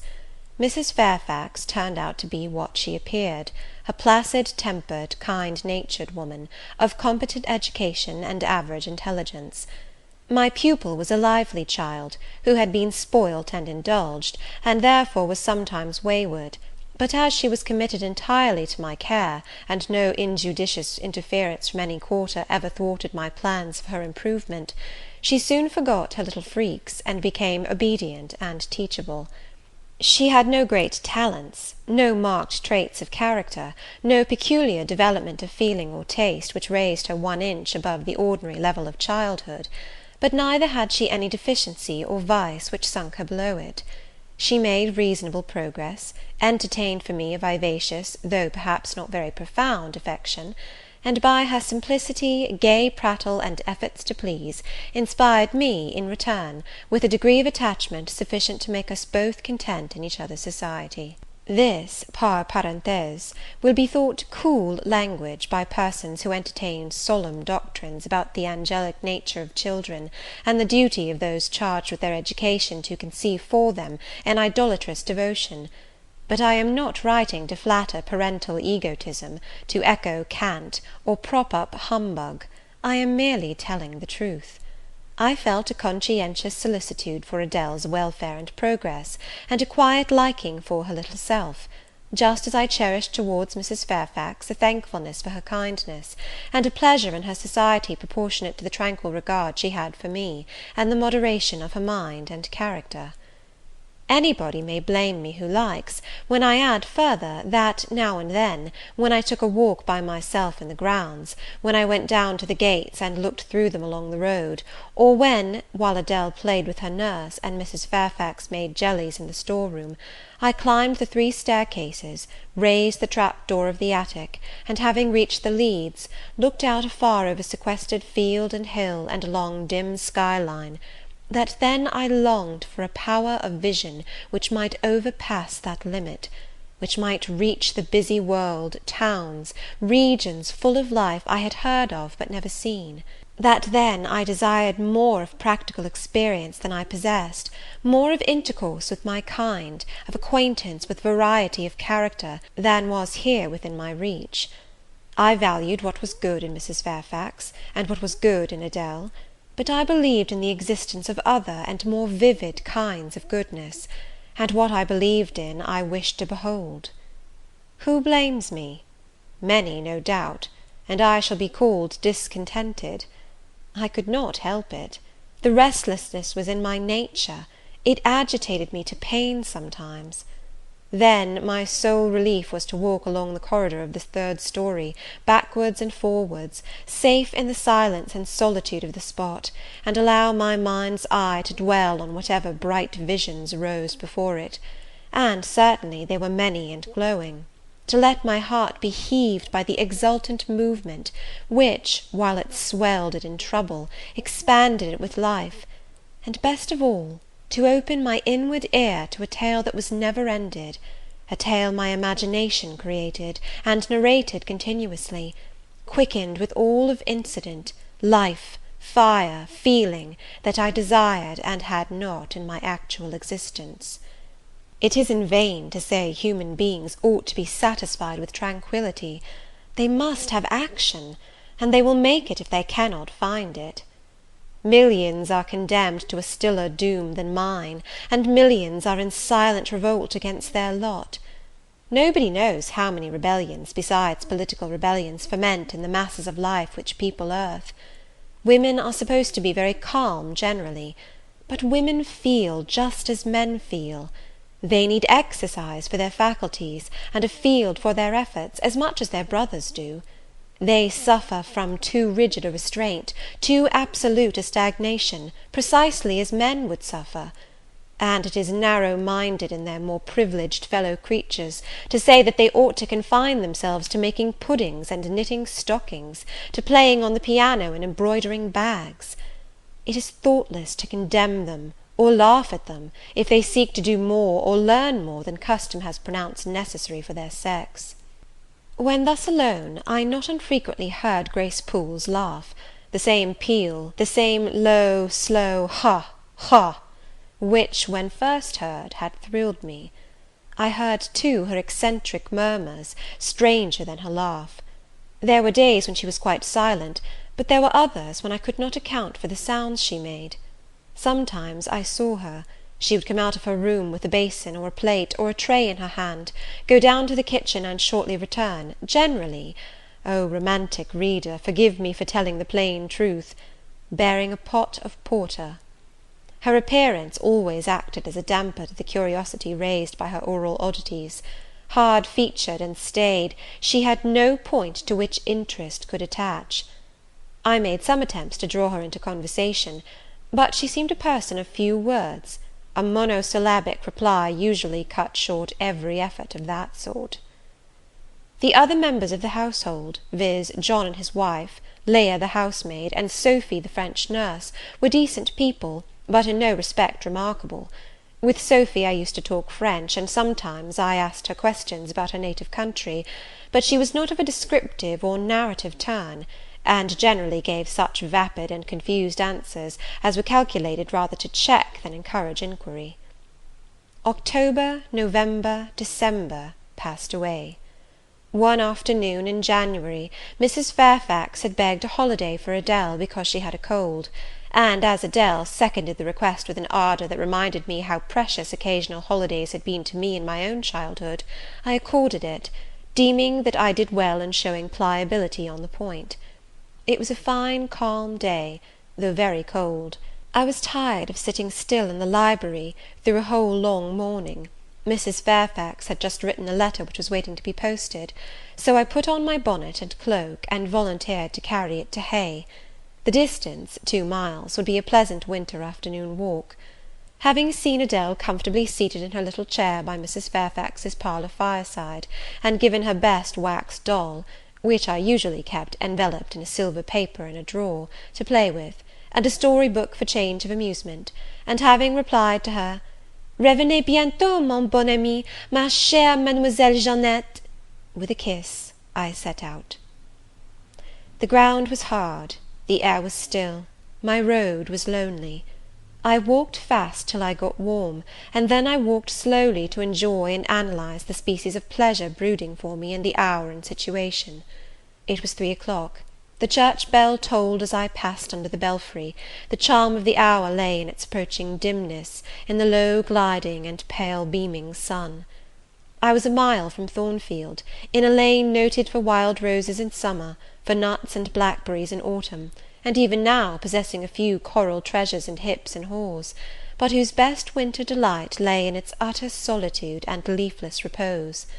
If a breath of air stirred, it made no sound here, for there was not a holly, not an evergreen to rustle, and the stripped hawthorn and hazel bushes were as still as the white, worn stones which causewayed the middle of the path. Far and wide on each side there were only fields, where no cattle now browsed, and the little brown birds, which stirred occasionally in the hedge, looked like single russet leaves that had forgotten to drop. This lane inclined uphill all the way to Hay. Having reached the middle, I sat down on a stile which led thence into a field. Gathering my mantle about me, and sheltering my hands in my muff, I did not feel the cold, though it froze keenly, as was attested by a sheet of ice covering the causeway, where a little brooklet, now congealed, had overflowed after a rapid thaw some days since. From my seat I could look down on Thornfield. The grey and battlemented hall was the principal object in the vale below me, its woods and dark rookery rose against the west. I lingered till the sun went down amongst the trees, and sank crimson and clear behind them. I then turned eastward. On the hill-top above me sat the rising moon. Pale yet as a cloud, but brightening momentarily, she looked over Hay, which, half lost in trees, sent up a blue smoke from its few chimneys. It was yet a mile distant, but in the absolute hush I could hear plainly its thin murmurs of life. My ear, too, felt the flow of currents. In what dales and depths I could not tell, but there were many hills beyond Hay, and doubtless many becks threading their passes. That evening calm betrayed alike the tinkle of the nearest streams, the sough of the most remote. A rude noise broke on these fine ripplings and whisperings, at once so far away and so clear. A positive tramp, tramp, a metallic clatter, which effaced the soft wave wanderings, as, in a picture, the solid mass of a crag, or the rough boles of a great oak, drawn in dark and strong on the foreground, efface the aerial distance of azure hill, sunny horizon, and blended clouds, where tint melts into tint. The din was on the causeway. A horse was coming. The windings of the lane yet hid it, but it approached. I was just leaving the stile, yet, as the path was narrow, I sat still to let it go by. In those days I was young, and all sorts of fancies, bright and dark, tenanted my mind. The memories of nursery stories were there amongst other rubbish, and when they recurred, maturing youth added to them a vigour and vividness beyond what childhood could give. As this horse approached, and as I watched for it to appear through the dusk, I remembered certain of Bessy's tales, wherein figured a north of England spirit called a Gytrash, which, in the form of a horse, mule, or large dog, haunted solitary ways, and sometimes came upon belated travellers, as this horse was now coming upon me. It was very near, but not yet in sight, when, in addition to the tramp, tramp, I heard a rush under the hedge, and close down by the hazel stems glided a great dog, whose black and white colour made him a distinct object against the trees. It was exactly one form of Bessy's Gytrash, a lion-like creature, with long hair and a huge head. It passed me, however, quietly enough, not staying to look up, with strange pretercanine eyes, in my face, as I half expected it would. The horse followed, a tall steed, and on its back a rider. The man, the human being, broke the spell at once. Nothing ever rode the Gytrash. It was always alone, and goblins, to my notions, though they might tenant the dumb carcasses of beasts, could scarce covet shelter in the commonplace human form. No Gytrash was this, only a traveller taking the short cut to Milket. He passed, and I went on. A few steps, and I turned. A sliding sound, and an exclamation of "What the deuce is to do now?" and a clattering tumble arrested my attention. Man and horse were down. They had slipped on the sheet of ice which glazed the causeway. The dog came bounding back, and seeing his master in a predicament, and hearing the horse groan, barked till the evening hills echoed the sound, which was deep in proportion to his magnitude. He snuffed round the prostrate group, and then he ran up to me. It was all he could do. There was no other help at hand to summon. I obeyed him, and walked down to the traveller, by this time struggling himself free of his steed. His efforts were so vigorous, I thought he could not be much hurt, but I asked him the question, "Are you injured, sir?" I think he was swearing, but I am not certain. However, he was pronouncing some formula which prevented him from replying to me directly. "Can I do anything?" I asked again. "You must just stand on one side," he answered as he rose, first to his knees, and then to his feet. I did. whereupon began a heaving, stamping, clattering process, accompanied by a barking and baying which removed me effectually some yards distance, but I would not be driven quite away till I saw the event. This was finally fortunate. The horse was re-established, and the dog was silenced with a "Down, Pilot!" The traveller, now stooping, felt his foot and leg, as if trying whether they were sound. Apparently something ailed them, for he halted to the stile whence I had just risen, and sat down. I was in the mood for being useful, or at least officious, I think, for I now drew near him again. "If you are hurt, and want help, sir, I can fetch some one either from Thornfield Hall or from Hay." "Thank you, I shall do. I have no broken bones, only a sprain." And again he stood up and tried his foot, but the result extorted an involuntary "Ugh!" Something of daylight still lingered, and the moon was waxing bright. I could see him plainly. His figure was enveloped in a riding cloak, fur-collared and steel-clasped. Its details were not apparent, but I traced the general points of middle height and considerable breadth of chest. He had a dark face, with stern features and a heavy brow. His eyes and gathered eyebrows looked ireful and thwarted just now. He was past youth, but had not reached middle age. Perhaps he might be 35. I felt no fear of him, and but little shyness. Had he been a handsome, heroic-looking young gentleman, I should not have dared to stand thus questioning him against his will, and offering my services unasked. I had hardly ever seen a handsome youth, never in my life spoken to one.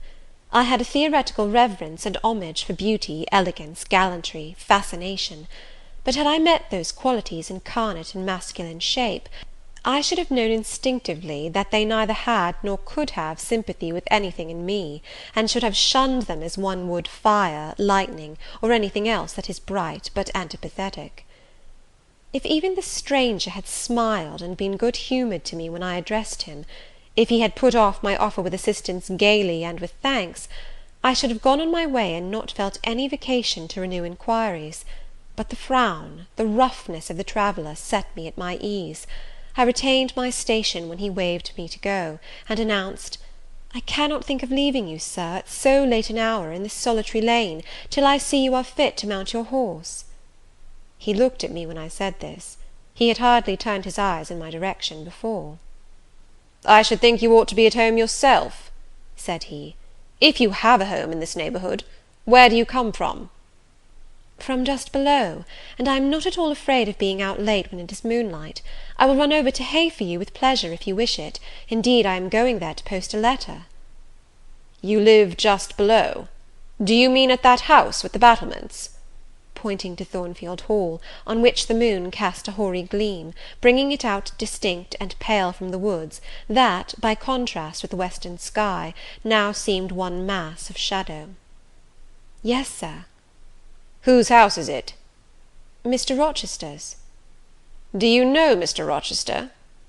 "No, I have never seen him." "He is not resident, then?" "No."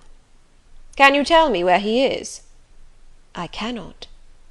"You are not a servant at the Hall, of course. You are—" He stopped, ran his eye over my dress, which, as usual, was quite simple, a black merino cloak, a black beaver bonnet, neither of them half fine enough for a lady's maid. He seemed puzzled to decide what I was. I helped him. "I am the governess." "Ah, the governess," he repeated. "Deuce take me if I had not forgotten. The governess!" And again my raiment underwent scrutiny. In 2 minutes he rose from the stile. His face expressed pain when he tried to move. "I cannot commission you to fetch help," he said, "but you may help me a little yourself, if you will be so kind." "Yes, sir." "You have not an umbrella that I can use as a stick?" "No." "Try to get hold of my horse's bridle, and lead him to me. You are not afraid?" I should have been afraid to touch a horse when alone, but when told to do it, I was disposed to obey. I put down my muff on the stile, and went up to the tall steed. I endeavoured to catch the bridle, but it was a spirited thing, and would not let me come near its head. I made effort on effort, though in vain. Meantime I was mortally afraid of its trampling forefeet. The traveller waited and watched for some time, and at last he laughed. "I see," he said, The mountain will never be brought to Mahomet, so all you can do is to aid Mahomet to go to the mountain. I must beg of you to come here." I came. "Excuse me," he continued, "necessity compels me to make you useful." He laid a heavy hand on my shoulder, and leaning on me with some stress, limped to his horse. Having once caught the bridle, he mastered it directly, and sprang to his saddle, grimacing grimly as he made the effort, for it wrenched his sprain. "Now," said he, releasing his under lip from a hard bite, "just hand me my whip. It lies there under the hedge." I sought it, and found it. "Thank you. Now make haste with a letter to Hay, and return as fast as you can." A touch of a spurred heel made his horse first start and rear, and then bound away. The dog rushed in his traces. All three vanished. Like heath that, in the wilderness, the wild wind whirls away. I took up my muff and walked on. The incident had occurred and was gone for me.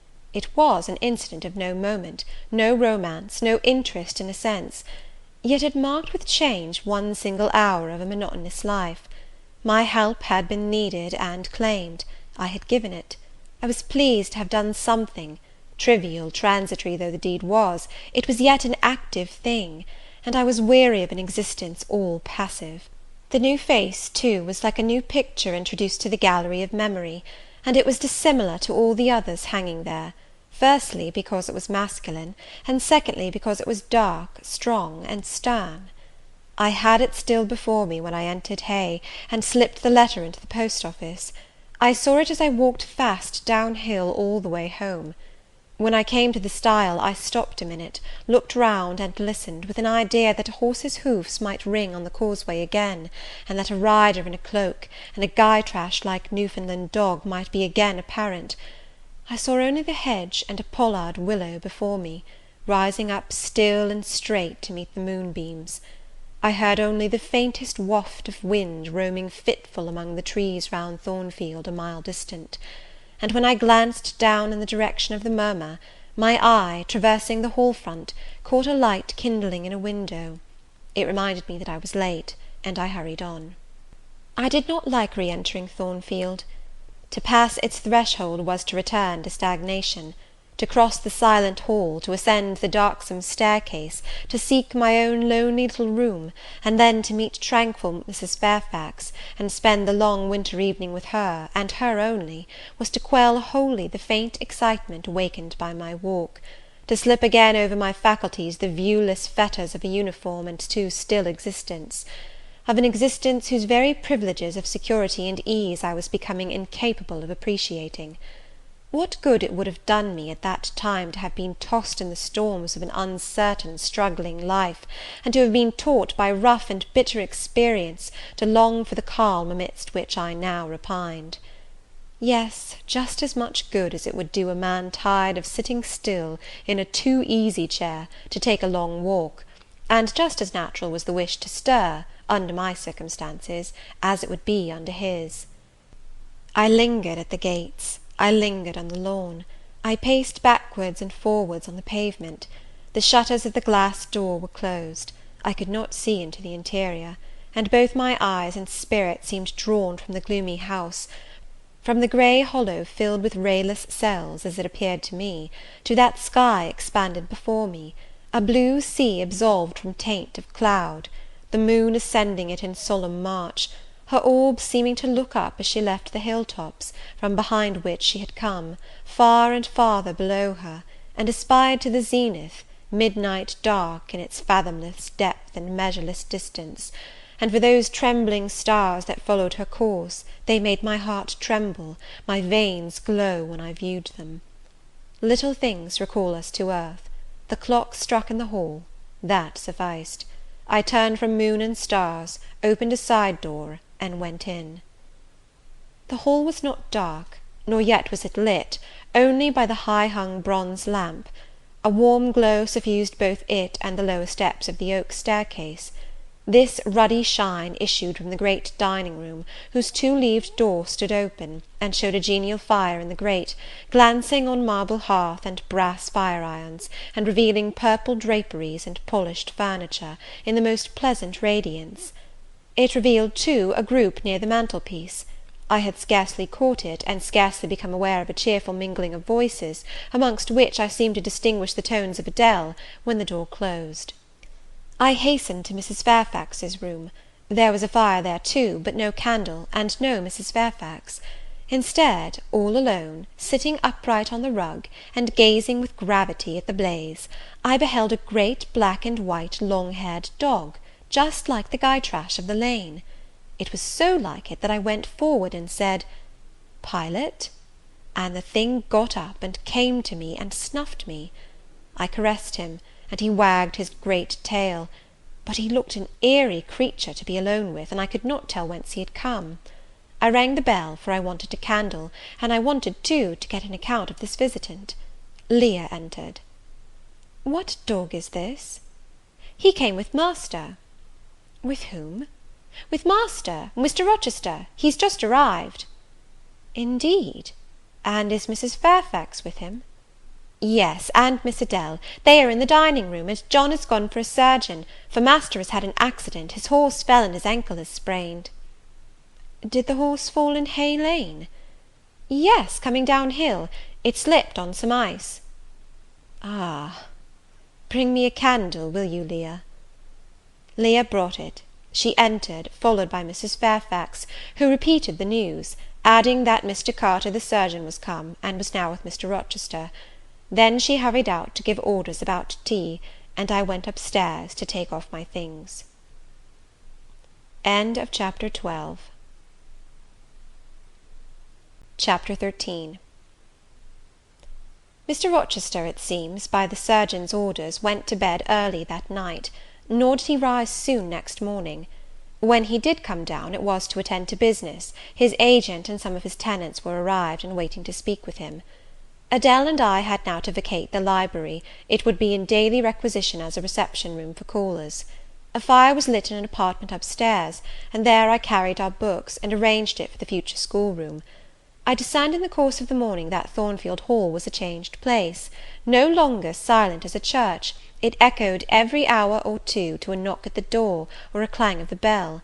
Steps, too, often traversed the hall, and new voices spoke in different keys below.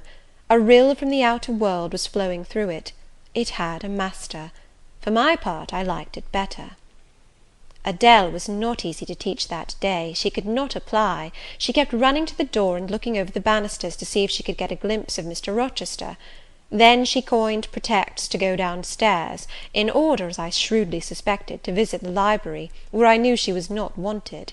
Then, when I got a little angry, and made her sit still, she continued to talk incessantly of her "ami, Monsieur Edward Fairfax de Rochester," as she dubbed him.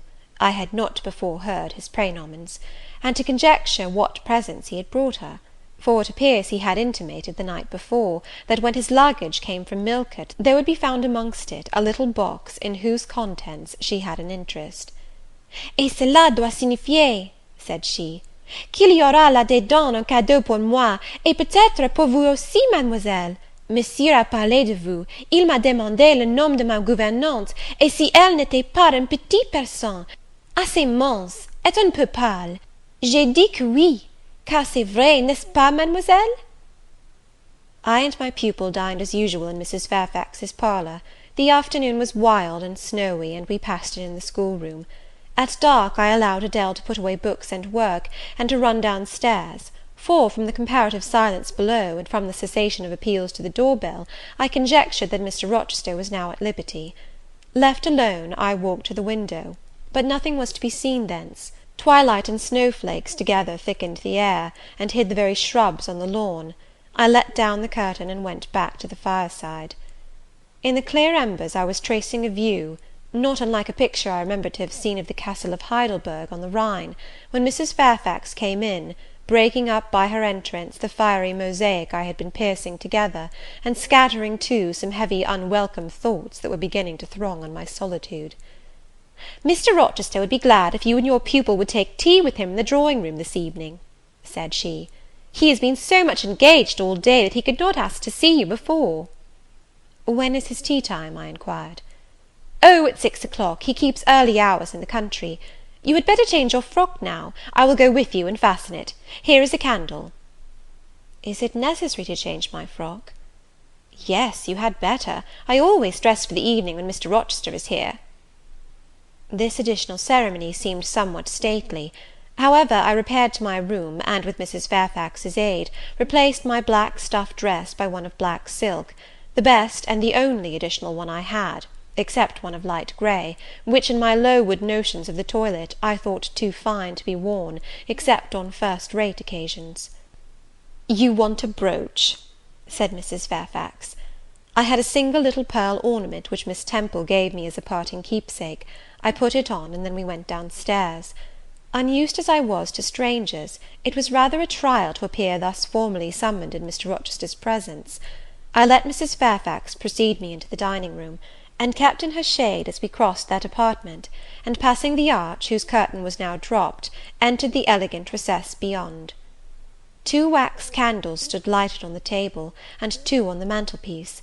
Basking in the light and heat of a superb fire lay Pilot. Adele knelt near him. Half reclined on a couch appeared Mr. Rochester, his foot supported by the cushion. He was looking at Adele and the dog. The fire shone full on his face. I knew my traveller, with his broad and jetty eyebrows, his square forehead, made squarer by the horizontal sweep of his black hair.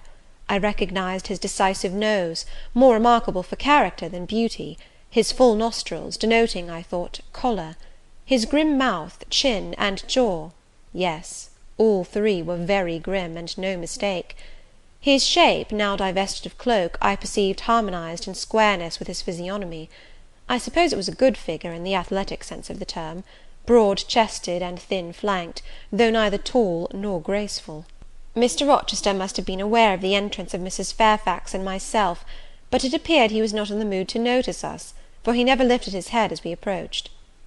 "Here is Miss Eyre, sir," said Mrs. Fairfax, in her quiet way.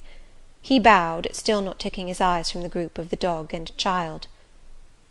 "Let Miss Eyre be seated," said he, and there was something in the forced, stiff bow, in the impatient yet formal tone, which seemed further to express, "What the deuce is it to me whether Miss Eyre is there or not? At this moment I am not disposed to accost her." I sat down quite disembarrassed. A reception of finished politeness would probably have confused me. I could not have returned or repaid it by answering grace and elegance on my part. But harsh caprice laid me under no obligation. On the contrary, a decent quiescence, under the freak of manner, gave me the advantage. Besides, the eccentricity of the proceeding was piquant. I felt interested to see how he would go on. He went on as a statue would; that is, he neither spoke nor moved. Mrs. Fairfax seemed to think it necessary that some one should be amiable, and she began to talk.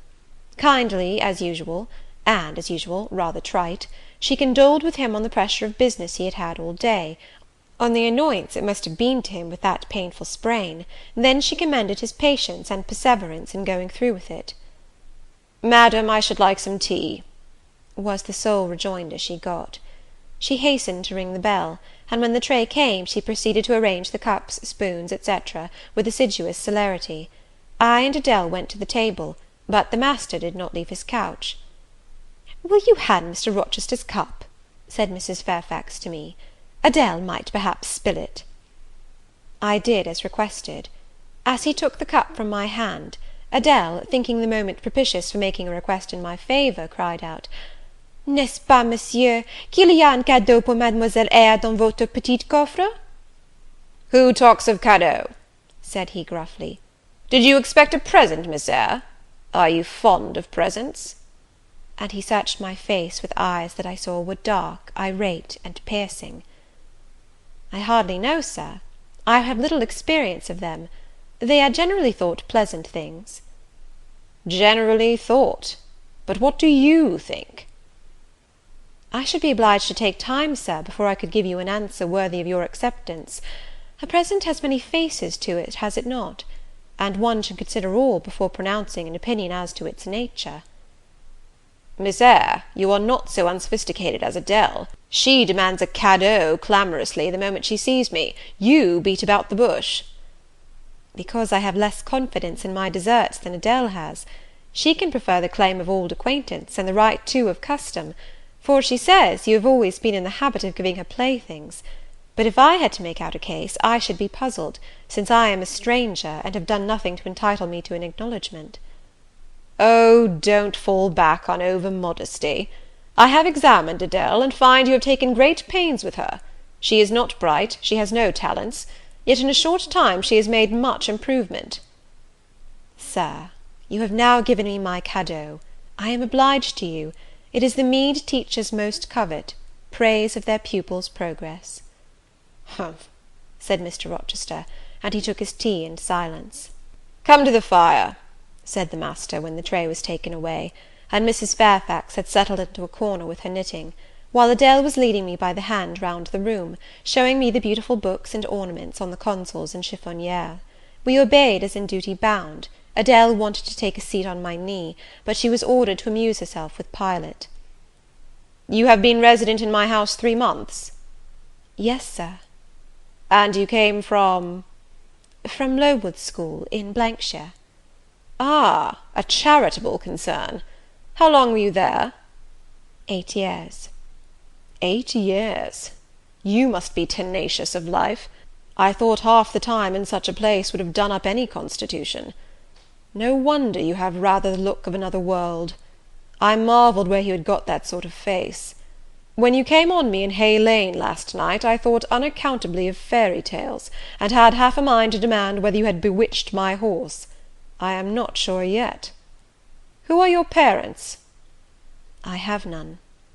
"Nor ever had, I suppose. Do you remember them?" "No." "I thought not. And so you were waiting for your people when you sat on that stile?" "For whom, sir?" "For the men in green. It was a proper moonlight evening for them. Did I break through one of your rings, that you spread that damned ice on the causeway?" I shook my head. "The men in green all forsook England 100 years ago," said I, speaking as seriously as he had done; "and not even in Hay Lane, or the fields about it, could you find a trace of them. I don't think either summer or harvest, or winter moon, will ever shine on their revels more." Mrs. Fairfax had dropped her knitting, and, with raised eyebrows, seemed wondering what sort of talk this was. "Well," resumed Mr. Rochester, "if you disown parents, you must have some sort of kinsfolk, uncles and aunts?" "No, none that I ever saw." "And your home?" "I have none." "Where do your brothers and sisters live?" "I have no brothers or sisters." "Who recommended you to come here?" "I advertised, and Mrs. Fairfax answered my advertisement." "Yes," said the good lady, who now knew what ground we were upon, "and I am daily thankful for the choice Providence led me to make. Miss Eyre has been an invaluable companion to me, and a kind and careful teacher to Adele." "Don't trouble yourself to give her a character," returned Mr. Rochester. "Eulogiums will not bias me, I shall judge for myself. She began by felling my horse." "Sir?" said Mrs. Fairfax. "I have her to thank for this sprain." The widow looked bewildered. "Miss Eyre, have you ever lived in a town?" "No, sir." "Have you seen much society?" "None but the pupils and teachers of Lowood, and now the inmates of Thornfield." "Have you read much?" "Only such books as came in my way, and they have not been numerous or very learned." "You have lived the life of a nun. No doubt you are well drilled in religious forms. Brocklehurst, who I understand directs Lowood, is a parson, is he not?"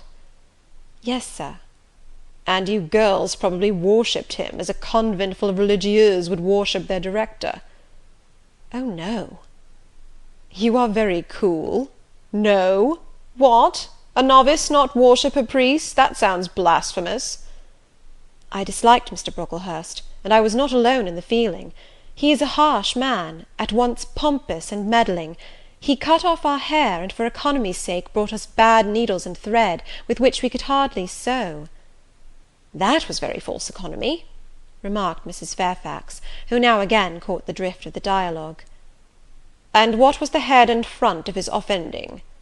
demanded Mr. Rochester. "He starved us when he had the sole superintendence of the provision department, before the committee was appointed, and he bored us with long lectures once a week. and with evening readings from books of his own inditing, about sudden deaths and judgments, which made us afraid to go to bed. What age were you when you went to Lowood? About 10. And you stayed there 8 years? You are now, then, 18? I assented. Arithmetic, you see, is useful. Without its aid, I should hardly have been able to guess your age. It is a point difficult to fix where the features and countenance are so much at variance as in your case. And now what did you learn at Lowood? Can you play? A little. Of course, that is the established answer. Go into the library. I mean, if you please. Excuse my tone of command. I am used to say, do this, and it is done. I cannot alter my customary habits for this one new inmate. Go then into the library, take a candle with you, leave the door open, sit down to the piano, and play a tune. I departed, obeying his directions. Enough, he called out in a few minutes. You play a little, I see, like any other English schoolgirl. Perhaps rather better than some, but not well. I closed the piano and returned. Mr. Rochester continued. Adele showed me some sketches this morning, which she said were yours. I don't know whether they were entirely of your doing. Probably a master aided you. No, indeed, I interjected. Ah, that pricks pride. Well, fetch me your portfolio, if you can vouch for its contents being original, but don't pass your word unless you are certain. I can recognize patchwork. Then I shall say nothing, and you shall judge for yourself, sir. I brought the portfolio from the library. Approach the table, said he, and I wheeled it to his couch. Adele and Mrs. Fairfax drew near to see the pictures. No crowding, said Mr. Rochester. Take the drawings from my hand as I finish with them, but don't push your faces up to mine. He deliberately scrutinized each sketch and painting. 3 he laid aside. The others, when he examined them, he swept from him. Take them off to the other table, Mrs. Fairfax, said he, and look at them with Adele. You, glancing at me, resume your seat and answer my questions. I perceive those pictures were done by one hand. Was that hand yours? Yes. And when did you find time to do them? They have taken much time and some thought. I did them in the last 2 vacations I spent at Lowood, when I had no other occupation. Where did you get your copies? Out of my head. That head I see now on your shoulders? Yes, sir. Has it other furniture of the same kind within? I should think it may have. I should hope better. He spread the pictures before him, and again surveyed them alternately. While he is so occupied, I will tell you, reader, what they are, and first I must premise that they are nothing wonderful. The subjects had, indeed, risen vividly on my mind. As I saw them with the spiritual eye before I attempted to embody them, they were striking, but my hand would not second my fancy, and in each case it had wrought out but a pale portrait of the thing I had conceived. These pictures were in water-colours. The first represented clouds, low and livid, rolling over a swollen sea. All the distance was in eclipse. So, too, was the foreground, or rather the nearest billows, for there was no land. One gleam of light lifted into relief a half-submerged mast, on which sat a cormorant, dark and large, with wings flecked with foam. Its beak held a gold bracelet set with gems, that I had touched with as brilliant tints as my palette could yield, and as glittering distinctness as my pencil could impart. Sinking below the bird and mast, a drowned corpse glanced through the green water. A fair arm was the only limb clearly visible, whence the bracelet had been washed or torn. The second picture contained for foreground only the dim peak of a hill, with grass and some leaves slanting as if by a breeze. Beyond and above spread an expanse of sky, dark blue as at twilight. Rising into the sky was a woman's shape to the bust, portrayed in tints as dusk and soft as I could combine. The dim forehead was crowned with a star. The lineaments below were seen as through the suffusion of vapour. The eyes shone dark and wild, the hair streamed shadowy, like a beamless cloud torn by storm or electric travail. On the neck lay a pale reflection like moonlight. The same faint lustre touched the train of thin clouds from which rose and bowed this vision of the evening star. The third showed the pinnacle of an iceberg piercing a polar wintry sky. A muster of northern lights reared their dim lances, close serried along the horizon. Throwing these into distance, rose, in the foreground, a head, a colossal head, inclined towards the iceberg and resting against it. Two thin hands, joined under the forehead and supporting it, drew up before the lower features a sable veil, a brow quite bloodless, white as bone, and an eye hollow and fixed, a blank of meaning, but for the glassiness of despair, alone were visible. Above the temples, amidst wreathed turban folds of black drapery, vague in its character and consistency as cloud, gleamed a ring of white flame, gemmed with sparkles of a more lurid tinge. This pale crescent was the likeness of a kingly crown. What it diademed was the shape which shape had none. "Were you happy when you painted these pictures?" asked Mr. Rochester presently. "I was absorbed, sir. Yes, and I was happy. To paint them, in short, was to enjoy one of the keenest pleasures I have ever known." "That is not saying much. Your pleasures, by your own account, have been few. But I dare say you did exist in a kind of artist's dreamland while you blent and arranged these strange tints. Did you sit at them long each day?" "I had nothing else to do, because it was the vacation, and I sat at them from morning till noon, and from noon till night. The length of the midsummer days favoured my inclination to apply." "And you felt self-satisfied with the result of your ardent labours?" "Far from it. I was tormented by the contrast between my idea and my handiwork. In each case I had imagined something which I was quite powerless to realize." "Not quite. You have secured the shadow of your thought, but no more, probably. You had not enough of the artist's skill and science to give it full being. Yet the drawings are, for a schoolgirl, peculiar. As to the thoughts, they are elfish. These eyes in the evening star you must have seen in a dream. How could you make them look so clear, and yet not at all brilliant? For the planet above quells their rays. And what meaning is that in their solemn depth? And who taught you to paint wind? There is a high gale in that sky, and on this hill-top. Where did you see Latmos? For that is Latmos. There, put the drawings away." I had scarce tied the strings of the portfolio, when, looking at his watch, he said abruptly, "It is 9 o'clock. What are you about, Miss Eyre, to let Adele sit up so long? Take her to bed." Adele went to kiss him before quitting the room. He endured the caress, but scarcely seemed to relish it more than Pilot would have done, nor so much. "I wish you all good night now," said he, making a movement of the hand towards the door, in token that he was tired of our company, and wished to dismiss us. Mrs. Fairfax folded up her knitting, I took my portfolio, we curtsied to him, received a frigid bow in return, and so withdrew. "You said Mr. Rochester was not strikingly peculiar, Mrs. Fairfax," I observed, when I rejoined her in her room, after putting Adele to bed. "Well, is he?" "I think so. He is very changeful and abrupt." "True. No doubt he may appear so to a stranger, but I am so accustomed to his manner I never think of it; and then if he has peculiarities of temper, allowance should be made." "Why?" "Partly because it is his nature, and we can none of us help our nature; and partly because he has painful thoughts, no doubt, to harass him and make his spirits unequal." "What about?" "Family troubles, for one thing." "But he has no family." "Not now, but he has had, or at least relatives. He lost his elder brother a few years since." "His elder brother?" "Yes, the present Mr. Rochester has not been very long in possession of the property, only about 9 years. 9 years is a tolerable time. Was he so very fond of his brother as to be still inconsolable for his loss?" "Why, no, perhaps not. I believe there was some misunderstanding between them. Mr. Rowland Rochester was not quite just to Mr. Edward, and perhaps he prejudiced his father against him. The old gentleman was fond of money, and anxious to keep the family estate together.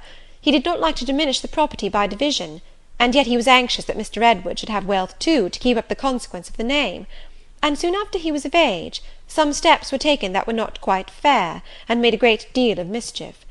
Old Mr. Rochester and Mr. Rowland combined to bring Mr. Edward into what he considered a painful position, for the sake of making his fortune. What the precise nature of that position was, I never clearly knew, but his spirit could not brook what he had to suffer in it. He is not very forgiving. He broke with his family, and now for many years he has led an unsettled kind of life. I don't think he has ever been resident at Thornfield for a fortnight together, since the death of his brother without a will left him master of the estate, and indeed no wonder he shuns the old place. Why should he shun it? Perhaps he thinks it gloomy. The answer was evasive. I should have liked something clearer, but Mrs. Fairfax either could not or would not give me more explicit information of the origin and nature of Mr. Rochester's trials. She averred they were a mystery to herself, and that what she knew was chiefly from conjecture. It was evident, indeed, that she wished me to drop the subject, which I did accordingly.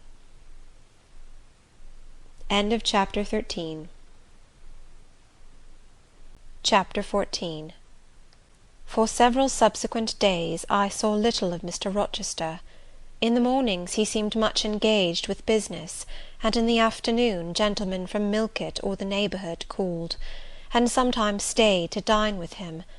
When his brain was well enough to admit of horse exercise, he rode out a good deal, probably to return these visits, as he generally did not come back till late at night. During this interval, even Adele was seldom sent for to his presence, and all my acquaintance with him was confined to an occasional rencontre in the hall, on the stairs, or in the gallery, when he would sometimes pass me haughtily and coldly, just acknowledging my presence by a distant nod or a cool glance, and sometimes bow and smile with gentlemanlike affability. His changes of mood did not offend me, because I saw that I had nothing to do with their alternation. The ebb and flow depended on causes quite disconnected with me. One day he had had company to dinner, and had sent for my portfolio, in order, doubtless, to exhibit its contents. The gentleman went away early, to attend a public meeting at Millcote, as Mrs. Fairfax informed me; but the night being wet and inclement, Mr. Rochester did not accompany them. Soon after they were gone, he rang the bell. A message came that I and Adele were to go down stairs. I brushed Adele's hair and made her neat, and having ascertained that I was myself in my usual Quaker trim, where there was nothing to retouch, all being too close and plain, braided locks included, to admit of disarrangement, we descended. Adele wondering whether the petit coffre was at length come, for, owing to some mistake, its arrival had hitherto been delayed. She was gratified. There it stood, a little carton, on the table when we entered the dining room. She appeared to know it by instinct. "Ma boîte! Ma boîte!" exclaimed she, running towards it. "Yes, there is your boîte at last. Take it into a corner, you genuine daughter of Paris, and amuse yourself with disemboweling it," said the deep and rather sarcastic voice of Mr. Rochester, proceeding from the depths of an immense easy-chair at the fireside. "And mind," he continued, "don't bother me with any details of the anatomical process, or any notice of the condition of the entrails. Let your operation be conducted in silence. Tiens-toi tranquille, enfant, comprends-tu?" Adele seemed scarcely to need the warning. She had already retired to a sofa with her treasure, and was busy untying the cord which secured the lid. Having removed this impediment, and lifted certain silvery envelopes of tissue paper, she merely exclaimed, "Oh, ciel, que c'est beau!" and then remained absorbed in ecstatic contemplation. "Is Miss Eyre there?" now demanded the master, half rising from his seat to look round to the door, near which I still stood. "Ah, well, come forward. Be seated here." He drew a chair near his own. "I am not fond of the prattle of children," he continued. "For, old bachelor as I am, I have no pleasant associations connected with their lisp. It would be intolerable to me to pass a whole evening tête-à-tête with a brat. Don't draw that chair farther off, Miss Eyre. Sit down exactly where I placed it, if you please, that is. Confound these civilities! I continually forget them. Nor do I particularly affect simple-minded old ladies. By the by, I must have mine in mind. It won't do to neglect her. She is a Fairfax, or wed to one, and blood is said to be thicker than water." He rang, and dispatched an invitation to Mrs. Fairfax, who soon arrived, knitting basket in hand. "Good evening, madam. I sent to you for a charitable purpose. I have forbidden Adele to talk to me about her presents, and she is bursting with repletion. Have the goodness to serve her as an auditress and interlocutrice. It will be one of the most benevolent acts you ever performed." Adele, indeed, no sooner saw Mrs. Fairfax than she summoned her to her sofa, and there quickly filled her lap with the porcelain, the ivory, the waxen contents of her boîte, pouring out, meantime, explanations and raptures in such broken English as she was mistress of. "Now I have performed the part of a good host," pursued Mr. Rochester. "Put my guests into the way of amusing each other, I ought to be at liberty to attend to my own pleasure. Miss Eyre, draw your chair still a little farther forward. You are yet too far back. I cannot see you without disturbing my position in this comfortable chair, which I have no mind to do." I did as I was bid, though I would much rather have remained somewhat in the shade; but Mr. Rochester had such a direct way of giving orders, it seemed a matter of course to obey him promptly. We were, as I have said, in the dining room. The lustre, which had been lit for dinner, filled the room with a festal breadth of light. The large fire was all red and clear. The purple curtains hung rich and ample before the lofty window and loftier arch. Everything was still, save the subdued chat of Adele, she dared not speak loud, and filling up each pause, the beating of winter rain against the panes. Mr. Rochester, as he sat in his damask-covered chair, looked different to what I had seen him look before, not quite so stern, much less gloomy. There was a smile on his lips, and his eyes sparkled, whether with wine or not I am not sure, but I think it very probable. He was, in short, in his after-dinner mood, more expanded and genial, and also more self-indulgent than the frigid and rigid temper of the morning. Still he looked preciously grim, cushioning his massive head against the swelling back of his chair, and receiving the light of the fire on his granite-hewn features, and in his great dark eyes. For he had great dark eyes, and very fine eyes too, not without a certain change in their depth sometimes, which, if it was not softness, reminded you, at least, of that feeling.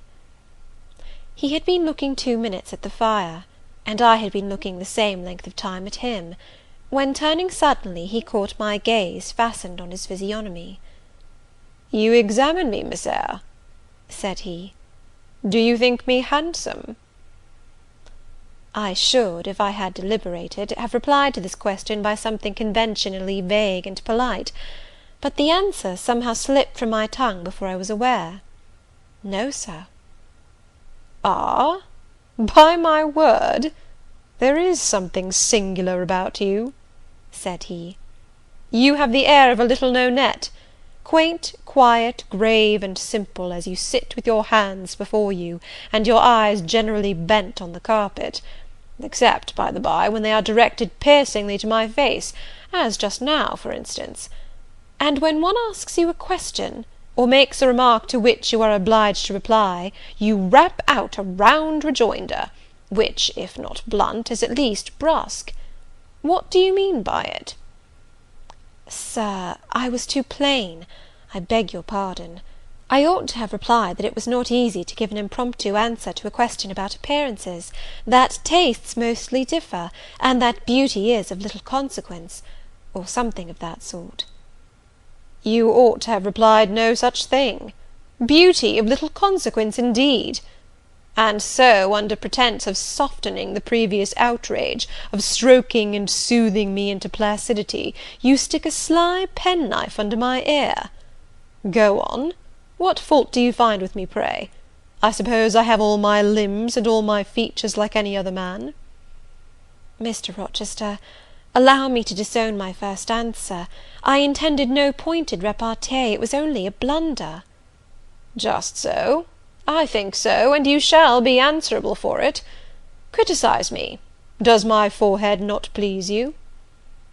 He lifted up the sable waves of hair which lay horizontally over his brow, and showed a solid enough mass of intellectual organs, but an abrupt deficiency where the suave sign of benevolence should have risen. "Now, ma'am, am I a fool?" "Far from it, Sir. You would perhaps think me rude if I inquired in return whether you are a philanthropist." "There again! Another stick of the penknife, when she pretended to pat my head. And that is because I said I did not like the society of children and old women, low be it spoken.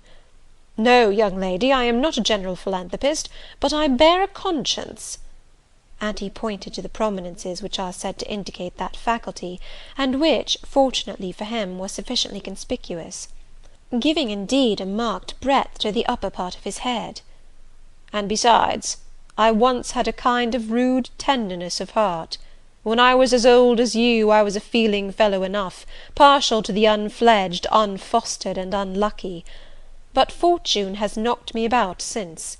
She has even kneaded me with her knuckles, and now I flatter myself I am as hard and tough as an india-rubber ball, pervious, though, through a chink or two still, and with one sentient point in the middle of the lump.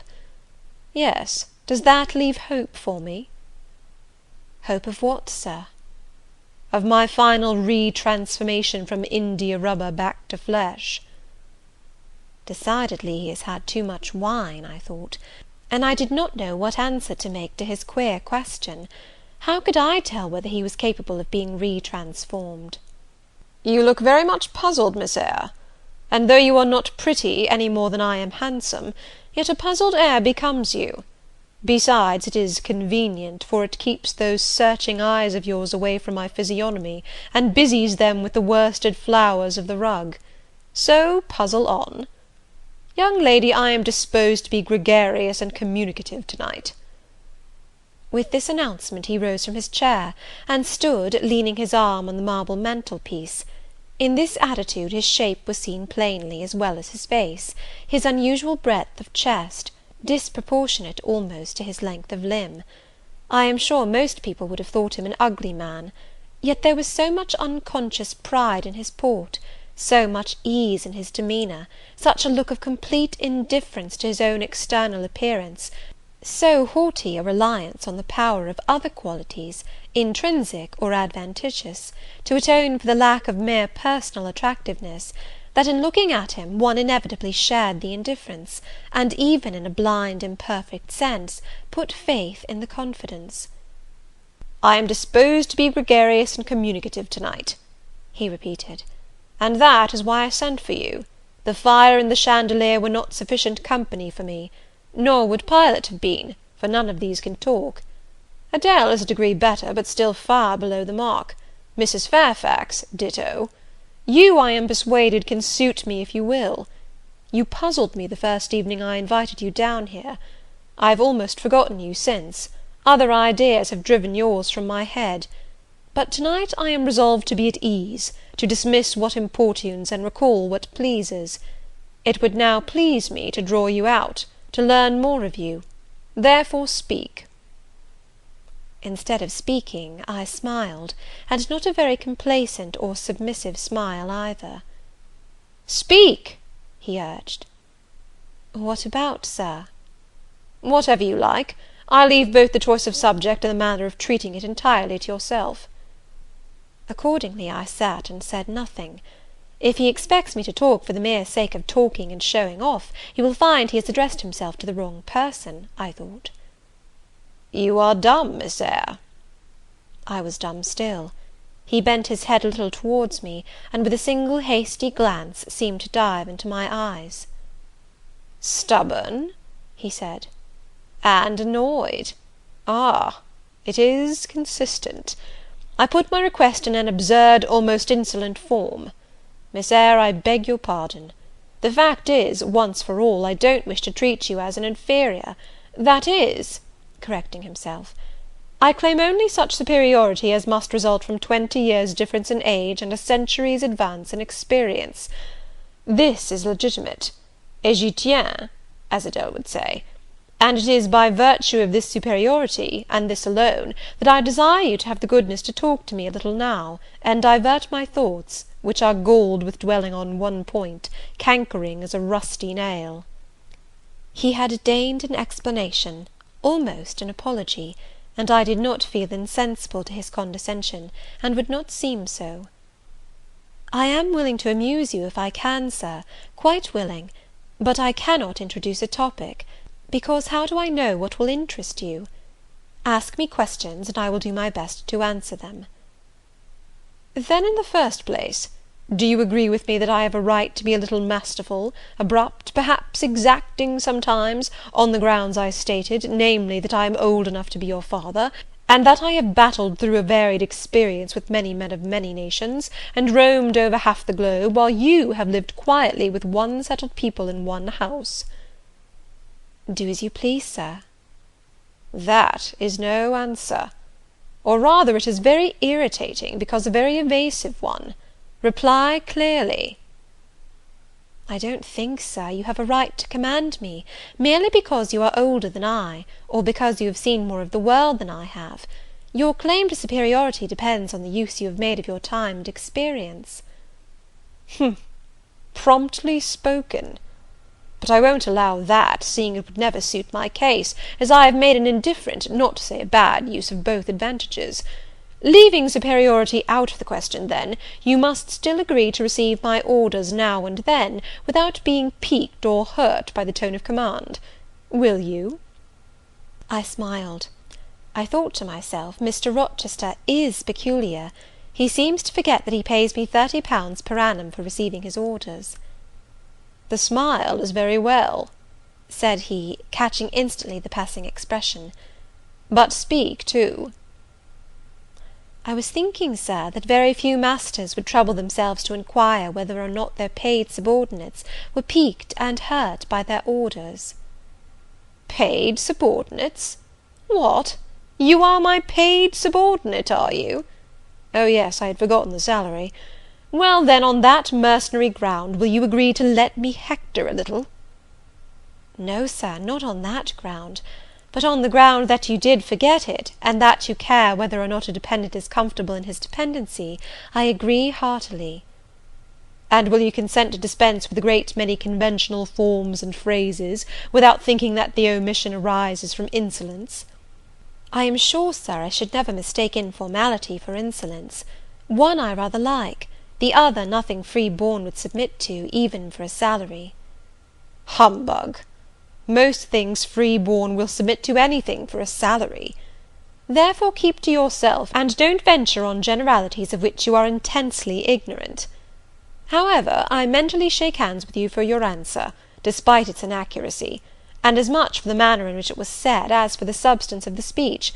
The manner was frank and sincere. One does not often see such a manner. No, on the contrary, affectation or coldness or stupid, coarse-minded misapprehension of one's meaning are the usual rewards of candour. Not 3 in 3,000 raw schoolgirl governesses would have answered me as you have just done. But I don't mean to flatter you. If you are cast in a different mould to the majority, it is no merit of yours. Nature did it. And then, after all, I go too fast in my conclusions. For what I yet know, you may be no better than the rest. You may have intolerable defects to counterbalance your few good points." "And so may you," I thought. My eye met his as the idea crossed my mind. He seemed to read the glance, answering as if its import had been spoken as well as imagined. "Yes, yes, you are right," said he. "I have plenty of faults of my own. I know it, and I don't wish to palliate them, I assure you. God wot, I need not be too severe about others. I have a past experience, a series of deeds, a colour of life to contemplate within my own breast, which I might well call my sneers and censures from my neighbours to myself. I started, or rather, for like other defaulters, I like to lay half the blame on ill fortune and adverse circumstances, was thrust on to a wrong tack at the age of 21, and have never recovered the right course since. But I might have been very different. I might have been as good as you, wiser, almost as stainless. I envy you your peace of mind, your clean conscience, your unpolluted memory. Little girl, a memory without blot or contamination must be an exquisite treasure, an inexhaustible source of pure refreshment, is it not? How was your memory when you were 18, sir? All right, then. Limpid, salubrious, no gush of bilge water had turned it to fetid puddle. I was your equal at 18, quite your equal. Nature meant me to be, on the whole, a good man, Miss Eyre, one of the better kind, and you see I am not so. You would say you don't see it, at least I flatter myself I read as much in your eye. Beware, by the by, what you express with that organ, I am quick at interpreting its language. Then take my word for it, I am not a villain, you are not to suppose that, not to attribute to me any such bad eminence, but owing, I verily believe, rather to circumstances than to my natural bent, I am a trite, commonplace sinner, hackneyed in all the poor petty dissipations with which the rich and worthless try to put on life. Do you wonder that I avow this to you? Know that in the course of your future life you will often find yourself elected the involuntarily confidant of your acquaintances' secrets. People will instinctively find out, as I have done, that it is not your forte to tell of yourself, but to listen while others talk of themselves. They will feel, too, that you listen with no malevolent scorn of their indiscretion, but with a kind of innate sympathy, not the less comforting and encouraging because it is very unobtrusive in its manifestations. How do you know? How can you guess all this, sir? I know it well. Therefore I proceed almost as freely as if I were writing my thoughts in a diary. You would say I should have been superior to circumstances. So I should. But you see I was not. When fate wronged me, I had not the wisdom to remain cool. I turned desperate. Then I degenerated. Now, when any vicious simpleton excites my disgust by his paltry ribaldry, I cannot flatter myself that I am better than he. I am forced to confess that he and I are on a level. I wish I had stood firm. God knows I do. Dread remorse when you are tempted to err, Miss Eyre. Remorse is the poison of life. Repentance is said to be its cure, sir. It is not its cure. Reformation may be its cure, and I could reform. I have strength yet for that, if... But where is the use of thinking of it, hampered, burdened, cursed as I am?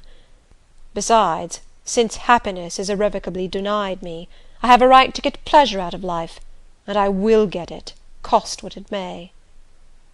Then you will degenerate still more, sir. Possibly. Yet why should I, if I can get sweet, fresh pleasure? And I may get it as sweet and fresh as the wild honey the bee gathers on the moor. It will sting. It will taste bitter, sir. How do you know? You never tried it. How very serious, how very solemn you look! And you are as ignorant of the matter as this cameo head, taking one from the mantelpiece. You have no right to preach to me, you neophyte, that have not passed the porch of life, and are absolutely unacquainted with its mysteries. I only remind you of your own words, sir. You said error brought remorse, and you pronounced remorse the poison of existence. And who talks of error now? I scarcely think the notion that flitted across my brain was an error. I believe it was an inspiration rather than a temptation. It was very genial, very soothing. I know that. Here it comes again. It is no devil, I assure you. Or if it be, it has put on the robes of an angel of light. I think I must admit so fair a guest when it asks entrance to my heart. Distrust it, sir. It is not a true angel. Once more, how do you know? By what instinct do you pretend to distinguish between a fallen seraph of the abyss and a messenger from the eternal throne, between a guide and a seducer? I judge by your countenance, sir, which was troubled when you said the suggestion had returned upon you. I feel sure it will work you more misery if you listen to it. Not at all.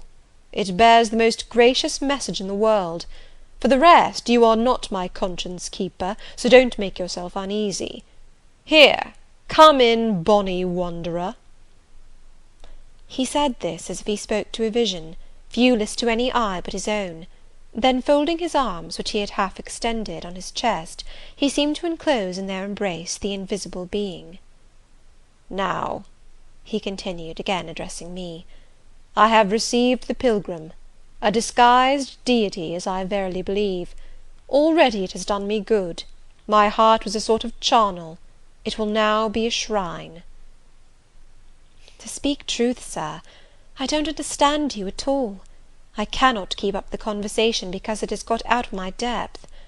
Only one thing I know. You said you were not as good as you should like to be, and that you regretted your own imperfection. One thing I can comprehend. You intimated that to have a sullied memory was a perpetual bane. It seems to me that if you tried hard, you would in time find it possible to become what you yourself would approve, and that if from this day you began with resolution to correct your thoughts and actions, you would in a few years have laid up a new and stainless store of recollections, to which you might revert with pleasure. Justly thought, rightly said, Miss Eyre, and at this moment I am paving hell with energy. Sir? I am laying down good intentions, which I believe durable as flint. Certainly my associates and pursuits shall be other than they have been. And better? And better.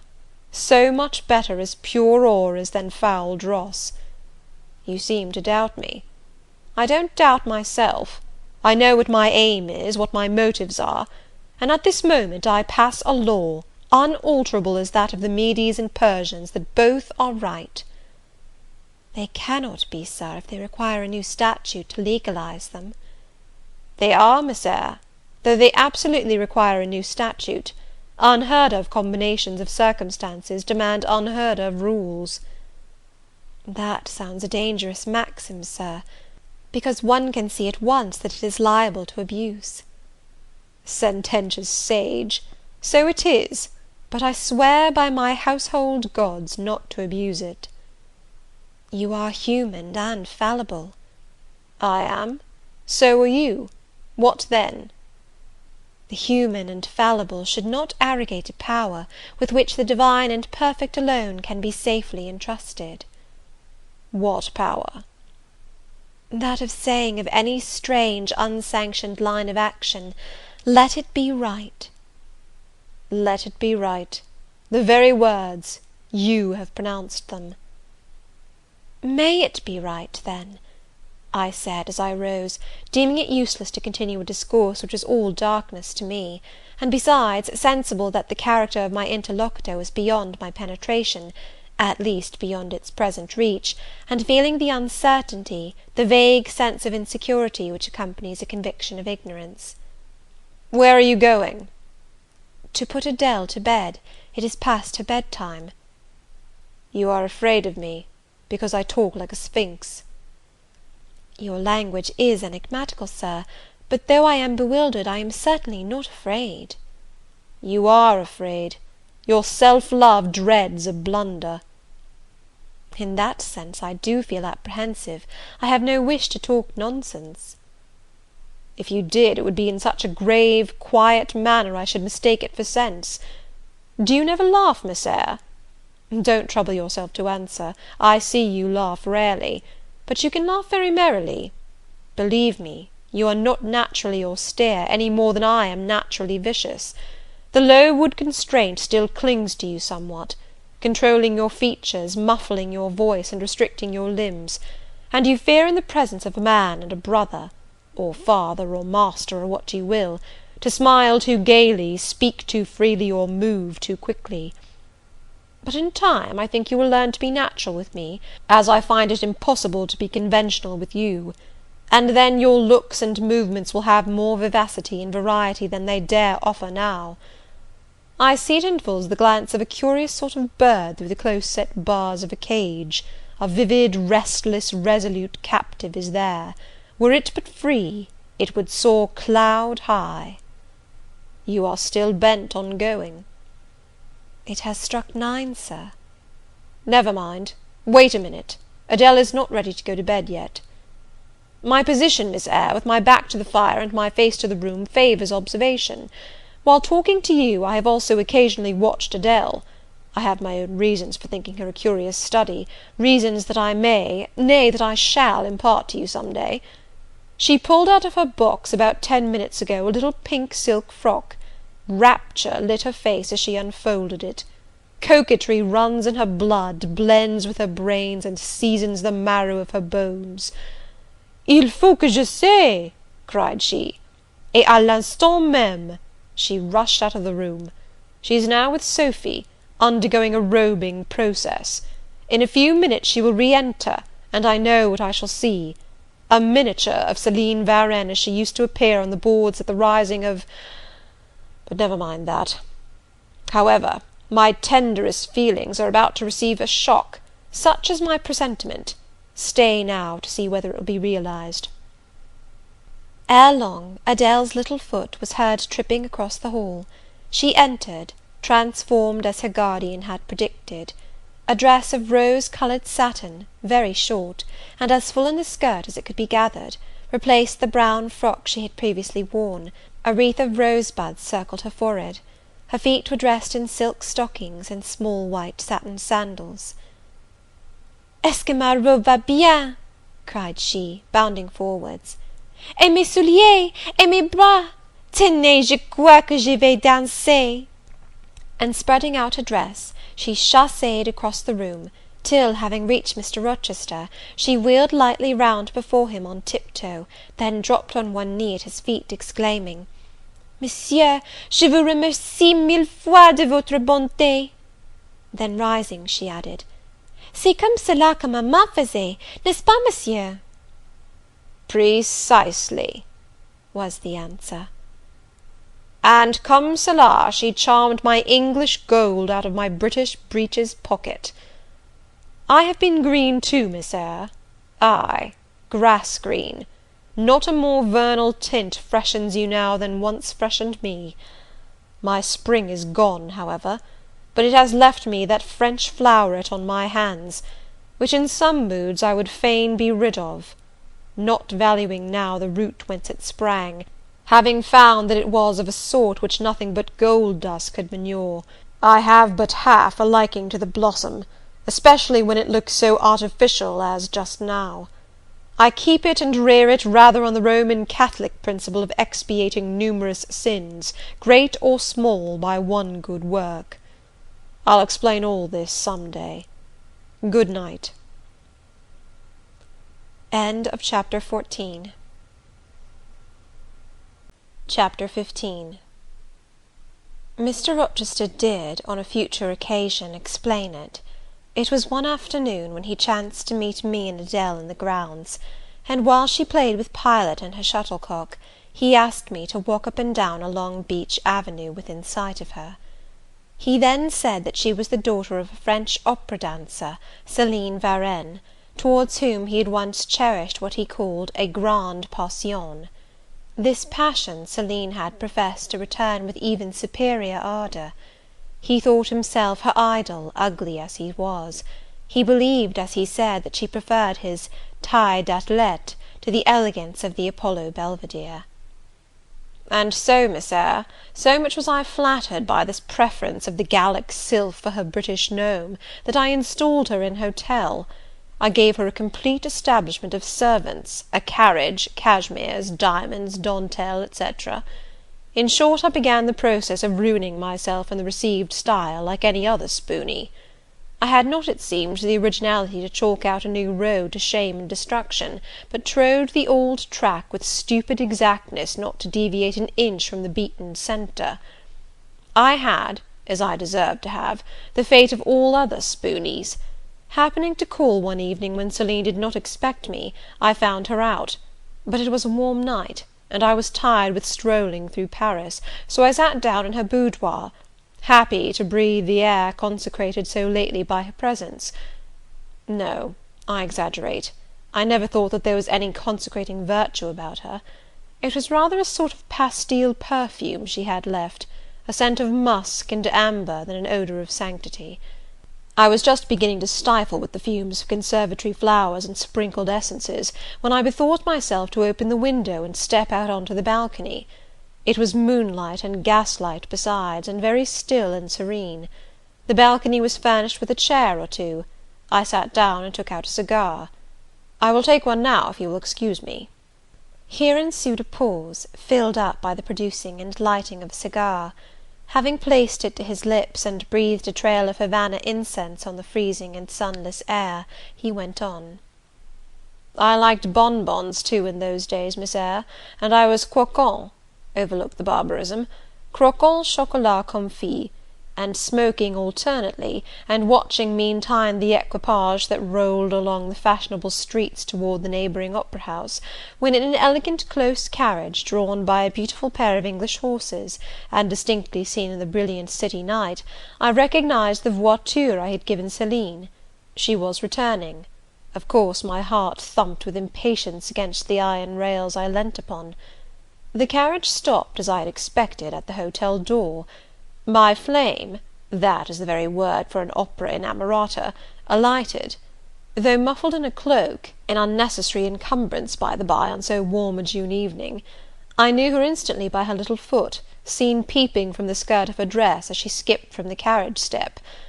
Bending over the balcony, I was about to murmur, "Mon ange," in a tone, of course, which should be audible to the ear of love alone, when a figure jumped from the carriage after her, cloaked also; but that was a spurred heel which had rung on the pavement, and that was a hatted head which now passed under the arched porte cochere of the hotel. You never felt jealousy, did you, Miss Eyre? Of course not. I need not ask you, because you have never felt love. You have both sentiments yet to experience. Your soul sleeps, the shock is yet to be given which shall waken it. You think all existence lapses in as quiet a flow as that in which your youth has hitherto slid away. Floating on with closed eyes and muffled ears, you neither see the rocks bristling not far off in the bed of the flood, nor hear the breakers boil at their base.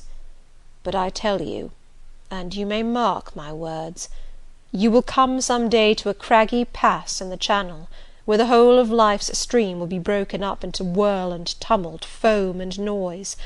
Either you will be dashed to atoms on crag points, or lifted up and borne on by some master wave into a calmer current, as I am now. I like this day. I like that sky of steel. I like the sternness and stillness of the world under this frost. I like Thornfield, its antiquity, its retirement, its old crow-trees and thorn-trees, its grey facade and lines of dark windows reflecting that metal welkin. And yet how long have I abhorred the very thought of it, shunned it like a great plague-house! How do I still abhor? He ground his teeth and was silent. He arrested his step, and struck his boot against the hard ground. Some hated thought seemed to have him in its grip, and to hold him so tightly that he could not advance. We were ascending the avenue when he thus paused. The hall was before us. Lifting his eye to its battlements, he cast over them a glare such as I never saw before or since. Pain, shame, ire, impatience, disgust, detestation, seemed momentarily to hold a quivering conflict in the large pupil dilating under his ebon eyebrow. Wild was the wrestle which should be paramount, but another feeling rose and triumphed. Something hard and cynical, self-willed and resolute. It settled his passion and petrified his countenance. He went on. During the moment I was silent, Miss Eyre, I was arranging a point with my destiny. She stood there by that beech trunk, a hag like one of those who appeared to Macbeth on the heath of Forres. "You like Thornfield?" she said, lifting her finger. And then she wrote in the air a memento, which ran in lurid hieroglyphics all along the house front, between the upper and lower row of windows. "Like it if you can. Like it if you dare." "I will like it," said I. "I dare like it. And," he subjoined moodily, "I will keep my word. I will break obstacles to happiness, to goodness, yes, goodness. I wish to be a better man than I have been, than I am, as Job's Leviathan broke the spear, the dart, and the habergeon. Hindrances which others count as iron and brass, I will esteem but straw and rotten wood." Adele here ran before him with her shuttlecock. "Away!" he cried harshly. "Keep at a distance, child, or go in to Sophy." Continuing then to pursue his walk in silence, I ventured to recall him to the point where he had abruptly diverged. "Did you leave the balcony, Sir," I asked, "when Mademoiselle Varenne entered?" I almost expected a rebuff for this hardly well-timed question; but, on the contrary, waking out of his scowling abstraction, he turned his eyes towards me, and the shade seemed to clear off his brow. "Oh, I had forgotten Celine. Well, to resume. When I saw my charmer thus come in accompanied by a cavalier, I seemed to hear a hiss, and the green snake of jealousy, rising on undulating coils from the moonlit balcony, glided within my waistcoat, and ate its way in 2 minutes to my heart's core." "Strange!" he exclaimed, suddenly starting again from the point. "Strange that I should choose you for the confidant of all this, young lady. Passing strange that you should listen to me quietly, as if it were the most usual thing in the world for a man like me to tell stories of his opera mistress to a quaint inexperienced girl like you. But the last singularity explains the first, as I intimated once before. You, with your gravity, considerateness, and caution, were made to be the recipient of secrets. Besides, I know what sort of a mind I have placed in communication with my own. I know it is one not liable to take infection. It is a peculiar mind. It is a unique one. Happily I do not mean to harm it, but if I did, it would not take harm from me. The more you and I converse, the better, for while I cannot blight you, you may refresh me." After this digression, he proceeded. "I remained in the balcony. They will come to her boudoir, no doubt, thought I. Let me prepare an ambush. So, putting my hand in through the open window, I drew the curtain over it, leaving only an opening through which I could take observations. Then I closed the casement, all but a chink just wide enough to furnish an outlet to lovers' whispered vows. Then I stole back to my chair, and as I resumed it, the pair came in. My eye was quickly at the aperture. Celine's chambermaid entered, lit a lamp, left it on the table, and withdrew. The couple were thus revealed to me clearly. Both removed their cloaks, and there was the Varenne, shining in satin and jewels, my gifts, of course, and there was her companion in an officer's uniform, and I knew him for a young roué of a vicomte, a brainless and vicious youth whom I had sometimes met in society, and had never thought of hating because I despised him so absolutely. On recognizing him, the fang of the snake jealousy was instantly broken, because at the same moment my love for Celine sank under an extinguisher. A woman who could betray me for such a rival was not worth contending for. She deserved only scorn. Less, however, than I, who had been her dupe. They began to talk. Their conversation eased me completely. Frivolous, mercenary, heartless, and senseless, it was rather calculated to weary than enrage a listener. A card of mine lay on the table. This, being perceived, brought my name under discussion.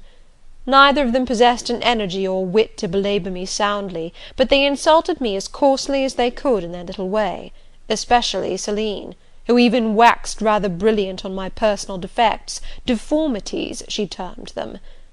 Now it had been her custom to launch out into fervent admiration of what she called my beauté mâle, wherein she differed diametrically from you, who told me point blank at the second interview that you did not think me handsome. The contrast struck me at the time, and Adele here came running up again. "Monsieur, John has just been to say that your agent has called and wishes to see you." "Ah, in that case I must abridge. Opening the window, I walked in upon them, liberated Celine from my protection, gave her notice to vacate her hotel, offered her a purse for immediate exigencies, disregarded screams, hysterics, prayers, protestations, convulsions, made an appointment with the Vicomte for a meeting at the Bois de Boulogne. Next morning I had the pleasure of encountering him, left a bullet in one of his poor etiolated arms, feeble as the wing of a chicken in the pip, and then thought I had done with the whole crew. But unluckily the Varenne, 6 months before, had given me this fillette Adele, who, she affirmed, was my daughter; and perhaps she may be, though I see no proofs of such grim paternity written in her countenance. Pilot is more like me than she. Some years after I had broken with the mother, she abandoned her child, and ran away to Italy with a musician or singer. I acknowledged no natural claim on Adele's part to be more supported by me, nor do I now acknowledge any, for I am not her father; but hearing that she was quite destitute, I e'en took the poor thing out of the slime and mud of Paris, and transplanted it here, to grow up clean in the wholesome soil of an English country garden. Mrs. Fairfax found you to train it; but now you know that it is the illegitimate offspring of a French opera girl, you'll perhaps think differently of your post and protégé. You will be coming to me some day with notice that you have found another place, that you beg me to look out for a new governess, etc. Eh?" "No, Adele is not answerable for either her mother's faults or yours. I have a regard for her, and now that I know she is, in a sense, parentless, forsaken by her mother and disowned by you, Sir, I shall cling closer to her than before. How could I possibly prefer the spoilt pet of a wealthy family, who would hate her governess as a nuisance, to a lonely little orphan, who leans towards her as a friend?" "Oh, that is the light in which you view it. Well, I must go in now, and you too. It darkens." But I stayed out a few minutes longer with Adele and Pilot, ran a race with her, and played a game of battledore and shuttlecock. When we went in, and I had removed her bonnet and coat, I took her on my knee, kept her there an hour, allowing her to prattle as she liked, not rebuking even some little freedoms and trivialities into which she was apt to stray when much noticed, and which betrayed in her a superficiality of character, inherited probably from her mother, hardly congenial to an English mind. Still she had her merits, and I was disposed to appreciate all that was good in her to the utmost. I sought in her countenance and features a likeness to Mr. Rochester, but found none. No trait, no turn of expression announced relationship. It was a pity. If she could but have been proved to resemble him, he would have thought more of her. It was not till after I had withdrawn to my own chamber for the night that I steadily reviewed the tale Mr. Rochester had told me. As he had said, there was probably nothing at all extraordinary in the substance of the narrative itself. A wealthy Englishman's passion for a French dancer, and her treachery to him, were everyday matters enough, no doubt, in society; but there was something decidedly strange in the paroxysm of emotion which had suddenly seized him when he was in the act of expressing the present contentment of his mood, and his newly revived pleasure in the old hall and its environs. I meditated wonderingly on this incident, but gradually quitting it, as I found it for the present inexplicable, I turned to the consideration of my master's manner to myself.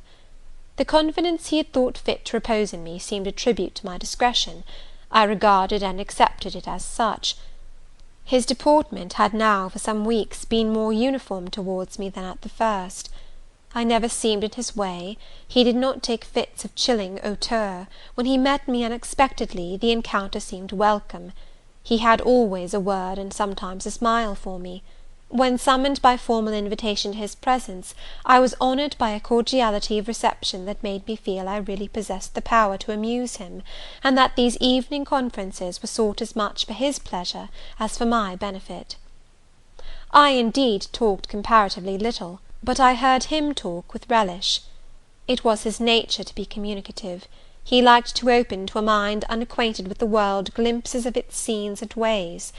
I do not mean its corrupt scenes and wicked ways, but such as derived their interest from the great scale on which they were acted, the strange novelty by which they were characterized. And I had a keen delight in receiving the new ideas he offered, in imagining the new pictures he portrayed, and following him in thought through the new regions he disclosed, never startled or troubled by one noxious illusion. The ease of his manner freed me from painful restraint. The friendly frankness, as correct as cordial, with which he treated me, drew me to him. I felt at times as if he were my relation rather than my master. Yet he was imperious sometimes still; but I did not mind that. I saw it was his way. So happy, so gratified did I become with this new interest added to life, that I ceased to pine after kindred. My thin crescent destiny seemed to enlarge, the blanks of existence were filled up, my bodily health improved, I gathered flesh and strength. And was Mr. Rochester now ugly in my eyes? No, reader. gratitude, and many associations, all pleasurable and genial, made his face the object I best liked to see. His presence in a room was more cheering than the brightest fire. Yet I had not forgotten his faults; indeed I could not, for he brought them frequently before me. He was proud, sardonic, harsh to inferiority of every description. In my secret soul I knew that his great kindness to me was balanced by unjust severity to many others. He was moody too, unaccountably so. I more than once, when sent for to read to him, found him sitting in his library alone, with his head bent on his folded arms; and when he looked up, a morose, almost a malignant scowl blackened his features. But I believed that his moodiness, his harshness, and his former faults of morality, I say former, for now he seemed corrected of them, had their source in some cruel cross of fate. I believed he was naturally a man of better tendencies, higher principles, and purer taste than such as circumstances had developed, education instilled, or destiny encouraged. I thought there were excellent materials in him, though for the present they hung together somewhat spoiled and tangled. I cannot deny that I grieved for his grief, whatever that was, and would have given much to assuage it. Though I had now extinguished my candle and was laid down in bed, I could not sleep for thinking of his look when he paused in the avenue, and told how his destiny had risen up before him, and dared him to be happy at Thornfield. Why not? I asked myself. What alienates him from the house? Will he leave it again soon? Mrs. Fairfax said he seldom stayed here longer than a fortnight at a time, and he has now been resident 8 weeks. If he does go, the change will be doleful. Suppose he should be absent spring, summer, and autumn, how joyless sunshine and fine days will seem! I hardly know whether I had slept or not after this musing. At any rate, I started wide awake on hearing a vague murmur, peculiar and lugubrious, which sounded, I thought, just above me. I wished I had kept my candle burning. The night was drearily dark, my spirits were depressed. I rose and sat up in bed, listening. The sound was hushed. I tried again to sleep, but my heart beat anxiously, my inward tranquillity was broken. The clock, far down in the hall, struck 2. Just then it seemed my chamber door was touched, as if fingers had swept the panels in groping away along the dark gallery outside. I said, "Who is there?" Nothing answered. I was chilled with fear. All at once I remembered that it might be Pilot, who, when the kitchen door chanced to be left open, not unfrequently found his way up to the threshold of Mr. Rochester's chamber. I had seen him lying there myself in the mornings. The idea calmed me somewhat. I lay down. Silence composes the nerves, and as an unbroken hush now reigned again through the whole house, I began to feel the return of slumber. But it was not fated that I should sleep that night.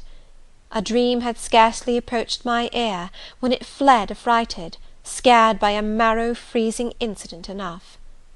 This was a demonic laugh, low, suppressed, and deep, uttered as it seemed at the very keyhole of my chamber door. The head of my bed was near the door, and I thought at first the goblin laugher stood at my bedside, or rather crouched by my pillow; but I rose, looked round, and could see nothing, while as I still gazed, the unnatural sound was reiterated, and I knew it came from behind the panels. My first impulse was to rise and fasten the bolt; my next, again to cry out, "Who is there?" Something gurgled and moaned. Ere long, steps retreated up the gallery towards the 3rd-story staircase. A door had lately been made to shut in that staircase. I heard it open and close, and all was still. Was that Grace Poole? And is she possessed with a devil? thought I. Impossible now to remain longer by myself. I must go to Mrs. Fairfax. I hurried on my frock and a shawl. I withdrew the bolt and opened the door with a trembling hand. There was a candle burning just outside, and on the matting in the gallery. I was surprised at this circumstance, but still more was I amazed to perceive the air quite dim, as if filled with smoke; and while looking to the right hand and left, to find whence these blue wreaths issued, I became further aware of a strong smell of burning. Something creaked. It was a door ajar, and that door was Mr. Rochester's, and the smoke rushed in a cloud from thence. I thought no more of Mrs. Fairfax, I thought no more of Grace Poole or the laugh. In an instant I was within the chamber. Tongues of flame darted round the bed, the curtains were on fire.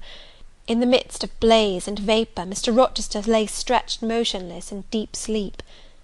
"Wake, wake!" I cried. I shook him, but he only murmured and turned. The smoke had stupefied him. Not one moment could be lost. The very sheets were kindling. I rushed to his basin and ewer. Fortunately one was wide and the other deep, and both were filled with water. I heaved them up, deluged the bed and its occupant, flew back to my own room, brought my own water jug, baptized the couch afresh, and by God's aid succeeded in extinguishing the flames which were devouring it. The hiss of the quenched element, the breakage of a pitcher which I flung from my hand when I had emptied it, and above all the splash of the shower bath I had liberally bestowed, roused Mr. Rochester at last.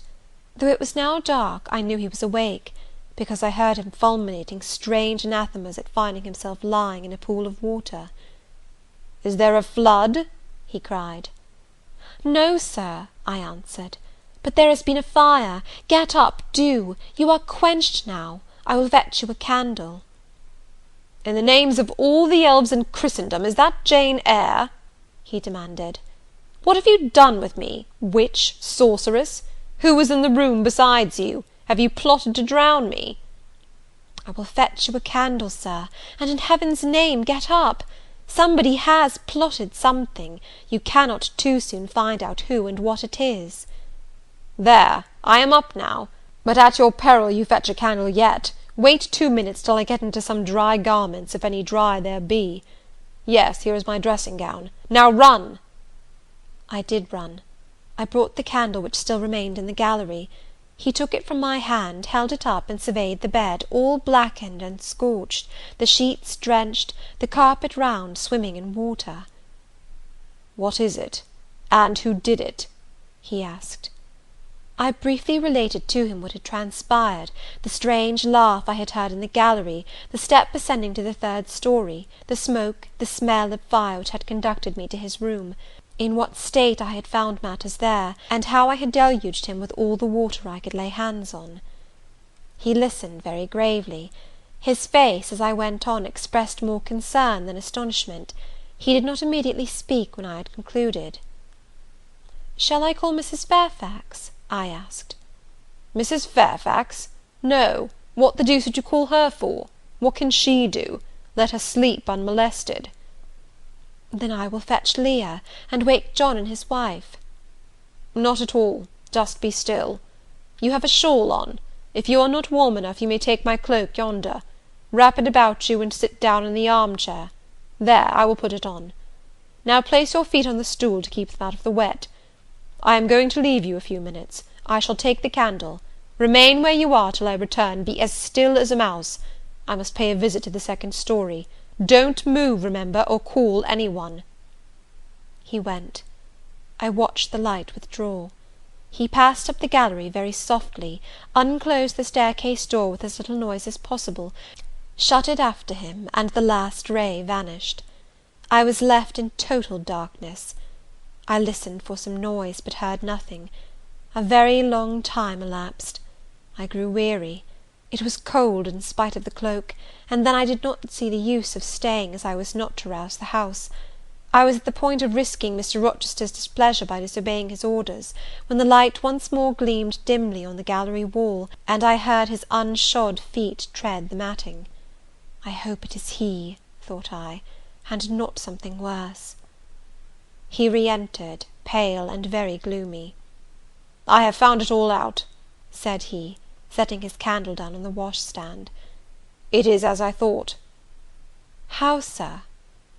He made no reply, but stood with his arms folded, looking at the ground. At the end of a few minutes he inquired in rather a peculiar tone, "I forget whether you said you saw anything when you opened your chamber door?" "No, Sir, only the candlestick on the ground." "But you heard an odd laugh? You have heard that laugh before, I should think, or something like it?" "Yes, Sir. There is a woman who sews here, called Grace Poole. She laughs in that way. She is a singular person." Just so. Grace Poole, you have guessed it. She is, as you say, singular, very. Well, I shall reflect on the subject. Meantime, I am glad that you were the only person besides myself acquainted with the precise details of to-night's incident. You are no talking fool. Say nothing about it. I will account for this state of affairs," pointing to the bed, "and now return to your own room. I shall do very well on the sofa in the library for the rest of the night. It is near 4. In 2 hours the servants will be up." "Good night, then, Sir," said I, departing. He seemed surprised, very inconsistently so, as he had just told me to go. "What!" he exclaimed, "are you quitting me already, and in that way?" "You said I might go, Sir." "But not without taking leave? Not without a word or two of acknowledgment and goodwill? Not, in short, in that brief, dry fashion? Why, you have saved my life, snatched me from a horrible and excruciating death, and you walk past me as if we were mutual strangers. At least shake hands." He held out his hand. I gave him mine. He took it first in one, then in both his own. "You have saved my life. I have a pleasure in owing you so immense a debt. I cannot say more. Nothing else that has being would have been tolerable to me in the character of creditor for such an obligation; but you, it is different. I feel your benefits no burden, Jane." He paused, gazed at me. Words almost visible trembled on his lips, but his voice was checked. "Good night again, Sir. There is no debt, benefit, burden, obligation in the case." "I knew," he continued, "you would do me good in some way, at some time. I saw it in your eyes when I first beheld you. Their expression and smile did not—" Again he stopped. "Did not," he proceeded hastily, "strike delight to my very inmost heart so for nothing. People talk of natural sympathies. I have heard of good Jane Eyre. There are grains of truth in the wildest fable. My cherished preserver, good night." Strange energy was in his voice, strange fire in his look. "I am glad I happened to be awake," I said, and then I was going. "What! You will go?" "I am cold, Sir." "Cold? Yes, and standing in a pool. Go, then, Jane, go." But still he retained my hand, and I could not free it. I bethought myself an expedient. "I think I hear Mrs. Fairfax move, Sir," said I. "Well, leave me." He relaxed his fingers, and I was gone. I regained my couch, but never thought of sleep. Till morning dawned, I was tossed on a buoyant but unquiet sea, where billows of trouble rolled under surges of joy. I thought sometimes I saw beyond its wild waters a shore, sweet as the hills of Beulah, and now and then a freshening gale, wakened by hope, bore my spirit triumphantly towards the bourne. But I could not reach it, even in fancy. A counteracting breeze blew off land, and continually drove me back. Sense would resist delirium, judgment would warn passion. Too feverish to rest, I rose as soon as day dawned. Chapter 15. Chapter 16. I both wished and feared to see Mr. Rochester on the day which followed this sleepless night. I wanted to hear his voice again, yet feared to meet his eye. During the early part of the morning I momentarily expected his coming. He was not in the frequent habit of entering the schoolroom, but he did step in for a few minutes sometimes, and I had the impression that he was sure to visit it that day.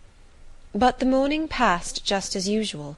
Nothing happened to interrupt the quiet course of Adele's studies. Only soon after breakfast I heard some bustle in the neighbourhood of Mr. Rochester's chamber, Mrs. Fairfax's voice, and Leah's, and the cook's, that is, John's wife, and even John's own gruff tones. There were exclamations of, "What a mercy master was not burnt in his bed!" "It is always dangerous to keep a candle lit at night." "How providential that he had presence of mind to think of the water jug!" I wonder he waked nobody. It is to be hoped he will not take cold with sleeping on the library sofa, etc. To much confabulation succeeded a sound of scrubbing and setting to rights, and when I passed the room, in going downstairs to dinner, I saw through the open door that all was again restored to complete order, only the bed was stripped of its hangings. Leah stood up in the window-seat, rubbing the panes of glass dimmed with smoke. I was about to address her, for I wished to know what account had been given of the affair, but on advancing I saw a second person in the chamber, a woman sitting on a chair by the bedside, and sewing rings to new curtains. That woman was no other than Grace Poole. There she sat, staid and taciturn looking as usual in her brown stuff gown, her check apron, white handkerchief and cap. She was intent on her work, in which her whole thoughts seemed absorbed. On her hard forehead, and in her commonplace features, was nothing either of the paleness or desperation one would have expected to see marking the countenance of a woman who had attempted murder, and whose intended victim had followed her late last night to her lair, and, as I believed, charged her with the crime she wished to perpetrate.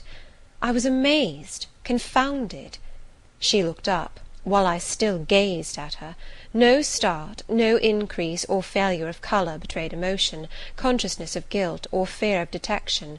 She said, "Good morning, miss," in her usual phlegmatic and brief manner, and taking up another ring and more tape, went on with her sewing. I will put her to some test, thought I. Such absolute impenetrability is past comprehension. "Good morning, Grace," I said. "Has anything happened here? I thought I heard the servants all talking together a while ago." "Only master had been reading in his bed last night. He fell asleep with his candle lit, and the curtains got on fire, but fortunately he awoke before the bedclothes or the woodwork caught, and contrived to quench the flames with the water in the ewer." "A strange affair," I said, in a low voice. Then, looking at her fixedly, "Did Mr. Rochester wake nobody? Did no one hear him move?" She again raised her eyes to me, and this time there was something of consciousness in her expression. She seemed to examine me warily. Then she answered, "The servants sleep so far off, you know, miss, they would not be likely to hear. Mrs. Fairfax's room and yours are the nearest to master's, but Mrs. Fairfax said she heard nothing. When people get elderly, they often sleep heavy." She paused, and then added with a sort of assumed indifference, but still in a marked and significant tone, "But you are young, miss, and I should say a light sleeper. Perhaps you may have heard a noise." "I did," said I, dropping my voice, so that Leah, who was still polishing the panes, could not hear me. "And at first I thought it was Pilot. But Pilot cannot laugh, and I am certain I heard a laugh, and a strange one." She took a new needleful of thread, waxed it carefully, threaded her needle with a steady hand, and then observed, with perfect composure, "It is hardly likely master would laugh, I should think, miss, when he was in such danger. You must have been dreaming." "I was not dreaming," I said, with some warmth, for her brazen coolness provoked me. Again she looked at me, and with the same scrutinizing and conscious eye. "Have you told master that you heard a laugh?" she inquired. "I have not had the opportunity of speaking to him this morning." "You did not think of opening your door and looking out into the gallery?" she further asked. She appeared to be cross-questioning me, attempting to draw from me information unawares. The idea struck me that if she discovered I knew or suspected her guilt, she would be playing some of her malignant pranks on me. I thought it advisable to be on my guard. "On the contrary," said I bolted my door." "Then you are not in the habit of bolting your door every night before you get into bed?" Fiend! She wants to know my habits, that she may lay her plans accordingly. Indignation again prevailed over prudence. I replied sharply, "Hitherto I have often omitted to fasten the bolt. I did not think it necessary. I was not aware any danger or annoyance was to be dreaded at Thornfield Hall. But in future," and I laid marked stress on the words, "I shall take good care to make all secure before I venture to lie down." "It will be wise to do so," was her answer. This neighbourhood is as quiet as any I know, and I never heard of the Hall being attempted by robbers since it was a house, though there are hundreds of pounds worth of plate in the plate closet, as is well known. And you see, for such a large house, there are very few servants, because master has never lived here much, and when he does come, being a bachelor, he needs little waiting on. But I always think it best to err on the safe side.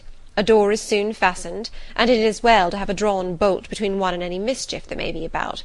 A deal of people, miss, are for trusting all to Providence, but I say Providence will not dispense with the means, though he often blesses them when they are used discreetly." And here she closed her harangue, a long one for her, and uttered with the demureness of a Quakeress. I still stood absolutely dumbfounded at what appeared to be her miraculous self-possession and most inscrutable hypocrisy, when the cook entered. "Mrs. Poole," said she, addressing Grace, "the servants' dinner will soon be ready. Will you come down?" "No, just put my pint of porter and a bit of pudding on a tray, and I'll carry it upstairs." "You'll have some meat?" "Just a morsel, and a taste of cheese, that's all." "And the sago?" "Never mind it at present. I shall be coming down before tea-time. I'll make it myself." The cook here turned to me, saying that Mrs. Fairfax was waiting for me, so I departed. I hardly heard Mrs. Fairfax's account of the curtain conflagration during dinner, so much was I occupied in puzzling my brains over the enigmatical character of Grace Poole, and still more in pondering the problem of her position at Thornfield, and questioning why she had not been given into custody that morning, or at the very least dismissed from her master's service. He had almost as much as declared his conviction of her criminality last night. What mysterious cause withheld him from accusing her? Why had he enjoined me, too, to secrecy? It was strange. A bold, vindictive, and haughty gentleman seemed somehow in the power of one of the meanest of his dependents, so much in her power, that even when she lifted her hand against his life, he dared not openly charge her with the attempt, much less punish her for it. Had Grace been young and handsome, I should have been tempted to think that tenderer feelings than prudence or fear influenced Mr. Rochester in her behalf; but, hard-favoured and matronly as she was, the idea could not be admitted. Yet, I reflected, she has been young once. Her youth would be contemporary with her master's. Mrs. Fairfax told me once she had lived here many years.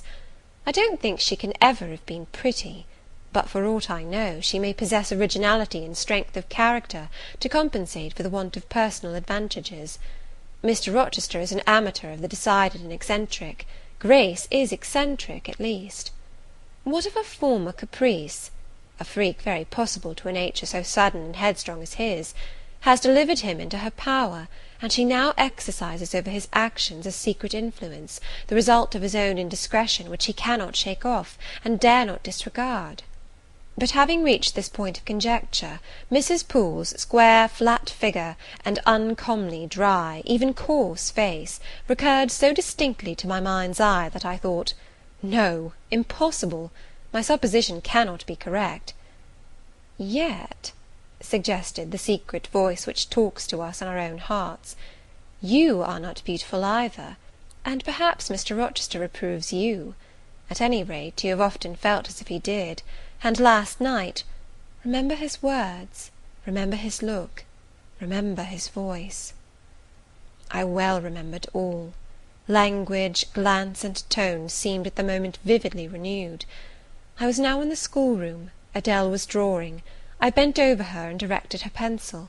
She looked up with a sort of start. "Qu'avez-vous, mademoiselle?" said she. "Vos doigts tremblent comme la feuille, et vos joues sont rouges, mais rouges comme des cerises." "I am hot, Adele, with stooping." She went on sketching. I went on thinking. I hastened to drive from my mind the hateful notion I had been conceiving respecting Grace Poole. It disgusted me. I compared myself with her, and found we were different. Bessie Leaven had said I was quite a lady, and she spoke truth. I was a lady. And now I looked much better than I did when Bessie saw me. I had more colour and more flesh, more life, more vivacity, because I had brighter hopes and keener enjoyments. "Evening approaches," said I, as I looked towards the window. I had never heard Mr. Rochester's voice or step in the house to-day, but surely I shall see him before night. I feared the meeting in the morning. Now I desire it, because expectation has been so long baffled that it has grown impatient. When dusk actually closed, and when Adele left me to go and play in the nursery with Sophie, I did most keenly desire it. I listened for the bell to ring below. I listened for Leah coming up with a message. I fancied sometimes I heard Mr. Rochester's own tread, and I turned to the door expecting it to open and admit him. The door remained shut. Darkness only came in through the window.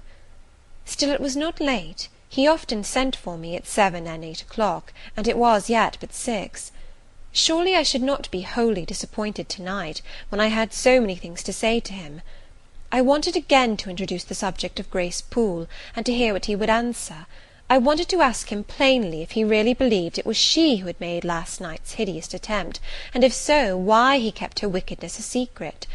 It little mattered whether my curiosity irritated him. I knew the pleasure of vexing and soothing him by turns. It was one I chiefly delighted in, and a sure instinct always prevented me from going too far. Beyond the verge of provocation I never ventured. On the extreme brink I liked well to try my skill. Retaining every minute form of respect, every propriety of my station, I could still meet him in argument without fear or uneasy restraint. This suited both him and me. A tread creaked on the stairs at last. Leah made her appearance, but it was only to intimate that tea was ready in Mrs. Fairfax's room. Thither I repaired, glad at least to go down stairs, for that brought me, I imagined, nearer to Mr. Rochester's presence. "You must want your tea," said the good lady, as I joined her. "You ate so little at dinner. I am afraid," she continued, "you are not well to-day. You look flushed and feverish." "Oh, quite well. I never felt better." "Then you must prove it by evincing a good appetite. Will you fill the teapot while I knit off this needle?" Having completed her task, she rose to draw down the blind, which she had hitherto kept up, by way, I suppose, of making the most of daylight, though dusk was now fast deepening into total obscurity. "It is fair to-night," said she, as she looked through the panes, "though not starlight. Mr. Rochester has, on the whole, had a favourable day for his journey." "Journey? Is Mr. Rochester gone anywhere? I did not know he was out." "Oh, he set off the moment he had breakfasted. He is gone to the Leas, Mr. Eshton's place, 10 miles on the other side Millcote. I believe there is quite a party assembled there. Lord Ingram, Sir George Lynn, Colonel Dent, and others." "Do you expect him back to-night?" "No, nor to-morrow either. I should think he is very likely to stay a week or more. When these fine, fashionable people get together, they are so surrounded by elegance and gaiety, so well provided with all that can please and entertain, they are in no hurry to separate. Gentlemen especially are often in request on such occasions, and Mr. Rochester is so talented and so lively in society, that I believe he is a general favourite. The ladies are very fond of him, though you would not think his appearance calculated to recommend him particularly in their eyes. But I suppose his acquirements and abilities, perhaps his wealth and good blood, make amends for any little fault of look." "Are there ladies at the Leas?"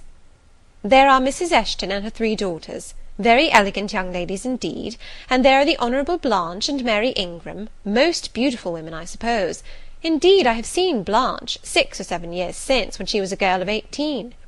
She came here to a Christmas ball and party Mr. Rochester gave. You should have seen the dining-room that day, how richly it was decorated, how brilliantly lit up. I should think there were 50 ladies and gentlemen present, all of the first county families, and Miss Ingram was considered the belle of the evening." "You saw her, you say, Mrs. Fairfax. What was she like?" "Oh, yes, I saw her. The dining-room doors were thrown open, and as it was Christmas time, the servants were allowed to assemble in the hall, to hear some of the ladies sing and play. Mr. Rochester would have me to come in, and I sat down in a quiet corner and watched them.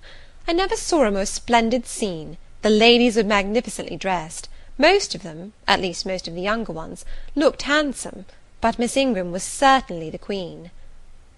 "And what was she like?" "Tall, fine bust, sloping shoulders, long, graceful neck, olive complexion, dark and clear, noble features, eyes rather like Mr. Rochester's, large and black, and as brilliant as her jewels. And then she had such a fine head of hair, raven black, and so becomingly arranged, a crown of thick plaits behind, and in front the longest, the glossiest curls I ever saw. She was dressed in pure white, An amber-coloured scarf was passed over her shoulders and across her breast, tied at the side, and descending in a long fringed end below her knee. She wore an amber-coloured flower, too, in her hair. It contrasted well with the jetty mass of her curls. She was greatly admired, of course. Yes, indeed, and not only for her beauty, but for her accomplishments. She was one of the ladies who sang. A gentleman accompanied her on the piano. She and Mr. Rochester sang a duet. Mr. Rochester? I was not aware he could sing. Oh, he has a fine bass voice, and an excellent taste for music. And Miss Ingram, what sort of a voice had she? A very rich and powerful one. She sang delightfully. It was a treat to listen to her, and she played afterwards. I am no judge of music, but Mr. Rochester is, and I heard him say her execution was remarkably good. And this beautiful and accomplished lady, she is not yet married? It appears not. I fancy neither she nor her sister have very large fortunes. Old Lord Ingram's estates was chiefly entailed, and the eldest son came in for everything almost. But I wonder no wealthy nobleman or gentleman has taken a fancy to her. Mr. Rochester, for instance. He is rich, is he not? Oh, yes. But you see there is a considerable difference in age. Mr. Rochester is nearly 40. She is but 25. What of that? More unequal matches are made every day. True. Yet I should scarcely fancy Mr. Rochester would entertain an idea of the sort. But you eat nothing. You have scarcely tasted since you began tea. No, I am too thirsty to eat. Will you let me have another cup? I was about again to revert to the probability of a union between Mr. Rochester and the beautiful Blanche, but Adele came in, and the conversation was turned into another channel. When once more alone, I reviewed the information I had got, looked into my heart, examined its thoughts and feelings, and endeavoured to bring back with a strict hand such as had been straying through imagination's boundless and trackless waste into the safe fold of common sense. Arraigned at my own bar, memory, having given her evidence of the hopes, wishes, sentiments I had been cherishing since last night, of the general state of mind in which I had indulged for nearly a fortnight past, reason having come forward and told, in her own quiet way, a plain, unvarnished tale, showing how I had rejected the real and rabidly devoured the ideal, I pronounced judgment to this effect: that a greater fool than Jane Eyre had never breathed the breath of life, that a more fantastic idiot had never surfeited herself on sweet lies, and swallowed poison as if it were nectar. You, I said, a favourite with Mr. Rochester! You, gifted with the power of pleasing him! You, of importance to him in any way! Go! Your folly sickens me. And you have derived pleasure from occasional tokens of preference, equivocal tokens shown by a gentleman of family and a man of the world to a dependent and a novice. How dared you? Poor stupid dupe! Could not even self-interest make you wiser? You repeated to yourself this morning the brief scene of last night. Cover your face and be ashamed. He said something in praise of your eyes, did he? Blind puppy! Open their bleared lids, and look on your own accursed senselessness. It does good to no woman to be flattered by her superior, who cannot possibly intend to marry her; and it is madness in all women to let a secret love kindle within them, which, if unreturned and unknown, must devour the life that feeds it, and, if discovered and responded to, must lead, ignis fatuus like, into miry wilds whence there is no extrication. Listen, then, Jane Eyre, to your sentence. To-morrow, place the glass before you, and draw in chalk your own picture, faithfully, without softening one defect, omit no harsh line, smooth away no displeasing irregularity, write under it, Portrait of a Governess, disconnected, poor, and plain. Afterwards, take a piece of smooth ivory, you have one prepared in your drawing-box, take your palette, mix your freshest, finest, clearest tints, choose your most delicate camel-hair pencils, delineate carefully the loveliest face you can imagine, paint it in your softest shades and sweetest lines, according to the description given by Mrs. Fairfax of Blanche Ingram. Remember the raven ringlets, the oriental eye. What, you revert to Mr. Rochester as a model? Order, No snivel, no sentiment, no regret. I will endure only sense and resolution. Recall the august yet harmonious lineaments, the Grecian neck and bust. Let the round and dazzling arm be visible, and the delicate hand. Omit neither diamond ring nor gold bracelet. Portray faithfully the attire, aerial lace and glistening satin, graceful scarf and golden rose. Call it Blanche, an accomplished lady of rank.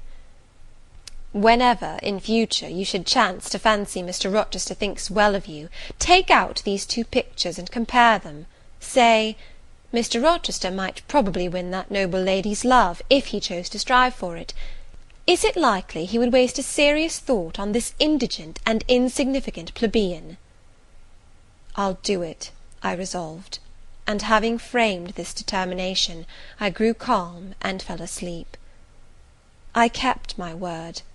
An hour or two sufficed to sketch my own portrait in crayons, and in less than a fortnight I had completed an ivory miniature of an imaginary Blanche Ingram. It looked a lovely face enough, and when compared with the real head in chalk, the contrast was as great as self-control could desire. I derived benefit from the task. It had kept my head and hands employed, and had given force and fixedness to the new impressions I wished to stamp indelibly on my heart. Ere long I had reason to congratulate myself on the course of wholesome discipline to which I had thus forced my feelings to submit. Thanks to it, I was able to meet subsequent occurrences with a decent calm, which, had they found me unprepared, I should probably have been unequal to maintain, even externally. Chapter 17.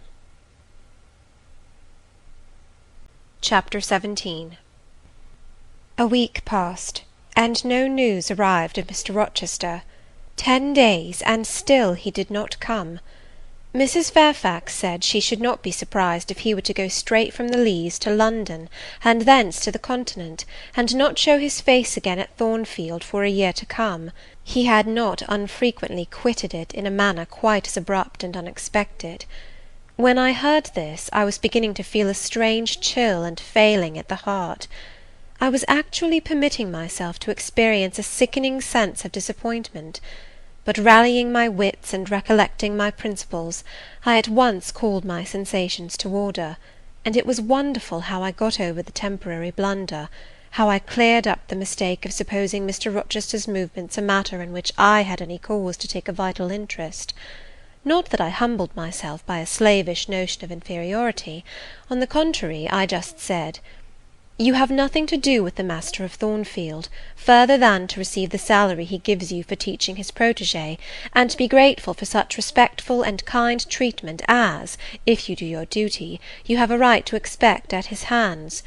Be sure that is the only tie he seriously acknowledges between you and him, so don't make him the object of your fine feelings. Your raptures, agonies, and so forth, he is not of your order. Keep to your caste, and be too self-respecting to lavish the love of the whole heart, soul, and strength, where such a gift is not wanted and would be despised."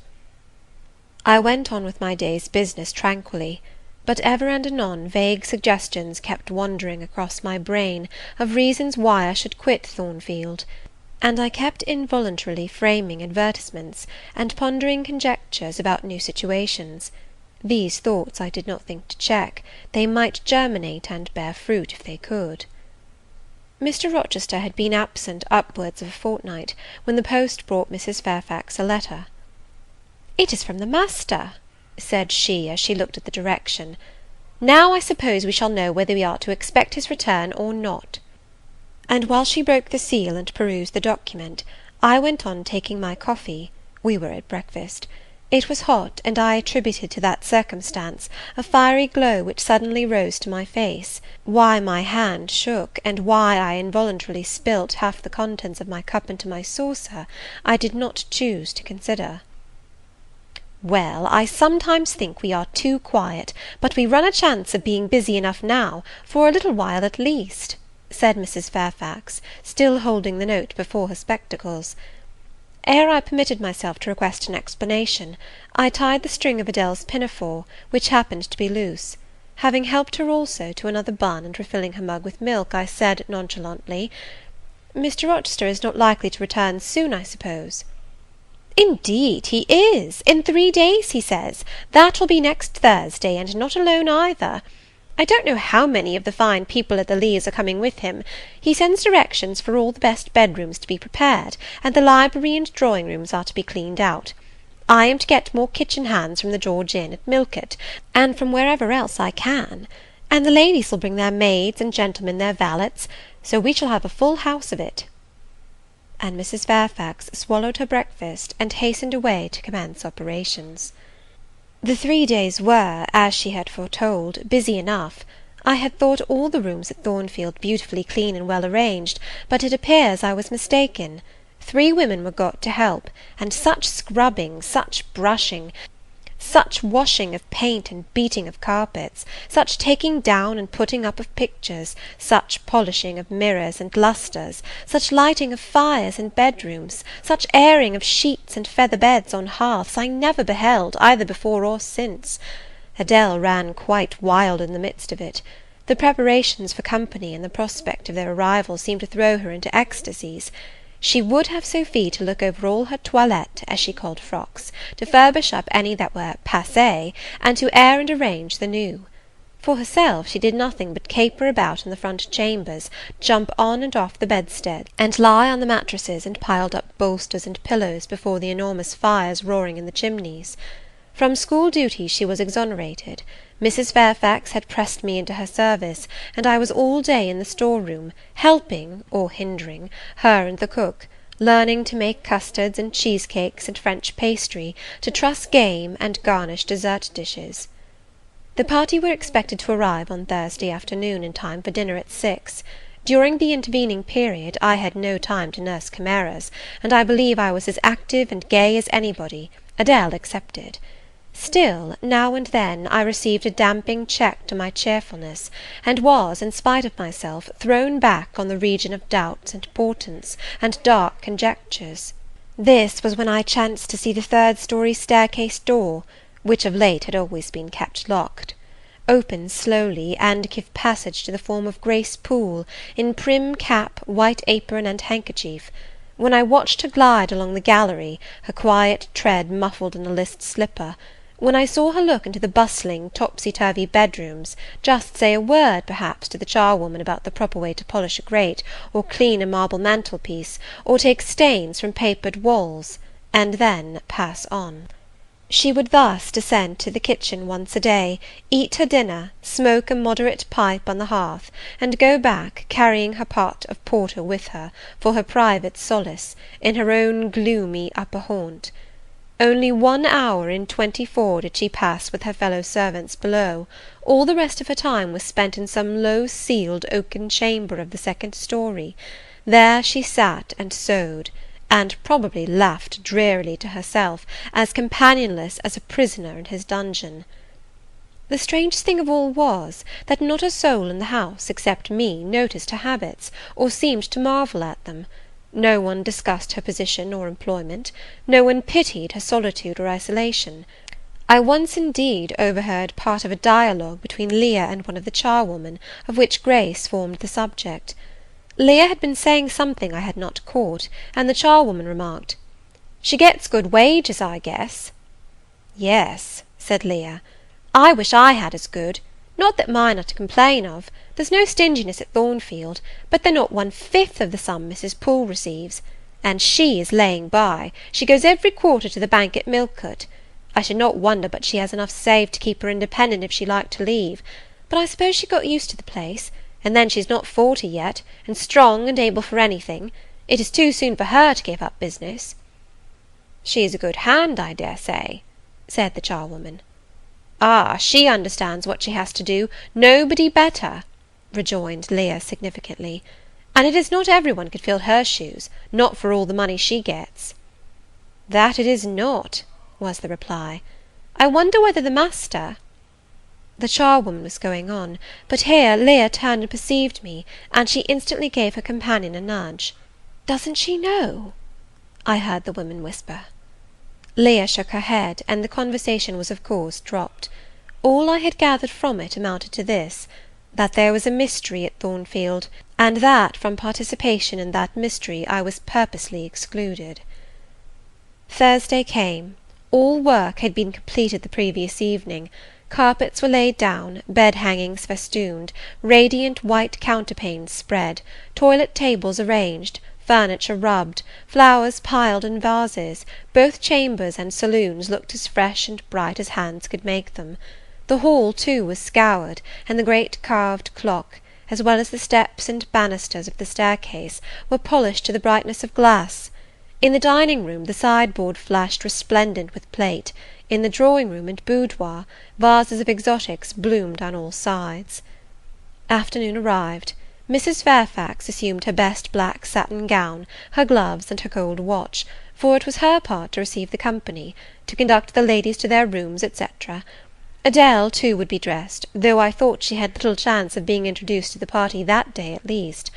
However, to please her, I allowed Sophy to apparel her in one of her short, full muslin frocks. For myself, I had no need to make any change. I should not be called upon to quit my sanctum of the schoolroom. For a sanctum it was now become to me, a very pleasant refuge in time of trouble. It had been a mild, serene spring day, one of those days which, towards the end of March or the beginning of April, rise shining over the earth as heralds of summer. It was drawing to an end now, but the evening was even warm, and I sat at work in the schoolroom with the window open. "It gets late," said Mrs. Fairfax, entering in rustling state.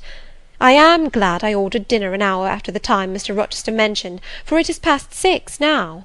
I have sent John down to the gates to see if there is anything on the road. One can see a long way from thence in the direction of Millcote." She went to the window. "Here he is," said she. "Well, John," leaning out, "any news?" "They're coming, ma'am," was the answer. "They'll be here in 10 minutes." Adele flew to the window. I followed, taking care to stand on one side, so that, screened by the curtain, I could see without being seen. The 10 minutes John had given seemed very long, but at last wheels were heard, 4 equestrians galloped up the drive, and after them came 2 open carriages. Fluttering veils and waving plumes filled the vehicles. 2 of the cavaliers were young, dashing-looking gentlemen. The third was Mr. Rochester, on his black horse, Mesrour, Pilot bounding before him. At his side rode a lady, and he and she were the first of the party. Her purple riding habit almost swept the ground, her veil streamed long on the breeze, mingling with its transparent folds, and gleaming through them, shone rich raven ringlets. "Miss Ingram!" exclaimed Mrs. Fairfax, and away she hurried to her post below. The cavalcade, following the sweep of the drive, quickly turned the angle of the house, and I lost sight of it. Adele now petitioned to go down, but I took her on my knee, and gave her to understand that she must not on any account think of venturing in sight of the ladies, either now or at any other time, unless expressly sent for, that Mr. Rochester would be very angry, etc. Some natural tears she shed on being told this, but as I began to look very grave, she consented at last to wipe them. A joyous stir was now audible in the hall. Gentlemen's deep tones and ladies' silvery accents blent harmoniously together, and distinguishable above all, though not loud, was the sonorous voice of the master of Thornfield Hall, welcoming his fair and gallant guests under his roof. Then light steps ascended the stairs, and there was a tripping through the gallery, and soft cheerful laughs, and opening and closing doors, and for a time a hush. "Elle change de toilette," said Adele, who, listening attentively, had followed every movement, and she sighed. "Chez maman," said she, "quand il y avait du monde, je le suivais partout, au salon et à la chambre. Souvent, je regardais les femmes de chambre coiffer et habiller les dames, et c'était si amusant. Comme cela on apprend." "Don't you feel hungry, Adele?" "Mais oui, mademoiselle, voilà 5 ou 6 heures que nous n'avons pas mangé." "Well now, while the ladies are in their rooms, I will venture down and get you something to eat." And issuing from my asylum with precaution, I sought a back stairs which conducted directly to the kitchen. All in that region was fire and commotion. The soup and fish were in the last stage of projection, and the cook hung over her crucibles in a frame of mind and body threatening spontaneous combustion. In the servants' hall 2 coachmen and 3 gentlemen's gentlemen stood or sat round the fire. The Abigails, I suppose, were upstairs with their mistresses. The new servants that had been hired from Millcote were bustling about everywhere. Threading this chaos, I at last reached the larder. There I took possession of a cold chicken, a roll of bread, some tarts, a plate or 2, and a knife and fork. With this booty I made a hasty retreat. I had regained the gallery, and was just shutting the back door behind me, when an accelerated hum warned me that the ladies were about to issue from their chambers. I could not proceed to the schoolroom without passing some of their doors, and running the risk of being surprised with my cargo of victuallage. So I stood still at this end, which, being windowless, was dark, quite dark now, for the sun was set, and twilight gathering. Presently the chambers gave up their fair tenants one after another.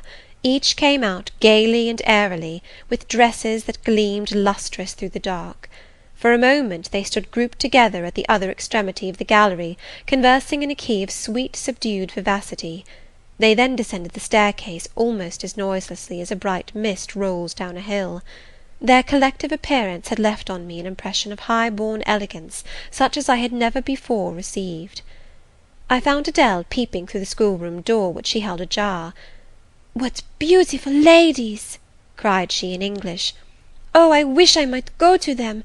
Do you think Mr. Rochester will send for us by and by after dinner?" "No, indeed, I don't. Mr. Rochester has something else to think about. Never mind the ladies to-night. Perhaps you will see them to-morrow. Here is your dinner." She was really hungry, so the chicken and tarts served to divert her attention for a time. It was well I secured this forage, or both she and I, and Sophy, to whom I conveyed a share of our repast, would have run a chance of getting no dinner at all. Every one downstairs was too much engaged to think of us. The dessert was not carried out till after 9, and at 10 footmen were still running to and fro with trays and coffee-cups. I allowed Adele to sit up much later than usual, for she declared she could not possibly go to sleep while the doors kept opening and shutting below, and people bustling about. Besides, she added, a message might possibly come from Mr. Rochester when she was undressed. Et alors, quel dommage! I told her stories as long as she would listen to them, and then for a change I took her out into the gallery. The hall lamp was now lit, and it amused her to look over the balustrade and watch the servants passing backwards and forwards. When the evening was far advanced, a sound of music issued from the drawing-room, whither the piano had been removed. Adele and I sat down on the top step of the stairs to listen. Presently a voice blent with the rich tones of the instrument. It was a lady who sang, and very sweet her notes were. The solo over, a duet followed, and then a glee. A joyous conversational murmur filled up the intervals. I listened long. Suddenly I discovered that my ear was wholly intent on analysing the mingled sounds, and trying to discriminate amidst the confusion of accents those of Mr. Rochester; and when it caught them, which it soon did, it found a further task in framing the tones, rendered by distance inarticulate, into words. The clock struck 11. I looked at Adele, whose head leant against my shoulder. Her eyes were waxing heavy, so I took her up in my arms, and carried her off to bed. It was near 1 before the gentlemen and ladies sought their chambers. The next day was as fine as its predecessor. It was devoted by the party to an excursion to some site in the neighbourhood. They set out early in the forenoon, some on horseback, the rest in carriages. I witnessed both the departure and the return. Miss Ingram, as before, was the only lady equestrian, and, as before, Mr. Rochester galloped at her side. The two rode a little apart from the rest. I pointed out this circumstance to Mrs. Fairfax, who was standing at the window with me. "You said it was not likely they should think of being married," said I, "but you see Mr. Rochester evidently prefers her to any of the other ladies." "Yes, I dare say, no doubt he admires her." "And she him," I added. Look how she leans her head toward him as if they were conversing confidentially. I wish I could see her face. I have never had a glimpse of it yet. "You will see her this evening," answered Mrs. Fairfax. "I happened to remark to Mr. Rochester how much Adele wished to be introduced to the ladies, and he said, 'Oh, let her come into the drawing-room after dinner, and request Miss Eyre to accompany her.'" "Yes, he said that from mere politeness. I need not go, I am sure," I answered. "Well, I observed to him that as you were unused to company, I did not think you would like appearing before so gay a party, all strangers; and he replied, in his quick way, 'Nonsense! If she objects, tell her it is my particular wish; and if she resists, say I shall come and fetch her in case of contumacy.' I will not give him that trouble," I answered. "I will go, if no better may be, but I don't like it. Shall you be there, Mrs. Fairfax?" "No, I pleaded off, and he admitted my plea. I'll tell you how to manage so as to avoid the embarrassment of making a formal entrance, which is the most disagreeable part of the business. You must go into the drawing room while it is empty, before the ladies leave the dinner table. Choose your seat in any quiet nook you like. You need not stay long after the gentlemen come in, unless you please. Just let Mr. Rochester see you are there, and slip away. Nobody will notice you." "Will these people remain long, do you think?" "Perhaps 2 or 3 weeks, certainly not more. After the Easter recess, Sir George Lynn, who is lately elected member for Millcote, will have to go up to town and take his seat. I dare say Mr. Rochester will accompany him. It surprises me that he has already made so protracted a stay at Thornfield." It was with some trepidation that I perceived the hour approach when I was to repair with my charge to the drawing room. Adele had been in a state of ecstasy all day, after hearing she was to be presented to the ladies in the evening, and it was not till Sophy commenced the operation of dressing her that she sobered down. Then the importance of the process quickly steadied her, and by the time she had her curls arranged in well smoothed drooping clusters, her pink satin frock put on, her long sash tied, and her lace mittens adjusted, she looked as grave as any judge. No need to warn her not to disarrange her attire. When she was dressed, she sat demurely down in her little chair, taking care previously to lift up the satin skirt, for fear she should crease it, and assured me she would not stir thence till I was ready. This I quickly was. My best dress, the silver grey one, purchased for Miss Temple's wedding, and never worn since, was soon put on, my hair was soon smoothed, my sole ornament, the pearl brooch, soon assumed. We descended. Fortunately there was another entrance to the drawing room than that through the saloon where they were all seated at dinner. We found the apartment vacant, a large fire burning silently on the marble hearth, and wax candles shining in bright solitude, amid the exquisite flowers with which the tables were adorned. The crimson curtain hung before the arch; slight as was the separation this drapery formed from the party in the adjoining saloon, they spoke in so low a key, that nothing of their conversation could be distinguished beyond a soothing murmur. Adele, who appeared to be still under the influence of most solemnizing impression, sat down without a word on the footstool I pointed out to her. I retired to a window seat, and taking a book from a table near, endeavoured to read. Adele brought her stool to my feet. Ere long she touched my knee. "What is it, Adele?" "Est-ce que je ne puis pas prendre une seule de ces fleurs magnifiques, mademoiselle, seulement pour compléter ma toilette?" "You think too much of your toilette, Adele, but you may have a flower." And I took a rose from a vase, and fastened it in her sash. She sighed a sigh of ineffable satisfaction, as if her cup of happiness were now full. I turned my face away to conceal a smile I could not suppress. There was something ludicrous as well as painful in the little Parisienne's earnest and innate devotion to matters of dress. A soft sound of rising now became audible. The curtain was swept back from the arch; through it appeared the dining room, with its lit lustre pouring down light on the silver and glass of a magnificent dessert service, covering a long table. A band of ladies stood in the opening. They entered, and the curtain fell behind them. There were but 8, yet somehow as they flocked in they gave the impression of a much larger number. Some of them were very tall. Many were dressed in white, and all had a sweeping amplitude of array that seemed to magnify their persons, as a mist magnifies the moon. I rose and curtsied to them.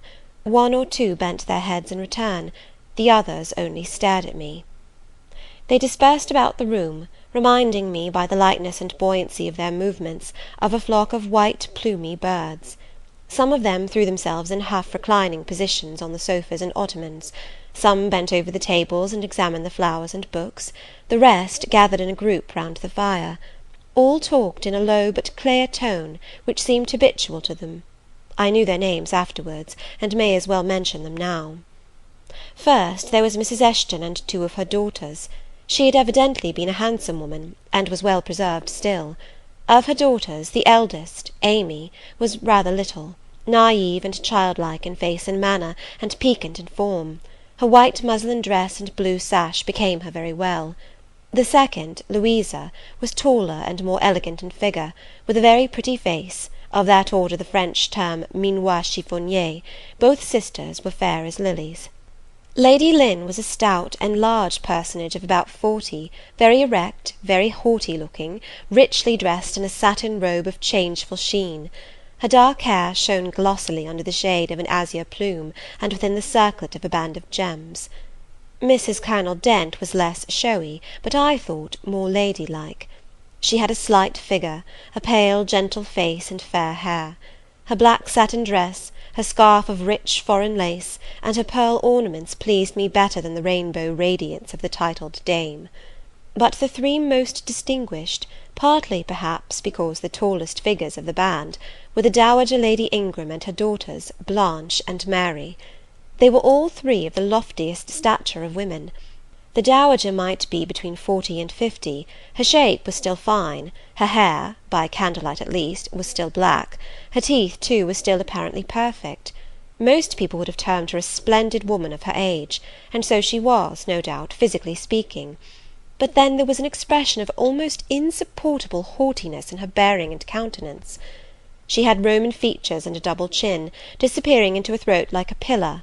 These features appeared to me not only inflated and darkened, but even furrowed with pride, and the chin was sustained by the same principle, in a position of almost preternatural erectness. She had, likewise, a fierce and a hard eye. It reminded me of Mrs. Reed's. She mouthed her words in speaking. Her voice was deep, its inflections very pompous, very dogmatical, very intolerable, in short.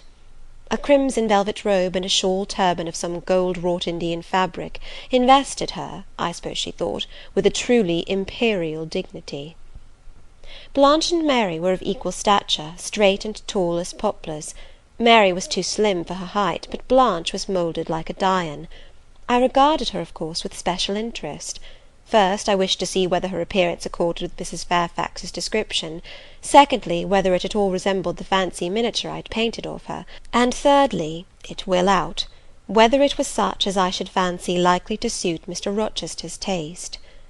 As far as person went, she answered point for point, both to my picture and Mrs. Fairfax's description. The noble bust, the sloping shoulders, the graceful neck, the dark eyes, and black ringlets were all there. But her face was like her mother's, her youthful unfurrowed likeness, the same low brow, the same high features, the same pride. It was not, however, so saturnine a pride. She laughed continually. Her laugh was satirical, and so was the habitual expression of her arched and haughty lip. Genius is said to be self-conscious. I cannot tell whether Miss Ingram was a genius, but she was self-conscious. Remarkably self-conscious indeed. She entered into a discourse on botany with the gentle Mrs. Dent. It seemed Mrs. Dent had not studied that science, though, as she said, she liked flowers, especially wild ones. Miss Ingram had, and she ran over its vocabulary with an air.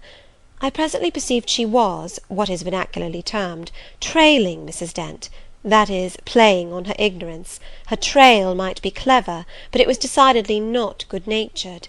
She played, her execution was brilliant, she sang, her voice was fine, she talked French apart to her mamma, and she talked it well, with fluency and with a good accent. Mary had a milder and more open countenance than Blanche, softer features too, and a skin some shades fairer.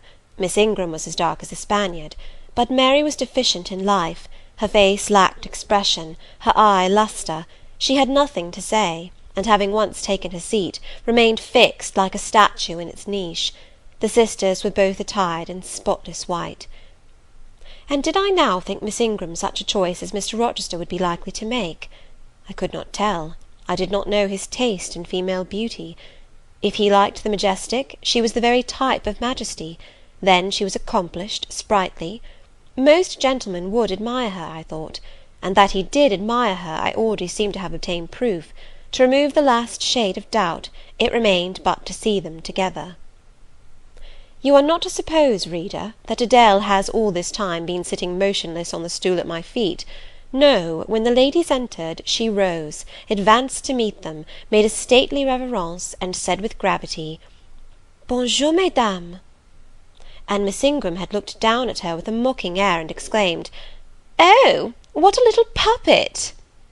Lady Lynn had remarked, "It is Mr. Rochester's ward, I suppose, the little French girl he was speaking of." Mrs. Dent had kindly taken her hand, and given her a kiss. Amy and Louisa Eshton had cried out simultaneously, "What a love of a child!" And then they had called her to a sofa, where she now sat, ensconced between them, chattering alternately in French and broken English, absorbing not only the young lady's attention, but that of Mrs. Eshton and Lady Lynn, and getting spoilt to her heart's content. At last coffee is brought in, and the gentlemen are summoned. I sit in the shade, if any shade there be in this brilliantly lit apartment. The window curtain half hides me. Again the arch yawns. They come. The collective appearance of the gentlemen, like that of the ladies, is very imposing. They are all costumed in black. Most of them are tall, some young. Henry and Frederick Lynn are very dashing sparks indeed, and Colonel Dent is a fine soldierly man. Mr. Eshton, the magistrate of the district, is gentlemanlike. His hair is quite white, his eyebrows and whiskers still dark, which gives him something of the appearance of a père noble de théâtre. Lord Ingram, like his sisters, is very tall. Like them also, he is handsome, but he shares Mary's apathetic and listless look. He seems to have more length of limb than vivacity of blood or vigour of brain. And where is Mr. Rochester? He comes in last. I am not looking at the arch, yet I see him enter. I try to concentrate my attention on those netting needles, on the measures of the purse I am forming. I wish to think only of the work I have in my hands, to see only the silver beads and silk threads that lie in my lap. Whereas I distinctly behold his figure, and I inevitably recall the moment when I last saw it, just after I had rendered him what he deemed an essential service, and he, holding my hand and looking down on my face, surveyed me with eyes that revealed a heart full and eager to overflow, in whose emotions I had a part. How near had I approached him at that moment? What had occurred since, calculated to change his and my relative positions? Yet now, how distant, how far estranged we were! So far estranged that I did not expect him to come and speak to me. I did not wonder, when, without looking at me, he took a seat at the other side of the room, and began conversing with some of the ladies. No sooner did I see that his attention was riveted on them, and that I might gaze without being observed, than my eyes were drawn involuntarily to his face. I could not keep their lids under control. They would rise, and the irids would fix on him. I looked, and had an acute pleasure in looking, a precious yet poignant pleasure, pure gold, with a steely point of agony, a pleasure like what the first perishing man might feel who knows the well to which he has crept is poisoned, yet stoops and drinks divine draughts nevertheless. Most true it is that beauty is in the eye of the gazer. My master's colourless olive face, square massive brow, broad and jetty eyebrows, deep eyes, strong features, firm grim mouth, all energy, decision, will, were not beautiful, according to rule, but they were more than beautiful to me. They were full of an interest, an influence that quite mastered me, that took my feelings from my own power and fettered them in his. I had not intended to love him. The reader knows I had wrought hard to extirpate from my soul the germs of love there detected, and now, at the first renewed view of him, they spontaneously arrived, green and strong. He made me love him without looking at me. I compared him with his guests. What was the gallant grace of the Lynns, the languid elegance of Lord Ingram, even the military distinction of Colonel Dent, contrasted with his look of native pith and genuine power? I had no sympathy in their appearance, their expression, yet I could imagine that most observers would call them attractive, handsome, imposing, while they would pronounce Mr. Rochester at once harsh-featured and melancholy-looking.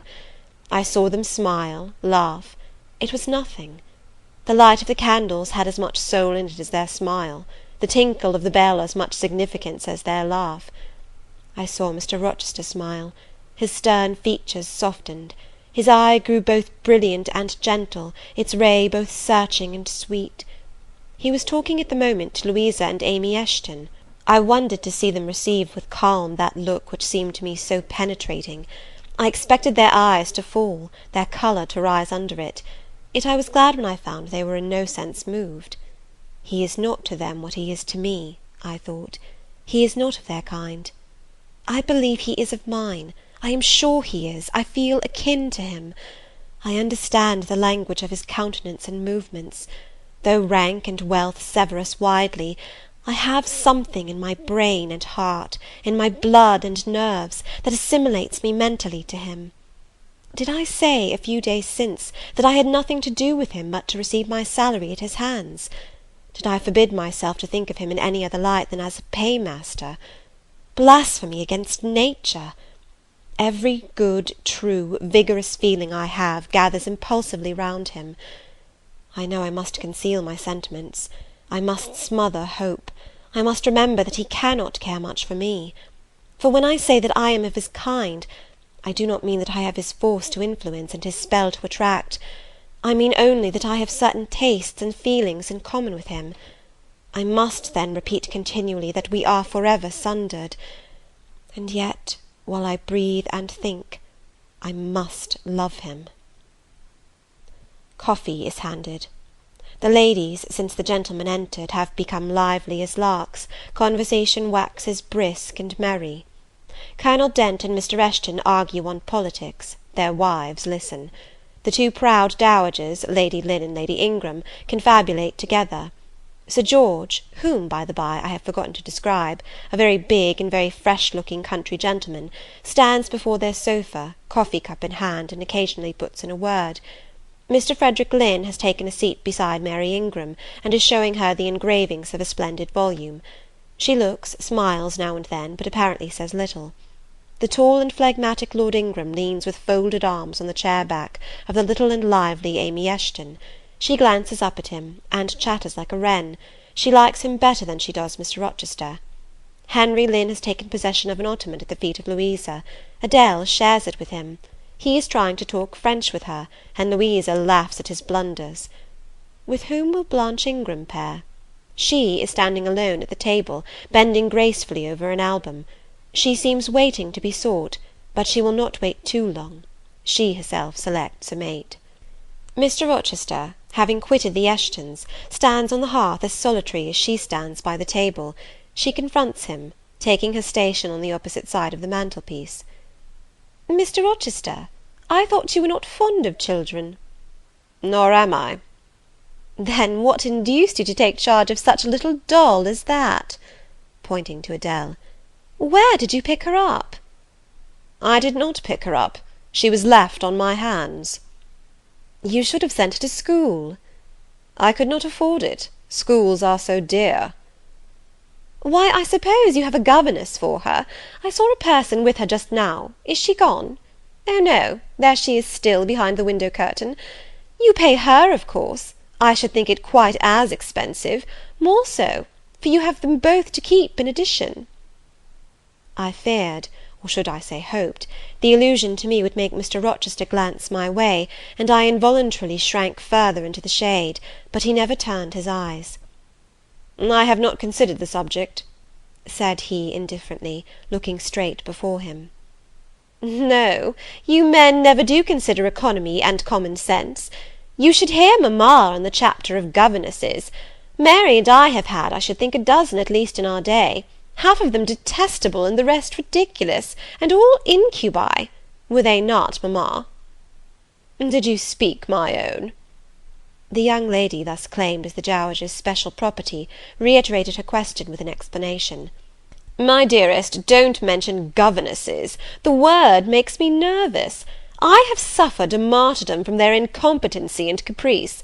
I thank heaven I have now done with them." Mrs. Dent here bent over to the pious lady, and whispered something in her ear. I suppose, from the answer elicited, it was a reminder that one of the anathematized race was present. "Tant pis," said her ladyship. "I hope it may do her good." Then, in a lower tone, but still loud enough for me to hear, "I noticed her. I am a judge of physiognomy, and in hers I see all the faults of her class." "What are they, madam?" inquired Mr. Rochester aloud. "I will tell you in your private ear," replied she, wagging her turban 3 times with portentous significancy. "But my curiosity will be past its appetite. It craves food now." "Ask Blanche, she is nearer you than I."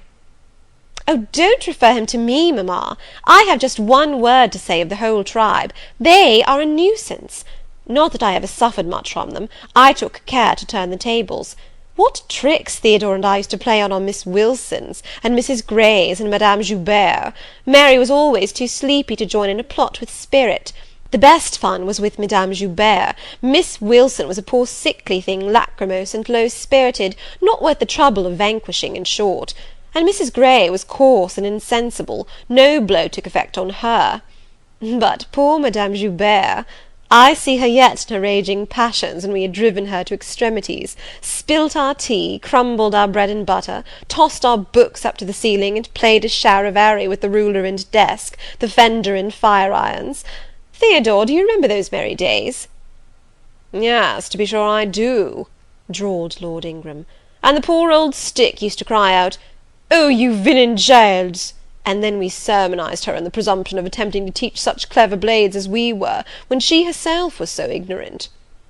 "We did; and Teddo, you know, I helped you in prosecuting, or persecuting, your tutor, whey-faced Mr. Vining, the parson in the pip, as we used to call him. He and Miss Wilson took the liberty of falling in love with each other. At least Teddo and I thought so. We surprised sundry tender glances and sighs, which we interpreted as tokens of la belle passion, and I promise you the public soon had the benefit of our discovery. We employed it as a sort of lever to hoist our dead weights from the house. Dear mamma, there, as soon as she got an inkling of the business, found out that it wasn't of an immoral tendency. Did you not, my lady mother?" "Certainly, my best, and I was quite right. Depend on that. There are 1,000 reasons why liaison between governesses and tutors should never be tolerated a moment in any well-regulated house. Firstly—" "Oh, gracious, mamma, spare us the enumeration. Au reste, we all know them. Danger of bad example to innocence of childhood, distractions and consequent neglect of duty on the part of the attached, mutual alliance and reliance, confidence thence resulting, insolence accompanying, mutiny, and general blow-up. Am I right, Baroness Ingram, of Ingram Park?" "My lily flower, you are right now, as always." "Then no more need be said. Change the subject." Amy Eshton, not hearing or not heeding this dictum, joined in with her soft infantine tone. "Louisa and I used to quiz our governess too, but she was such a good creature, she would bear anything, nothing put her out. She was never cross with us, was she, Louisa?" "No, never. We might do what we pleased, ransack her desk and her work-box, and turn her drawers inside out, and she was so good-natured she would give us anything we asked for." "I suppose now," said Miss Ingram, curling her lip sarcastically, "we shall have an abstract of the memoirs of all the governesses extant. In order to avert such a visitation, I again move the introduction of a new topic. Mr. Rochester, do you second my motion?" "Madam, I support you on this point as on every other." "Then on me be the onus of bringing it forward. Signor Edoardo, are you in voice to-night?" "Donna Bianca, if you command it, I will be." "Then, Signor, I lay on you my sovereign behest to furbish up your lungs and other vocal organs, as they will be wanted on my royal service." "Who would not be the Rizzio of so divine a Mary?" "A fig for Rizzio!" cried she, tossing her head with all its curls as she moved to the piano. "It is my opinion the fiddler David must have been an insipid sort of fellow. I like Black Bothwell better. To my mind, a man is nothing without a spice of the devil in him, and history may say what it will of James Hepburn, but I have a notion he was just the sort of wild, fierce, bandit hero whom I could have consented to gift with my hand." "Gentlemen, you hear. Now which of you most resembles Bothwell?" cried Mr. Rochester. "I should say the preference lies with you," responded Colonel Dent. "On my honour, I am much obliged to you," was the reply. Miss Ingram, who had now seated herself with proud grace at the piano, spreading out her snowy robes in queenly amplitude, commenced a brilliant prelude, talking meantime. She appeared to be on her high horse to-night. Both her words and her air seemed intended to excite not only the admiration, but the amazement of her auditors. She was evidently bent on striking them as something very dashing and daring indeed. "Oh, I am so sick of the young men of the present day!" exclaimed she, rattling away at the instrument. "Poor puny things, not fit to stir a step beyond papa's park gates, nor to go even so far without mamma's permission and guardianship. Creatures so absorbed in care about their pretty faces, and their white hands, and their small feet, as if a man had anything to do with beauty, as if loveliness were not the special prerogative of woman, her legitimate appanage and heritage. I grant an ugly woman is a blot on the fair face of creation, but as to the gentlemen, let them be solicitous to possess only strength and valour. Let their motto be, hunt, shoot, and fight, the rest is not worth a fillip. Such should be my device were I a man. Whenever I marry," she continued, after a pause which none interrupted, "I am resolved my husband shall not be a rival, but a foil to me. I will suffer no competitor near the throne. I shall exact an undivided homage. His devotions shall not be shared between me and the shape he sees in his mirror. Mr. Rochester, now sing, and I will play for you." "I am all obedience," was the response. "Here, then, is a Corsair song. Know that I dote on Corsairs, and for that reason sing it con spirito." "Commands from Miss Ingram's lips would put spirit into a mug of milk and water." "Take care, then. If you don't please me, I will shame you by showing how such things should be done." "That is offering a premium on incapacity. I shall now endeavour to fail." "Gardez-vous-en bien. If you err willingly, I shall devise a proportionate punishment." "Miss Ingram ought to be clement, for she has it in her power to inflict a chastisement beyond mortal endurance." "Ha! Explain," commanded the lady.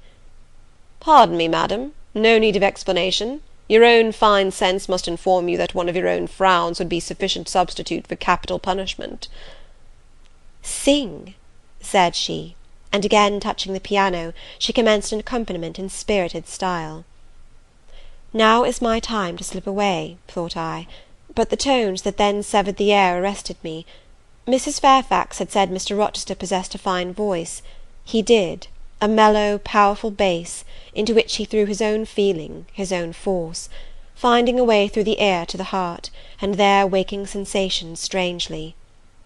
I waited till the last deep and full vibration had expired, till the tide of talk, checked an instant, had resumed its flow. I then quitted my sheltered corner, and made my exit by the side door, which was fortunately near. Thence a narrow passage led into the hall. In crossing it, I perceived my sandal was loose. I stopped to tie it, kneeling for that purpose on the mat at the foot of the staircase. I heard the dining-room door unclose. A gentleman came out. Rising hastily, I stood face to face with him. It was Mr. Rochester. "How do you do?" he asked. "I am very well, sir." "Why did you not come and speak to me in the room?" I thought I might have retorted the question on him who put it, but I would not take that freedom. I answered, "I did not wish to disturb you, as you seemed engaged, sir." "What have you been doing during my absence?" "Nothing particular. Teaching Adele, as usual." "And getting a good deal paler than you were, as I saw at first sight. What is the matter?" "Nothing at all, sir." "Did you take any cold that night you half drowned me?" "Not the least." "Return to the drawing-room. You are deserting too early." "I am tired, sir." He looked at me for a minute. "And a little depressed?" he said. "What about? Tell me." "Nothing, nothing, sir. I am not depressed." "But I affirm that you are. So much depressed that a few more words would bring tears to your eyes. Indeed, they are there now, shining and swimming, and a bead has slipped from the lash and fallen on to the flag. If I had time, and was not in mortal dread of some prating prig of a servant passing, I would know what all this means. Well, to-night I excuse you. But understand that so long as my visitors stay, I expect you to appear in the drawing-room every evening. It is my wish. Don't neglect it. Now go and send Sophy for Adele. Good night, my—" He stopped, bit his lip, and abruptly left me. End of chapter 17. Chapter 18. Merry days were these at Thornfield Hall, and busy days too. How different from the first 3 months of stillness, monotony, and solitude I had passed beneath its roof! All sad feelings seemed now driven from the house, all gloomy associations forgotten. There was life everywhere, movement all day long. You could not now traverse the gallery, once so hushed, nor enter the front chambers, once so tenantless, without encountering a smart lady's maid or a dandy valet. The kitchen, the butler's pantry, the servants' hall, the entrance hall were equally alive, and the saloons were only left void and still when the blue sky and halcyon sunshine of the genial spring weather called their occupants out into the grounds. Even when that weather was broken, and continuous rain set in for some days, no damp seemed cast over enjoyment. Indoor amusements only became more lively and varied, in consequence of the stop put to outdoor gaiety. I wondered what they were going to do the first evening a change of entertainment was proposed. They spoke of playing charades, but in my ignorance I did not understand the term. The servants were called in, the dining-room tables wheeled away, the lights otherwise disposed, the chairs placed in a semicircle opposite the arch. While Mr. Rochester and the other gentlemen directed these alterations, the ladies were running up and down stairs, ringing for their maids. Mrs. Fairfax was summoned to give information respecting the resources of the house in shawls, dresses, draperies of any kind, and certain wardrobes of the third story were ransacked, and their contents, in the shape of brocaded and hooped petticoats, satin sacks, black modes, lace lappets, etc., were brought down in armfuls by the Abigails. Then a selection was made, and such things as were chosen were carried to the boudoir within the drawing-room. Meantime Mr. Rochester had again summoned the ladies round him, and was selecting certain of their number to be of his party. "Miss Ingram is mine, of course," said he. Afterwards he named the two Mrs. Eshton and Mrs. Dent. He looked at me. I happened to be near him, as I had been fastening the clasp of Mrs. Dent's bracelet, which had got loose. "Will you play?" he asked. I shook my head. He did not insist, which I rather feared he would have done. He allowed me to return quietly to my usual seat. He and his aids now withdrew behind the curtain. The other party, which was headed by Colonel Dent, sat down on the crescent of chairs. One of the gentlemen, Mr. Eshton, observing me, seemed to propose that I should be asked to join them, but Lady Ingram instantly negatived the notion. "No," I heard her say, "she looks too stupid for any game of the sort." Ere long a bell tinkled, and the curtain drew up. Within the arch, the bulky figure of Sir George Lynn, whom Mr. Rochester had likewise chosen, was seen enveloped in a white sheet. Before him, on a table, lay open a large book, and at his side stood Amy Eshton, draped in Mr. Rochester's cloak, and holding a book in her hand. Somebody unseen rang the bell merrily. Then Adele, who had insisted on being one of her guardian's party, bounded forward, scattering round her the contents of a basket of flowers she carried on her arm. Then appeared the magnificent figure of Miss Ingram, clad in white, with a long veil on her head, and a wreath of roses round her brow. By her side walked Mr. Rochester, and together they drew near the table. They knelt, while Mrs. Dent and Louisa Eshton, dressed also in white, took up their stations behind them. A ceremony followed in dumb show, in which it was easy to recognise the pantomime of a marriage. At its termination, Colonel Dent and his party consulted in whispers for 2 minutes, then the Colonel called out, "Bride!" Mr. Rochester bowed, and the curtain fell. A considerable interval elapsed before it again rose. Its second rising displayed a more elaborately prepared scene than the last. The drawing-room, as I have observed before, was raised 2 steps above the dining-room, and on the top of the upper step, placed a yard or 2 back within the room, appeared a large marble basin, which I recognized as an ornament of the conservatory, where it usually stood, surrounded by exotics and tenanted by goldfish, and whence it must have been transported with some trouble, on account of its size and weight. Seated on the carpet, by the side of this basin, was seen Mr. Rochester, costumed in shawls, with a turban on his head. His dark eyes and swarthy skin and Paynim features suited the costume exactly. He looked the very model of an Eastern emir, an agent or a victim of the bowstring. Presently advanced into view Miss Ingram. She too was attired in Oriental fashion, a crimson scarf tied sash-like round the waist, an embroidered handkerchief knotted about her temples, her beautifully moulded arms bare, one of them upraised in the act of supporting a pitcher, poised gracefully on her head. Both her cast of form and feature, her complexion and general air, suggested the idea of some Israelitish princess of the patriarchal days, and such was doubtless the character she intended to represent. She approached the basin, and bent over it as if to fill her pitcher. She again lifted it to her head. The personage on the well brink now seemed to accost her, to make some request. She hasted, let down her pitcher on her hand, and gave him to drink. From the bosom of his robe he then produced a casket, opened it, and showed magnificent bracelets and earrings. She acted astonishment and admiration. Kneeling, he laid the treasure at her feet. Incredulity and delight were expressed by her looks and gestures. The stranger fastened the bracelets on her arms and the rings in her ears. It was Eliza and Rebecca. The camels only were wanting.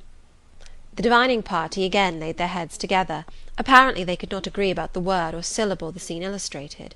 Colonel Dent, their spokesman, demanded the tableau of the whole, whereupon the curtain again descended.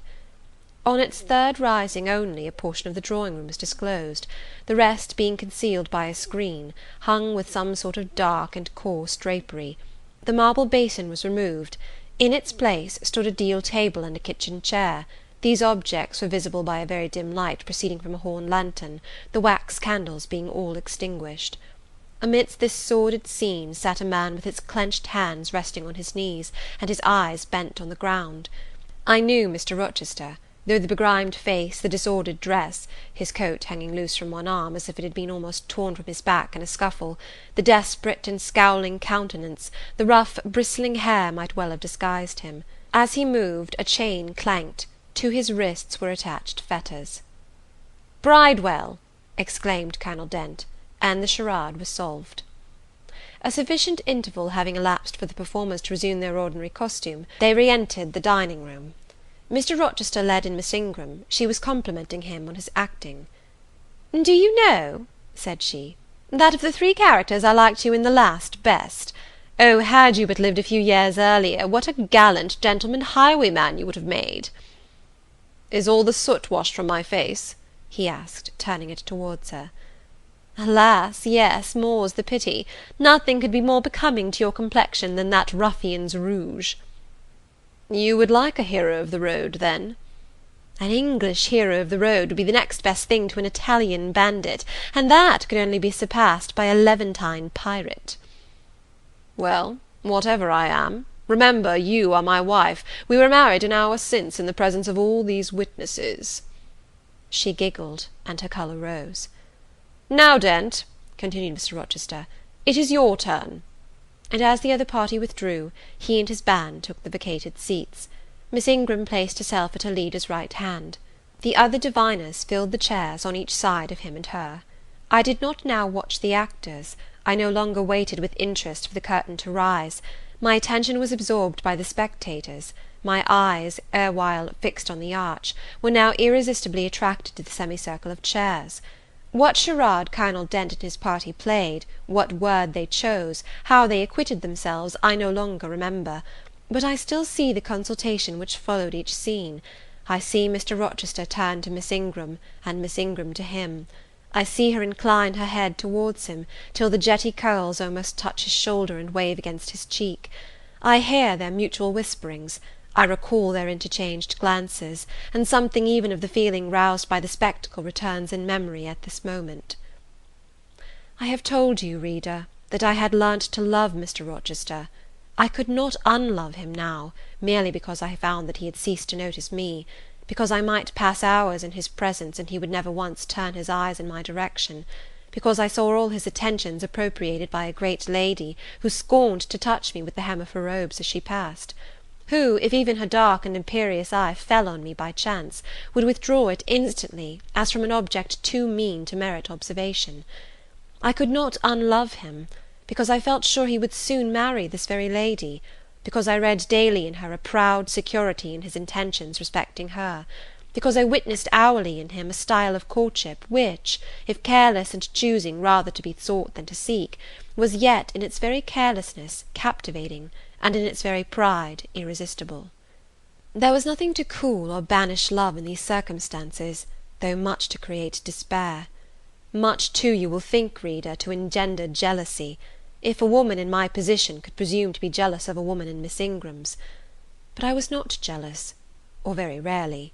The nature of the pain I suffered could not be explained by that word. Miss Ingram was a mark beneath jealousy. She was too inferior to excite the feeling. Pardon the seeming paradox, I mean what I say. She was very showy, but she was not genuine. She had a fine person, many brilliant attainments, but her mind was poor, her heart barren by nature. Nothing bloomed spontaneously on that soil, no unforced natural fruit delighted by its freshness. She was not good, she was not original. She used to repeat sounding phrases from books. She never offered nor had an opinion of her own. She advocated a high tone of sentiment, but she did not know the sensations of sympathy and pity. Tenderness and truth were not in her. Too often she betrayed this by the undue vent she gave to a spiteful antipathy she had conceived against little Adele, pushing her away with some contumelious epithet after she happened to approach her, sometimes ordering her from the room, and always treating her with coldness and acrimony. Other eyes besides mine watched these manifestations of character, watched them closely, keenly, shrewdly. Yes, the future bridegroom, Mr. Rochester himself, exercised over his intended a ceaseless surveillance, and it was from this sagacity, this guardedness of his, this perfect, clear consciousness of his fair one's defects, this obvious absence of passion in his sentiments towards her, that my ever-torturing pain arose. I saw he was going to marry her, for family, perhaps political reasons, because her rank and connections suited him. I felt he had not given her his love, and that her qualifications were ill adapted to win from him that treasure. This was the point. This was where the nerve was touched and teased. This was where the fever was sustained and fed. She could not charm him. If she had managed the victory at once, and he had yielded and sincerely laid his heart at her feet, I should have covered my face, turned to the wall, and, figuratively, have died to them. If Miss Ingram had been a good and noble woman, endowed with force, fervour, kindness, sense, I should have had one vital struggle with two tigers, jealousy and despair. Then, my heart torn out and devoured, I should have admired her, acknowledged her excellence, and been quiet for the rest of my days. And the more absolute her superiority, the deeper would have been my admiration, the more truly tranquil my quiescence. But as matters really stood, to watch Miss Ingram's efforts at fascinating Mr. Rochester, to witness their repeated failure, herself unconscious that they did fail, vainly fancying that each shaft launched hit the mark, and infatuatedly pluming herself on success, when her pride and self-complacency repelled further and further what she wished to allure, to witness this was to be at once under ceaseless excitation and ruthless restraint. Because when she failed, I saw how she might have succeeded. Arrows that continually glanced off from Mr. Rochester's breast and fell harmless at his feet, might, I knew, if shot by a surer hand, have quivered keen in his proud heart, have called love into his stern eye and softness into his sardonic face, or better still, without weapons, a silent conquest might have been won. Why can she not influence him more, when she is privileged to draw so near to him? I asked myself. Surely she cannot truly like him, or not like him with true affection. If she did, she need not coin her smiles so lavishly, flash her glances so unremittingly, manufacture airs so elaborate, graces so multitudinous. It seems to me that she might, by merely sitting quietly at his side, saying little and looking less, get nigher his heart. I have seen in his face a far different expression from that which hardens it now, while she is so vivaciously accosting him. But then it came of itself. It was not elicited by meretricious arts and calculated manoeuvres, and one had but to accept it, to answer what he asked without pretension, to address him when needful without grimace, and it increased, and grew kinder and more genial, and warmed one like a fostering sunbeam. How will she manage to please him when they are married? I do not think she will manage it. And yet it might be managed. and his wife might, I verily believe, be the very happiest woman the sun shines on. I have not yet said anything condemnatory of Mr. Rochester's project of marrying for interest and connections. It surprised me when I first discovered that such was his intention.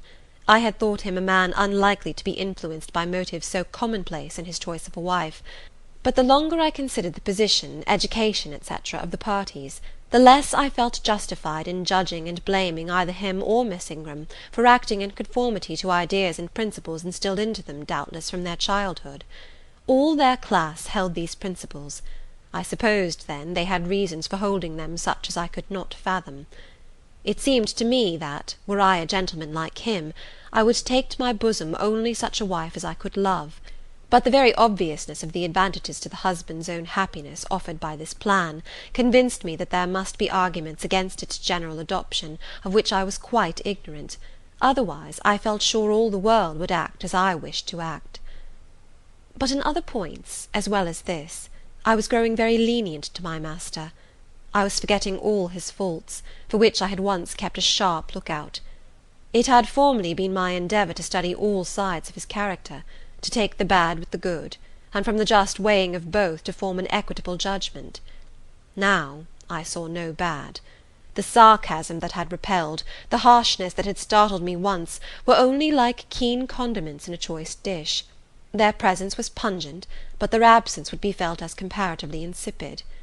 And as for the vague something, was it a sinister or a sorrowful, a designing or a desponding expression, that opened upon a careful observer now and then in his eye, and closed again before one could fathom the strange depth partially disclosed, that something which used to make me fear and shrink, as if I had been wandering amongst volcanic-looking hills, and had suddenly felt the ground quiver and seen it gape, that something I at intervals beheld still, and with throbbing heart, but not with palsied nerves.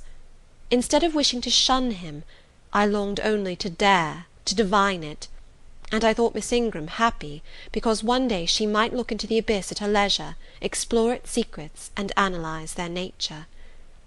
Meantime, while I thought only of my master and his future bride, saw only them, heard only their discourse, and considered only their movements of importance, the rest of the party were occupied with their own separate interests and pleasures.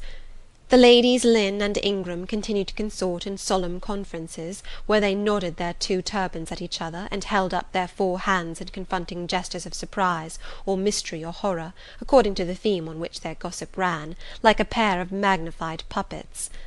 Mild Mrs. Dent talked with good-natured Mrs. Eshton, and the two sometimes bestowed a courteous word or smile on me. Sir George Lynn, Colonel Dent, and Mr. Eshton discussed politics, or county affairs, or justice business. Lord Ingram flirted with Amy Eshton, Louisa played and sang to and with one of the Messrs. Lynn, and Mary Ingram listened languidly to the gallant speeches of the other. Sometimes all, as with one consent, suspended their by-play to observe and listen to the principal actors; for after all Mr. Rochester, and, because closely connected with him, Miss Ingram, were the life and soul of the party. If he was absent from the room an hour, a perceptible dulness seemed to steal over the spirits of his guests, and his re-entrance was sure to give a fresh impulse to the vivacity of conversation. The want of his animating influence appeared to be peculiarly felt one day that he had been summoned to Millcote on business, and was not likely to return till late. The afternoon was wet. A walk the party had proposed to take to see a gipsy camp, lately pitched on a common beyond Hay, was consequently deferred. Some of the gentlemen were gone to the stables; the younger ones, together with the younger ladies, were playing billiards in the billiard-room. The dowagers Ingram and Lynn sought solace in a quiet game at cards. Blanche Ingram, after having repelled, by supercilious taciturnity, some efforts of Mrs. Dent and Mrs. Eshton to draw her into conversation, had first murmured over some sentimental tunes and airs on the piano, and then, having fetched a novel from the library, had flung herself in haughty listlessness on a sofa, and prepared to beguile, by the spell of fiction, the tedious hours of absence. The room and the house were silent. Only now and then the merriment of the billiard-players was heard from above. It was verging on dusk, and the clock had already given warning of the hour to dress for dinner, when little Adele, who knelt by me in the drawing-room window-seat, suddenly exclaimed, "Voilà Monsieur Rochester, qui revient!" I turned, and Miss Ingram darted forwards from her sofa. The others too looked up from their several occupations, for at the same time a crunching of wheels and a splashing tramp of horse hoofs became audible on the wet gravel. A post-chaise was approaching. "What can possess him to come home in that style?" said Miss Ingram. "He rode Mesrour, the black horse, did he not, when he went out? And Pilot was with him? What has he done with the animals?"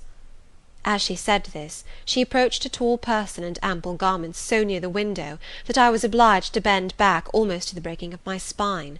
In her eagerness she did not observe me at first, but when she did, she curled her lip and moved to another casement. The post-chaise stopped, the driver rang the door-bell, and a gentleman alighted attired in travelling garb, but it was not Mr. Rochester. It was a tall, fashionable-looking man, a stranger. "How provoking!" exclaimed Miss Ingram. "You tiresome monkey," apostrophising Adele, "who perched you up in the window to give false intelligence!" And she cast on me an angry glance, as if I were in fault. Some parleying was audible in the hall, and soon the newcomer entered. He bowed to Lady Ingram, as deeming her the eldest lady present. "It appears I come at an inopportune time, madam," said he, "when my friend, Mr. Rochester, is from home; but I arrive from a very long journey, and I think I may presume so far on old and intimate acquaintance as to install myself here till he returns." His manner was polite. His accent, in speaking, struck me as being somewhat unusual, not precisely foreign, but still not altogether English. His age might be about Mr. Rochester's, between 30 and 40. His complexion was singularly sallow. Otherwise he was a fine-looking man, at first sight especially. On closer examination, you detected something in his face that displeased, or rather that failed to please. His features were regular, but too relaxed. His eye was large and well cut, but the life looking out of it was a tame, vacant life. At least so I thought. The sound of the dressing-bell dispersed the party. It was not till after dinner that I saw him again. He seemed then quite at his ease. But I liked his physiognomy even less than before. It struck me as being at the same time unsettled and inanimate. His eye wandered, and had no meaning in its wandering.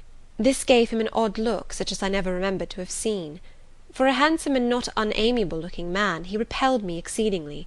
There was no power in that smooth-skinned face of a full oval shape, no firmness in that aquiline nose and small cherry mouth, there was no thought on the low, even forehead, no command in that blank brown eye. As I sat in my usual nook, and looked at him with the light of the girandole on the mantelpiece beaming full over him, for he occupied an armchair drawn close to the fire, and kept shrinking still nearer, as if he were cold, I compared him with Mr. Rochester. I think, with deference be it spoken, the contrast could not be much greater between a sleek gander and a fierce falcon, between a meek sheep and the rough-coated, keen-eyed dog, its guardian. He had spoken of Mr. Rochester as an old friend. A curious friendship theirs must have been, a pointed illustration indeed of the old adage that extremes meet. 2 or 3 of the gentlemen sat near him, and I caught at times scraps of their conversation across the room. At first I could not make much sense of what I had heard, for the discourse of Louisa Eshton and Mary Ingram, who sat nearer to me, confused the fragmentary sentences that reached me at intervals. These last were discussing the stranger. They both called him a beautiful man. Louisa said he was a love of a creature, and she adored him; and Mary instanced his pretty little mouth and nice nose, as her ideal of the charming. "And what a sweet-tempered forehead he has!" cried Louisa.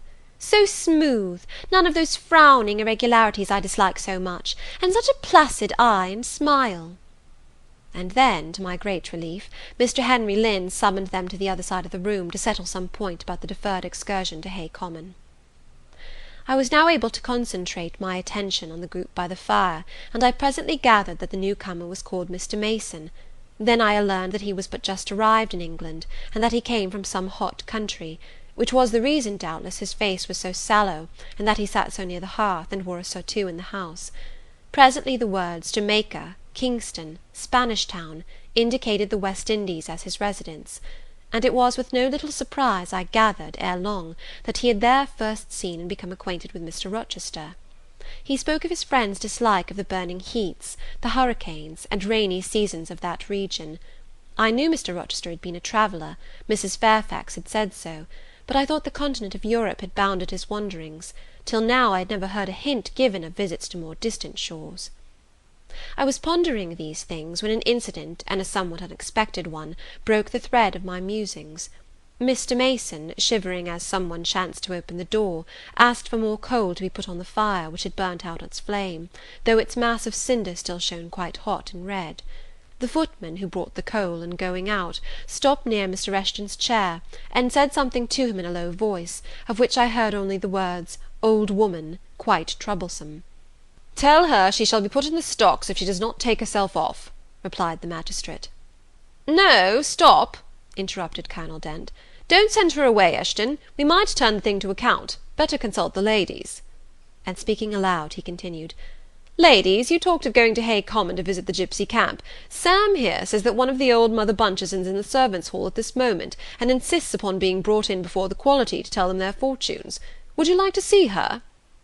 "Surely, Colonel," cried Lady Ingram, "you would not encourage such a low impostor. Dismiss her by all means at once." "But I cannot persuade her to go away, my lady," said the footman, "nor can any of the servants. Mrs. Fairfax is with her just now, entreating her to be gone, but she has taken a chair in the chimney corner, and says nothing shall stir her from it till she gets leave to come in here." "What does she want?" asked Mrs. Eshton. "To tell the gentry their fortune, she says, ma'am, and she swears she must and will do it."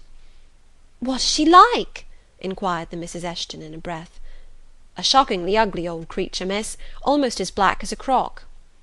"Why, she's a real sorceress," cried Frederick Lynn. "Let us have her in, of course." "To be sure," rejoined his brother, "it would be 1,000 pities to throw away such a chance of fun." "My dear boys, what are you thinking about?" exclaimed Mrs. Lynn. "I cannot possibly countenance any such inconsistent proceeding," chimed in the Dowager Ingram. "Indeed, mamma, but you can and will," pronounced the haughty voice of Blanche, as she turned round on the piano stool, where till now she had sat silent, apparently examining sundry sheets of music. "I have a curiosity to hear my fortune told, therefore, Sam, order the beldam forward." "My darling Blanche, recollect—" "I do. I recollect all you can suggest, and I must have my will. Quick, Sam."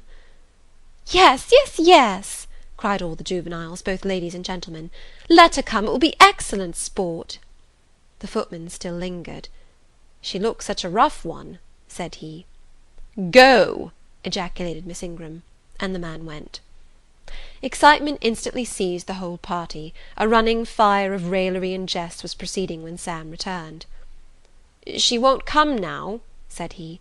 "She says it's not her mission to appear before the vulgar herd, them's her words. I must show her into a room by herself, and then those who wish to consult her must go to her one by one." "You see now, my queenly Blanche," began Lady Ingram, "she encroaches. Be advised, my angel girl, and—" "Show her into the library, of course," cut in the angel girl. "It is not my mission to listen to her before the vulgar herd either. I mean to have her all to myself. Is there a fire in the library?" "Yes, ma'am, but she looks such a tinkler." "Cease that chatter, blockhead, and do my bidding." Again Sam vanished, and mystery, animation, expectation rose to full flow once more. "She's ready now," said the footman as he reappeared. "She wishes to know who will be her first visitor." "I think I had better just look in upon her before any of the ladies go," said Colonel Dent. "Tell her, Sam, a gentleman is coming." Sam went and returned. "She says, sir, that she'll have no gentlemen. They need not trouble themselves to come near her, nor," he added, with difficulty expressing a titter, "any ladies either, except the young and single." "By Jove, she has taste!" exclaimed Henry Lynn. Miss Ingram rose solemnly. "I go first," she said, in a tone which might have befitted the leader of a forlorn hope, mounting a breach in the van of his men. "Oh, my best, oh, my dearest, pause, reflect!" was her mamma's cry; but she swept past her in stately silence, passed through the door which Colonel Dent held open, and we heard her enter the library. A comparative silence ensued. Lady Ingram thought it le cas to wring her hands, which she did accordingly. Miss Mary declared she felt for her part she never dared venture. Amy and Louisa Eshton tittered under their breath, and looked a little frightened. The minutes passed very slowly. 15 were counted before the library door again opened. Miss Ingram returned to us through the arch. Would she laugh? Would she take it as a joke? All eyes met her with a glance of eager curiosity, and she met all eyes with one of coldness and rebuff. She looked neither flurried nor merry. She walked stiffly to her seat and took it in silence. "Well, Blanche," said Lord Ingram. "What did she say, sister?" asked Mary. "What did you think? How do you feel? Is she a real fortune-teller?" demanded the Mrs. Eshton. Now, good people," returned Miss Ingram, "don't press upon me. Really, your organs of wonder and credulity are easily excited. You seem, by the importance of you all, my good mamma included, ascribed to this matter, absolutely to believe we have a genuine witch in the house, who is in close alliance with the old gentleman. I have seen a gipsy vagabond. She has practised in hackneyed fashion the science of palmistry, and told me what such people usually tell. My whim is gratified, and now I think Mr. Eshton would do well to put the hag in the stocks to-morrow morning, as he threatened." Miss Ingram took a book, leant back in her chair, and so declined further conversation. I watched her for nearly half an hour. During all that time she never turned a page, and her face grew momently darker, more dissatisfied, and more sourly expressive of disappointment. She had obviously not heard anything to her advantage, and it seemed to me, from her prolonged fits of gloom and taciturnity, that she herself, notwithstanding her professed indifference, attached undue importance to whatever revelations had been made her. Meantime, Mary Ingram, Amy and Louisa Eshton declared they dared not go alone, and yet they all wished to go. A negotiation was opened through the medium of the ambassador, Sam, and after much pacing to and fro, till, I think, the said Sam's calves must have ached with the exercise, permission was at last, with great difficulty, extorted from the rigorous Sybil for the three to wait upon her in a body. Their visit was not so still as Miss Ingram's had been. We heard hysterical giggling and little shrieks proceeding from the library, and at the end of about 20 minutes they burst the door open, and came running across the hall as if they were half scared out of their wits. "I am sure she is something not right," they cried, one and all. "She told us such things! She knows all about us!" And they sank breathless into the various seats the gentlemen hastened to bring them. Pressed for further explanation, they declared she had told them of things they had said and done when they were mere children, described books and ornaments they had in their boudoirs at home, keepsakes that different relations had presented to them. They affirmed that she had even divined their thoughts, and had whispered in the ear of each the name of the person she liked best in the world, and informed them of what they most wished for. Here the gentleman interposed with earnest petitions to be further enlightened on these two last-named points, but they got only blushes, ejaculations, tremors, and titters, in return for their importunity. The matrons, meantime, offered vinaigrettes and wielded fans, and again reiterated the expression of their concern that their warning had not been taken in time, and the elder gentlemen laughed, and the younger urged their services on the agitated fair ones. In the midst of the tumult, and while my eyes and ears were fully engaged in the scene before me, I heard a hem close at my elbow. I turned, and saw Sam. "If you please, miss, the gipsy declares that there is another young single lady in the room who has not been to her yet, and she swears she will not go till she has seen all. I thought it must be you, there is no one else for it. What shall I tell her?" "Oh, I will go by all means," I answered, and I was glad of the unexpected opportunity to gratify my much excited curiosity. I slipped out of the room, unobserved by any eye, for the company were gathered in one mass about the trembling trio just returned, and I closed the door quietly behind me. "If you like, miss," said Sam, "I'll wait in the hall for you, and if she frightens you, just call and I'll come in." "No, Sam, return to the kitchen. I am not in the least afraid." Nor was I, but I was a good deal interested and excited. End of chapter 18.